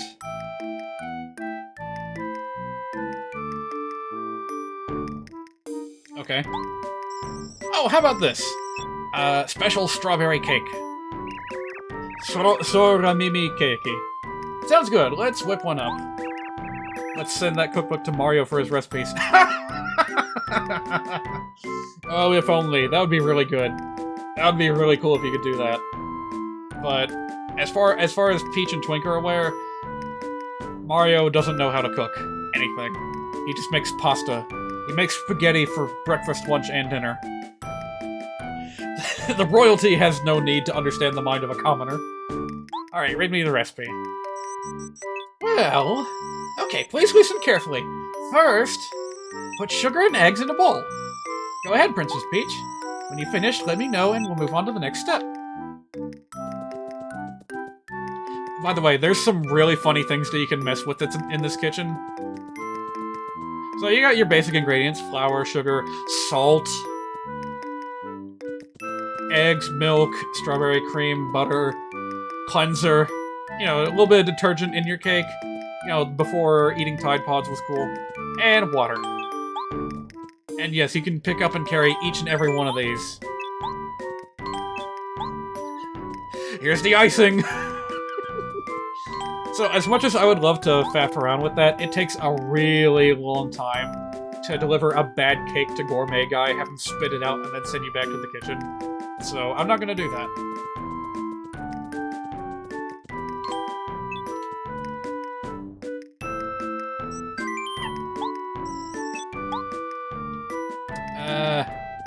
What did he say again? Sugar and egg?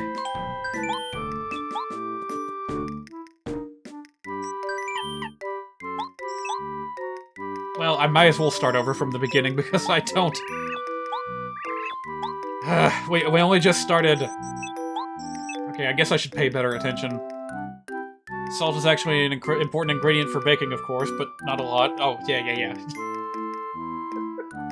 Yeah, talking about, like, oh, this recipe calls for powdered sugar. Can I use salt as a substitute? No. Alright, yes, it was sugar and eggs. Did someone ask for an egg?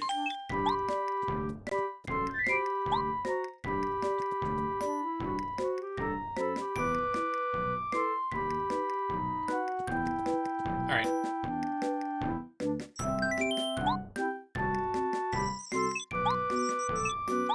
Alright, mix and whip the ingredients into the bowl.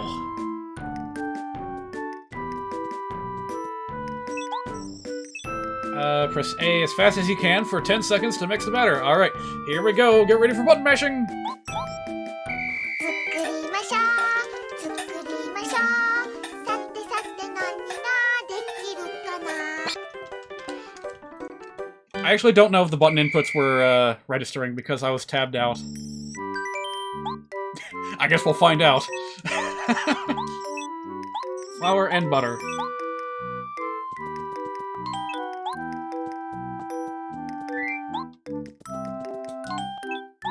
Oops. I mistook the milk bottle for, like, a butter churner. Also, check that out. Pre-liquefied butter. I'm not sure if that's better or worse when it comes to baking. To have the butter already, like, liquefied.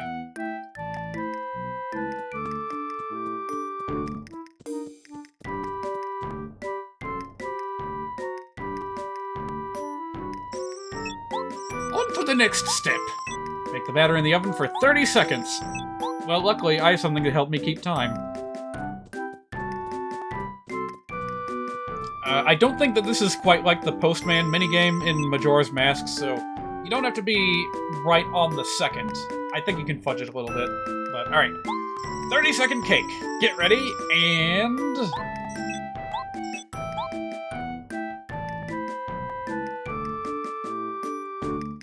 go. はいできました作りましょう作りましょうさてさて何ができるかなはいできましたってこれ全然料理じゃないですよねへへ作りましょう作りましょうさてさて何ができるかな 5, 4, 3, 2, 1, bing! What are these clips? Oh, that's from Azumanga That's when... That's when Chio-chan is trying to make the cake.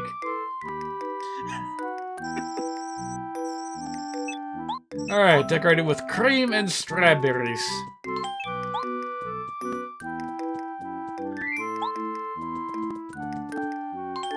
I'm pretty sure if I messed up the whipping part, like, we would have known by now. It would have been, like, mush or something.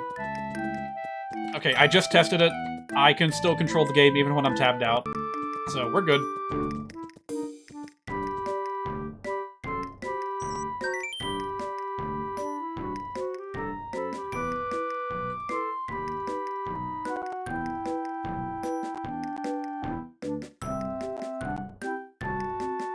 I'm trying to load the video that I was looking at. Yeah, it's this one. It's this one. So yeah, you may have like seen this clip out of context before because it's a really iconic. Like, it's almost the essence of moe in Japan. So yeah, she does a little bit of cooking of this, cooking of that, and with mixed results. But hey, eventually she gets it right.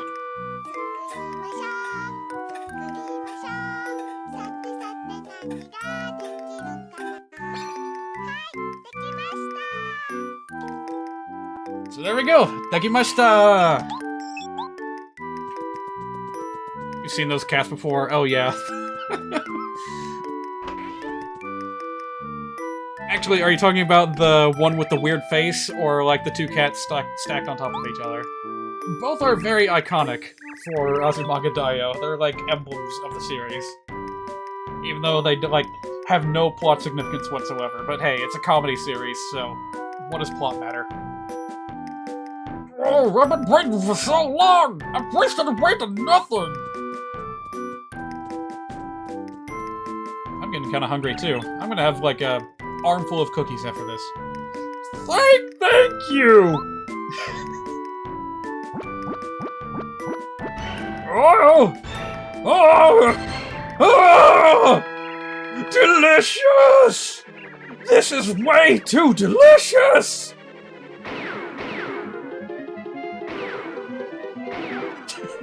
So nice we had to see it twice. That was really good. I haven't felt this way since, well, ever. To show you my gratitude, I'll tell you a secret. One of the star spirits is inside Mount Lava Lava on Lava Lava Island. The island is to the south. You should tell this to Mario. But you better tell him that there's also a nasty lava piranha guarding the star spirit.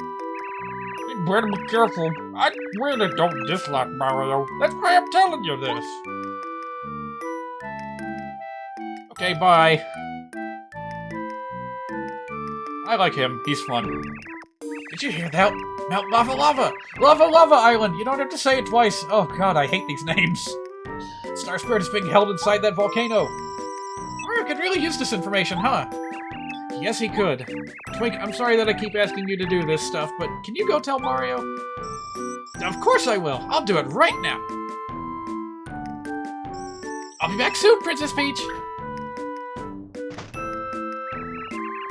It's actually a yellow cat from Amori that looks similar to that one. I think one of the karaoke songs from Yakuza games has a similar dopey face. Oh, yeah. Yeah, I wonder if that's like a general anime trope then. Like the two stacked cats. Who knows? What's with all the shouting? Keep it quiet in here. Oh wait, that was Cammy. Oops. I thought Bowser was gonna walk in on us. So it was you, Princess Peach. You've got to keep it down. You're a prisoner, and as a prisoner, you need to keep... Huh? What are you doing out of your room anyway? Ronz, get the princess!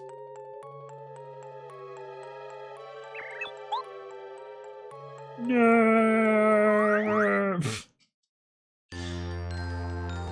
Was there something else I was gonna get out of the toy box? I can't remember.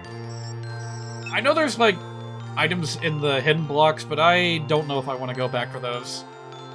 Phew! Ah, fresh air. After being cooped up in there for so long, I could really use some outdoor exercise. My name's Muscular. Mario, I must thank you for saving me. Now it's my turn to help you. Behold!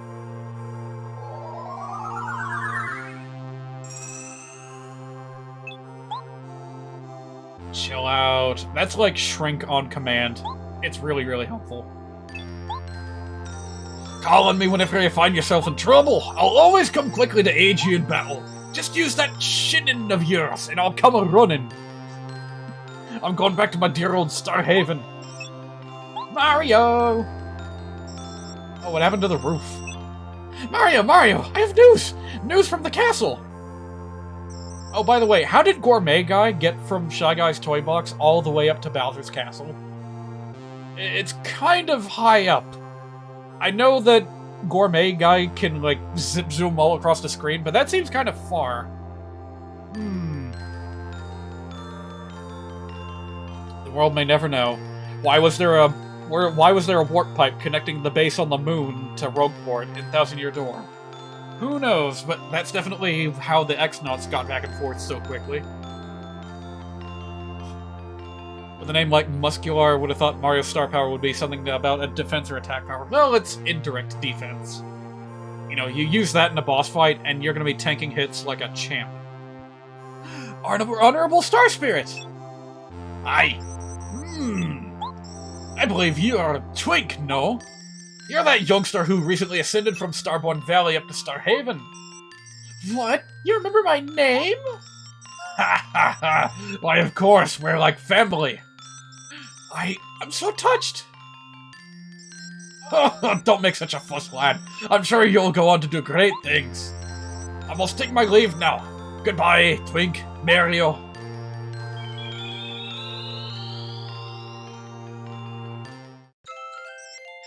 Wow, Wow, I talked with Muscular, the Honorable Star Spirit! I rarely have such a chance even at Starhaven. I'm shaking! Oops, I'm sorry. I have some important news from the castle. According to the information Princess Peach and I got, it seems that one of the Honorable Star Spirits is being held at Mount Lava Lava, blah blah blah blah blah blah. You wouldn't believe what the princess had to go through to get this information. I hope it'll be of help. I'm going back to rejoin Princess Peach now. Mario, as always, good luck. The princess and I will keep looking for useful information.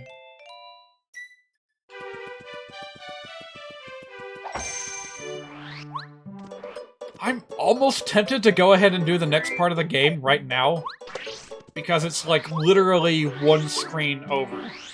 But first I'm gonna save.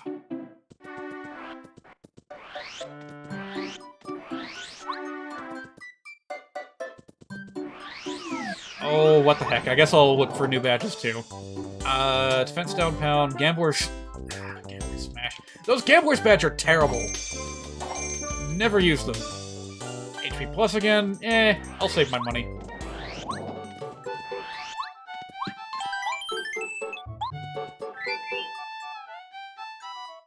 Check and see how many star pieces I have. That really freaks me out, by the way. Every single time the screen takes a while to load in, I keep thinking it's gonna be a crash. I have nothing to worry about because I literally just saved the game and all, but yeah. You know what? Yeah, now that I think about it, this next area is another one that requires Watt, so I'm gonna go ahead and get that taken care of. So, you know, dark areas do not work well with Angry Lion graphics, so I'll go ahead and get this knocked out, and then I'll switch back to Angry Lion at the very end of the stream. So, let's see here.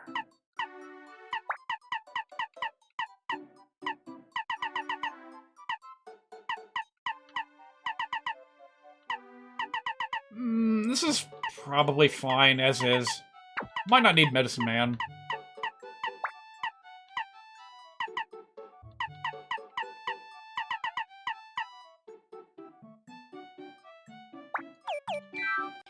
Alright, let's go. Yeah, the next part of the game is, like, literally right here. Also, there's a star piece. But where? Where could that star piece be? It's not inside the cafe, is it? Nope, it's right here. Thank you. So, I've kind of been ignoring this guy, but, he lost his caterpillar. There's no use trying to fish with no caterpillar. Arr, what a fix I be in. Well, there's nothing for it but to find me some different bait. I feel like the residents of Toad Town kind of correspond slightly to, the Simpsons Springfield. Because I just did, like, an impression of a Groundskeeper Willie and Captain McAllister. Like, within the same couple of minutes.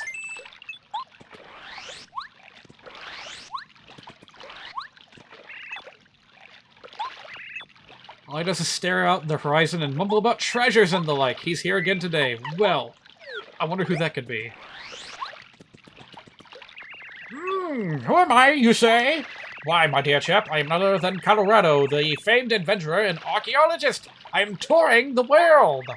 And you're Mario, yes? What are you doing here? Well, I, for one, am traveling bravely to Lava Lava Island in the Southern Sea to solve a diabolical mystery. It would seem that there are ancient treasures waiting in a volcanic cave.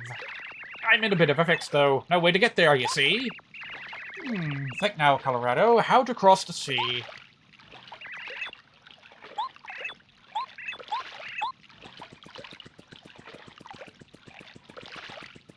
Well, apparently there are no boats, like, anywhere, so...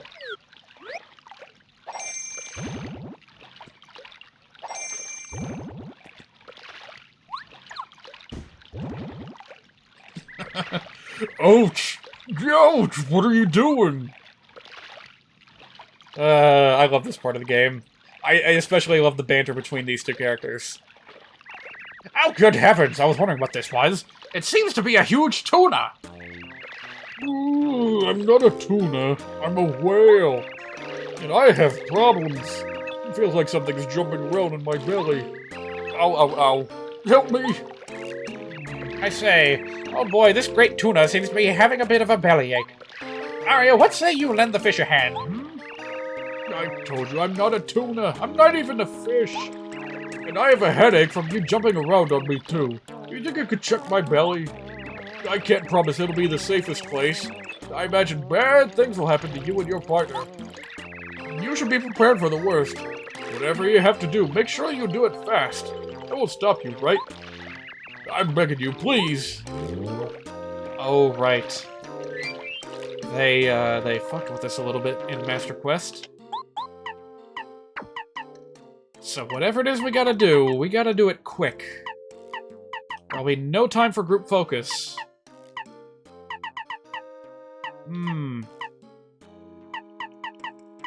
I'm not really sure what I can do besides attack.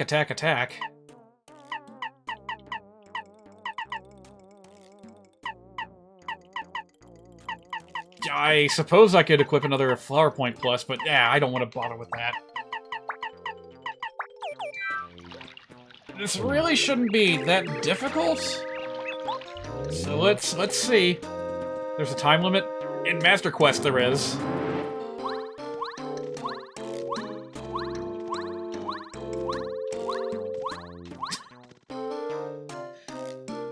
Oh, wait a minute. This is...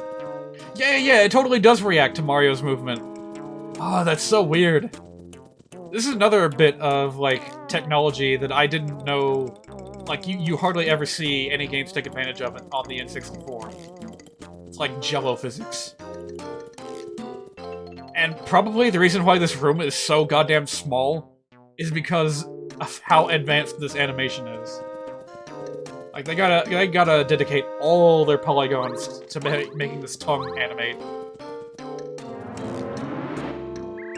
Ah! Who that? What do you think you're doing with that light? Gee, I wonder. Get down here. Hey, fella, you want a piece of this? You got it. I'm ornery as all get out. Prepare for some pain. Alright, so... Ow. I really wish I had the time to showcase a funny little glitch that happens, or a little bug that happens if you happen to have Spin Smash, but I don't have it. In a nutshell, it, like, tricks the game into thinking that something's still on the ground when it appears to be on the ceiling. So you can still do jump attacks, even though normally you can't do that on ceiling enemies. Anyway.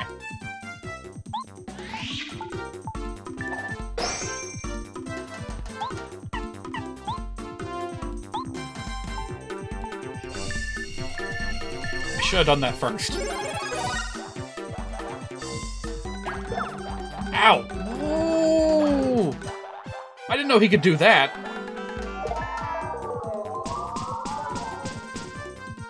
So, this is happening because we're in the whale. This was added by the Master Quest hack.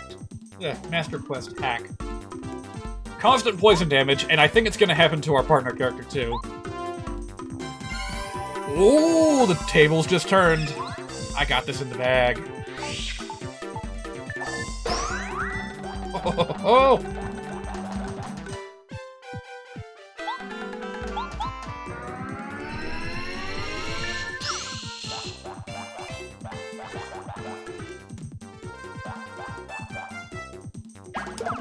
Oh, that's not good. If he keeps doing that, then I'm gonna be in a bad situation.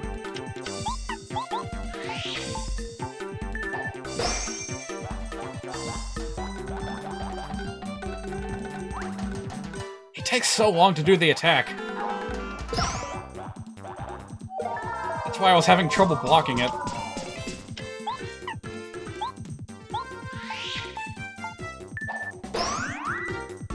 Oh my god, this thing's not dead yet? How much HP do you have?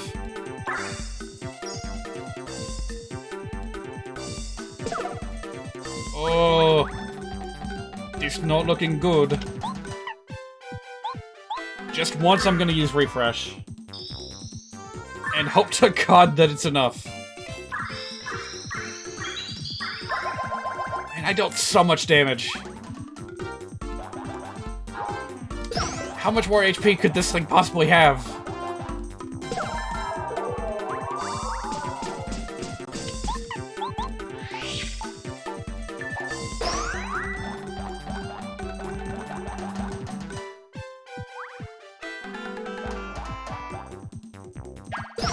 Ooh, just barely blocked that one.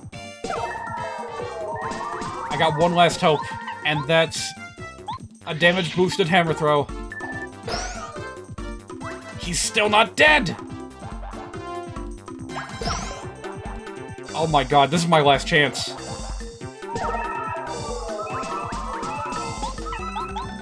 Get him! Oh! Oh my god, that was ridiculous. In the original game, that thing's only got 20 HP. That was nuts. Oh, shucks! First I get away from that old fisherman, and then I get all swallowed up by some huge fish, and then this fellow with the mustache goes upside my head. I've just been falling out of frying pans into fire since I was just a grub. Talk about a lousy lot in life. Mario, it's me! You know, the whale! Can you hear me? That stomachache seems to have cleared right up. I feel... Fuck. Where's that audio clip?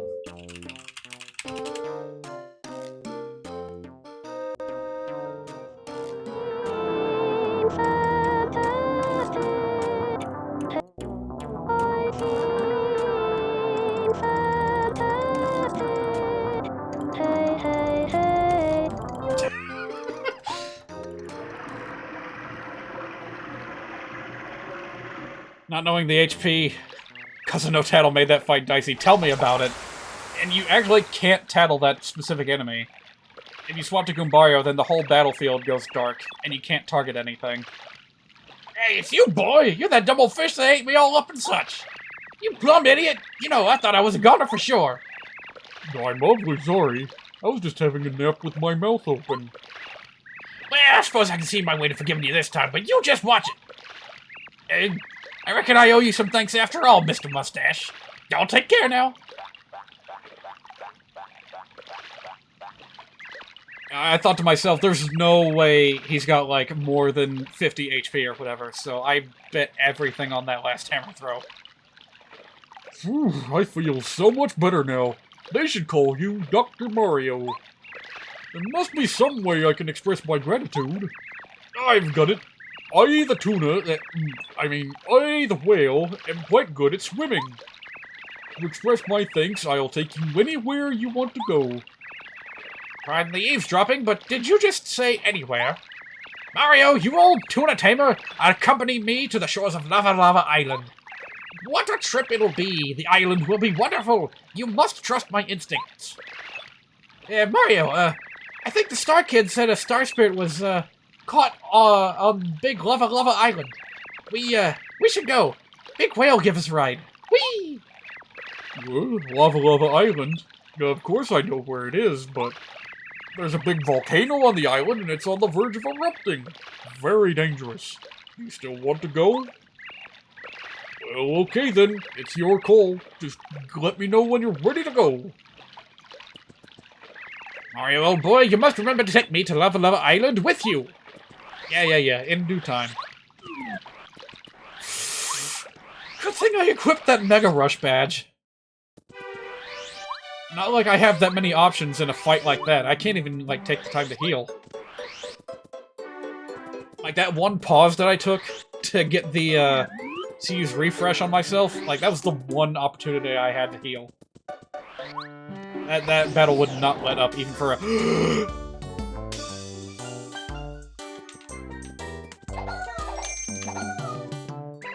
This is kind of a big deal!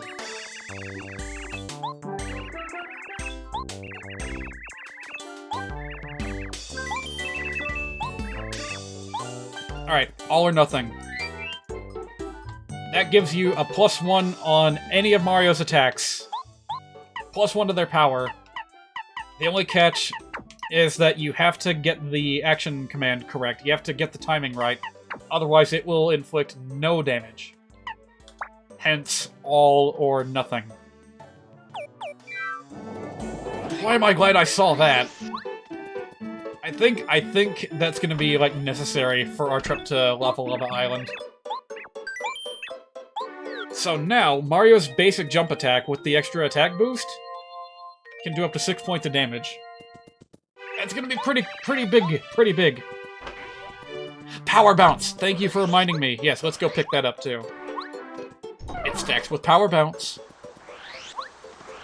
Yeah, any kind of buff you can get to jump attack power is an instant combo with Power Bounce, and you can get ridiculous damage output with it. It's even more ridiculous in the base game because there's no cap on how much you can charge an attack. So you can charge for, 10 turns straight, and you'll end up with, like, a plus 30 modifier to your next attack. Which, I shouldn't have to tell you, is enough to wipe out pretty much any boss in one attack. Now, that was nerfed in Master Quest. Now, the way that it works is that charges can only go up to a value of 6. So, once you hit 6, that's it. Do your attack. It's not going to get any more powerful than that. But even so, like, let's do a little bit of quick maths here.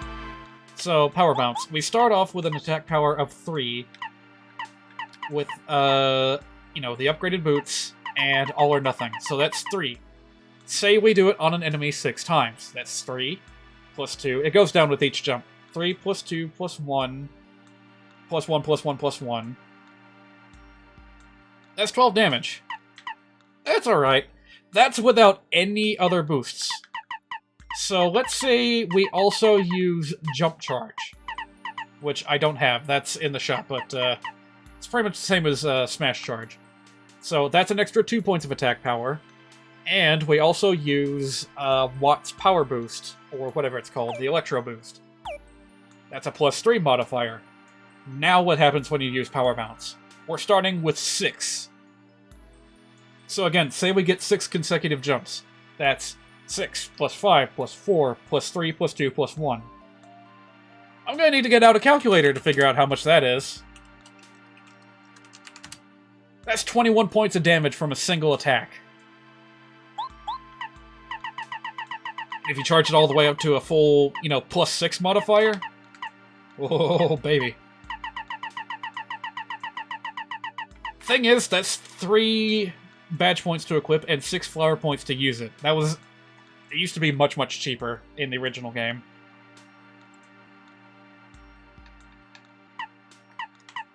So yeah, that's gonna be kind of incredible when we get a full, badge build to focus around it. By the way, Bug Fables capitalizes on this with the B character, V. Many of her attacks are multi-hits, and they scale with damage the same way that Mario's jump does. So, start with a big number, drop by 1 with each with each hit. That adds up quick. That has ridiculous damage potential. I wish I knew how many badge points that costs to equip.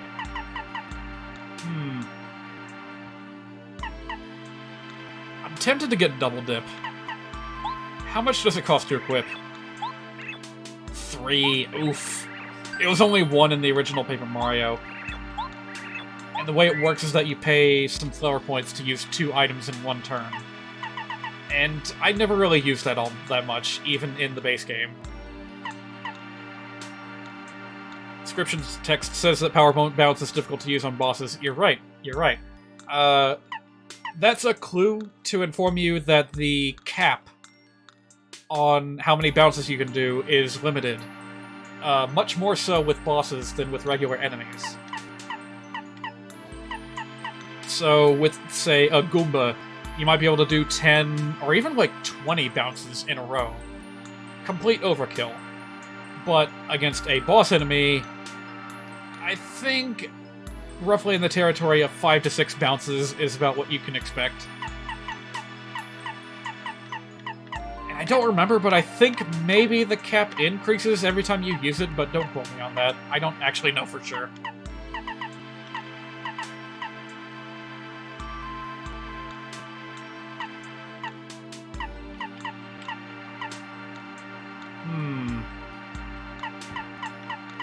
These might come in handy for the next chapter, but I'm not sure. How much do they cost? 2.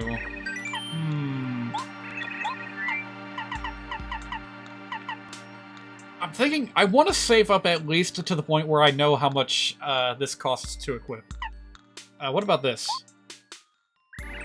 That's like constant HP regen. 5 badge points to equip that. That's pretty steep.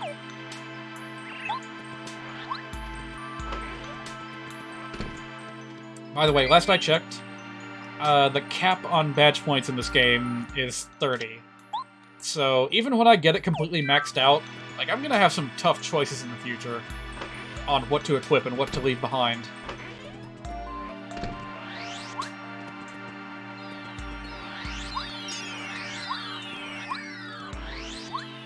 Man, I can't believe I'm already, like, 2 levels away from capping my badge points.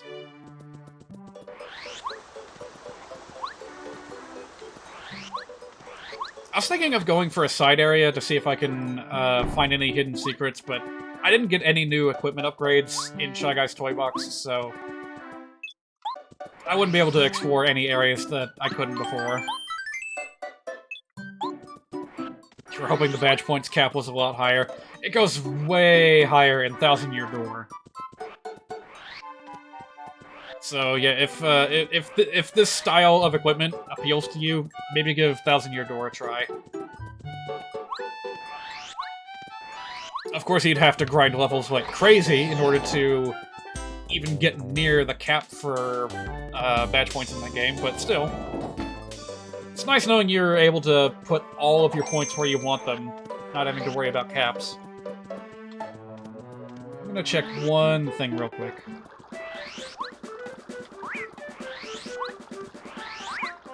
I realize this is kind of a random diversion, but I wanted to take a quick hop in here. Oh, that's right, I still can't get there. I gotta get one more jump upgrade.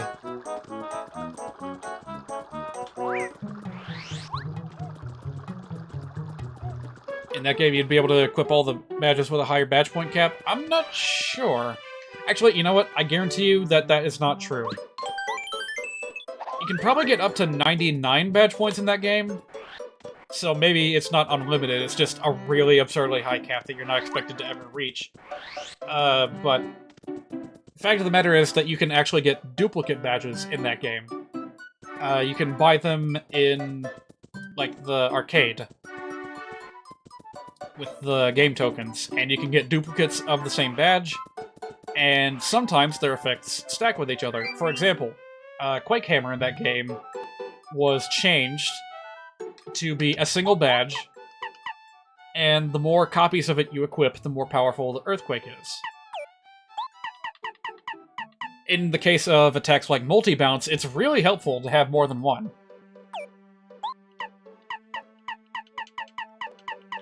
But with other things like status jumps, not so much. Anyway, that's a fun little fact I figured I'd go ahead and throw out there.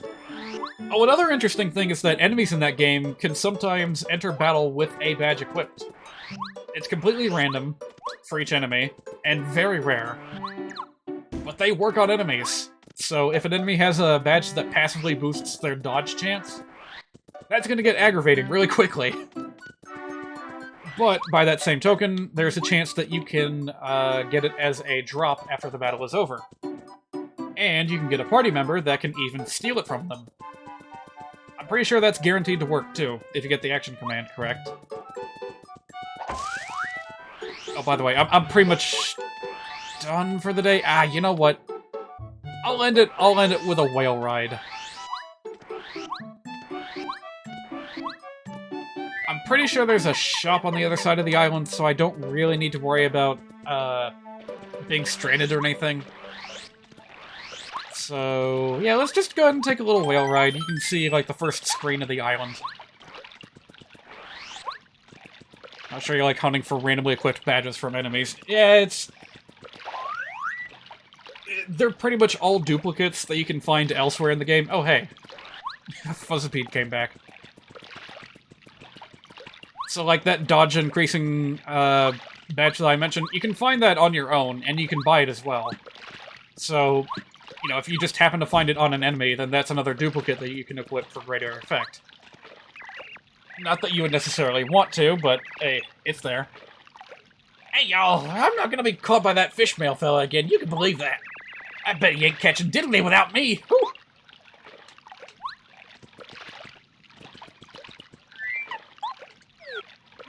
Are we ready? I think we're ready. Are you ready, kids?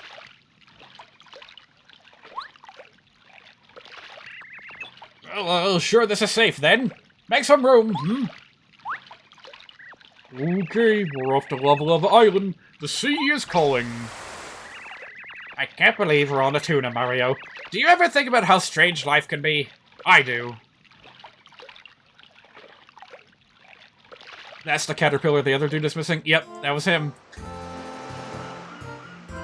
By the way, that's what happens if you press A on this screen.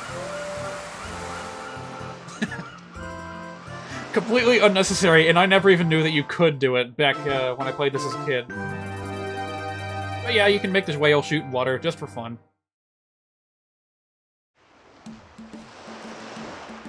And there's a lot of unnecessary things that they programmed into this game just for flair, just for fun, just to add to the feel.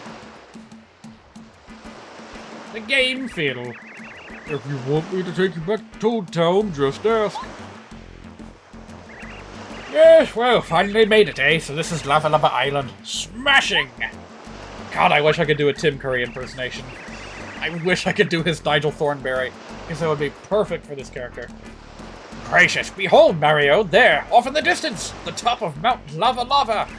Triumphant, we must hurry. Make haste! Yeah, I'll catch up with you later.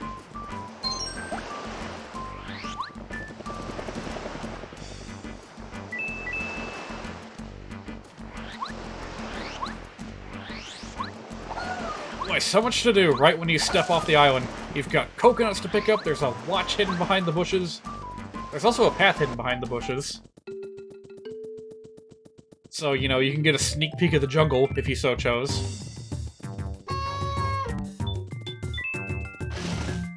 But we don't need to be here for quite a while yet, so I'm gonna go ahead and leave. Hey, Gumbario, what do you guys say about this? Beautiful water, deep lush jungles, a huge volcano. There's something for everyone.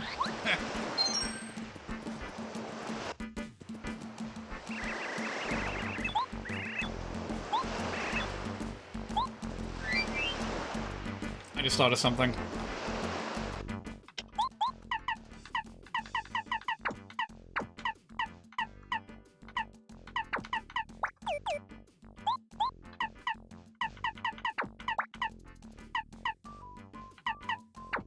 There's a little something coming up that I might want to be prepared for.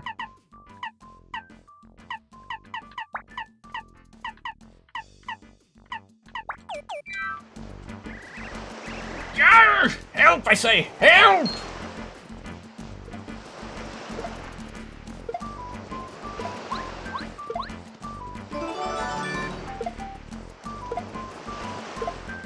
Oh, I was hoping I could talk to him. Can I smack him?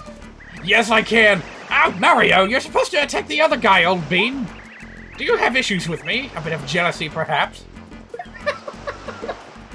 Oh, that's great that you can just do that. Yeah, they really let Mario get away with some meanness in this game. Alright, one more fight for the night. And after this, when I get to the next save block, I'll be done.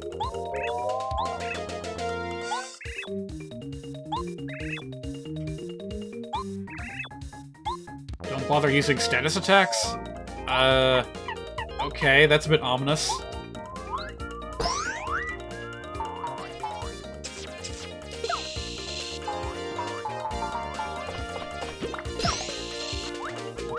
Oh, how do you like that?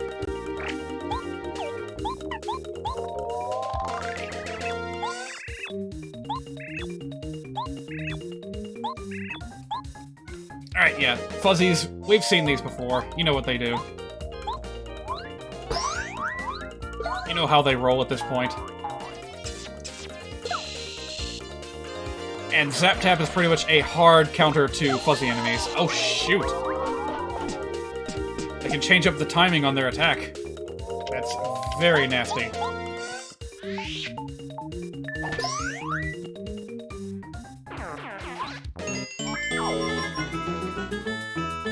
I took a lot of damage in that one fight.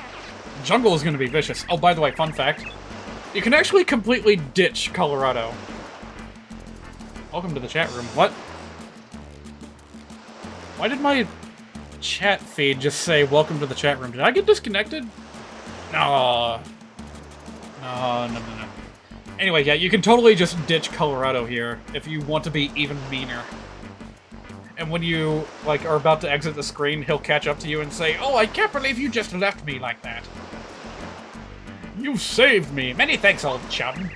Well, enough of that. Let's pull ourselves together and press on. What say?"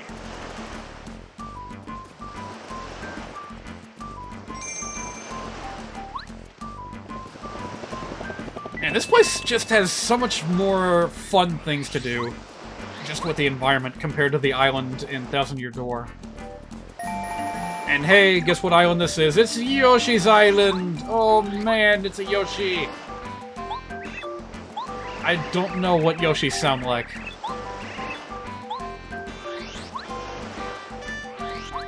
I'll tell you one thing I'm never gonna do. The voice of Yoshi from the Super Mario World cartoon. Oof.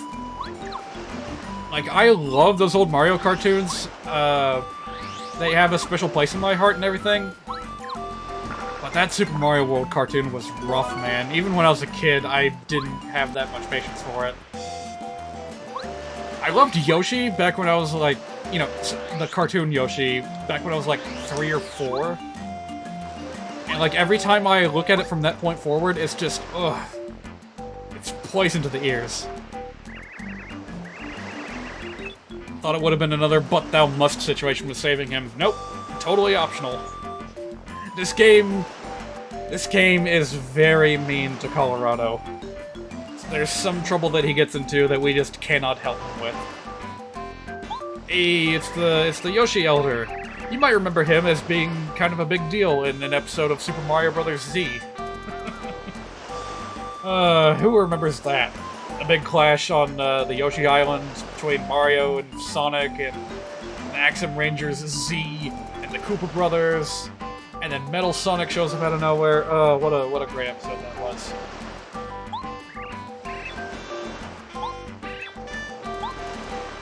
And in that adaptation, it interpreted this Yoshi right here as being, like, the Yoshi that was the star of Yoshi's Island on Super Nintendo.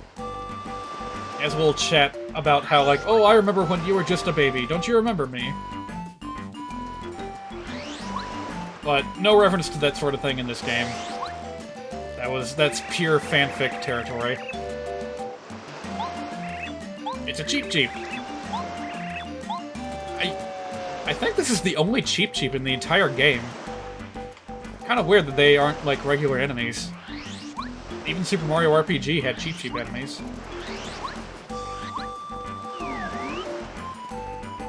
I always loved this particular Toad House.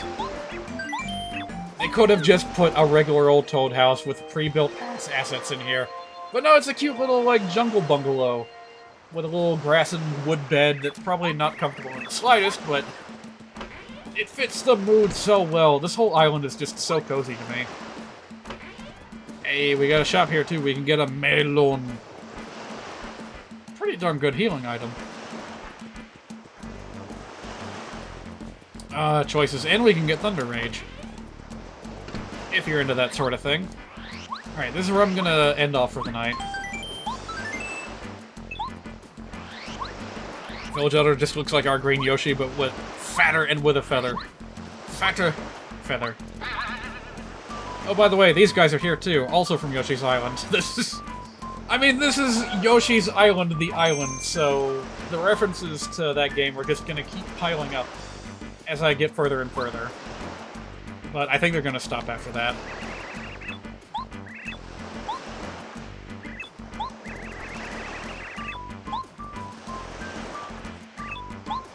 Hey, thanks for dropping by. I'm glad you liked it. Yeah, this is definitely one of the most exciting parts of the game. I love Chapter 5 in particular.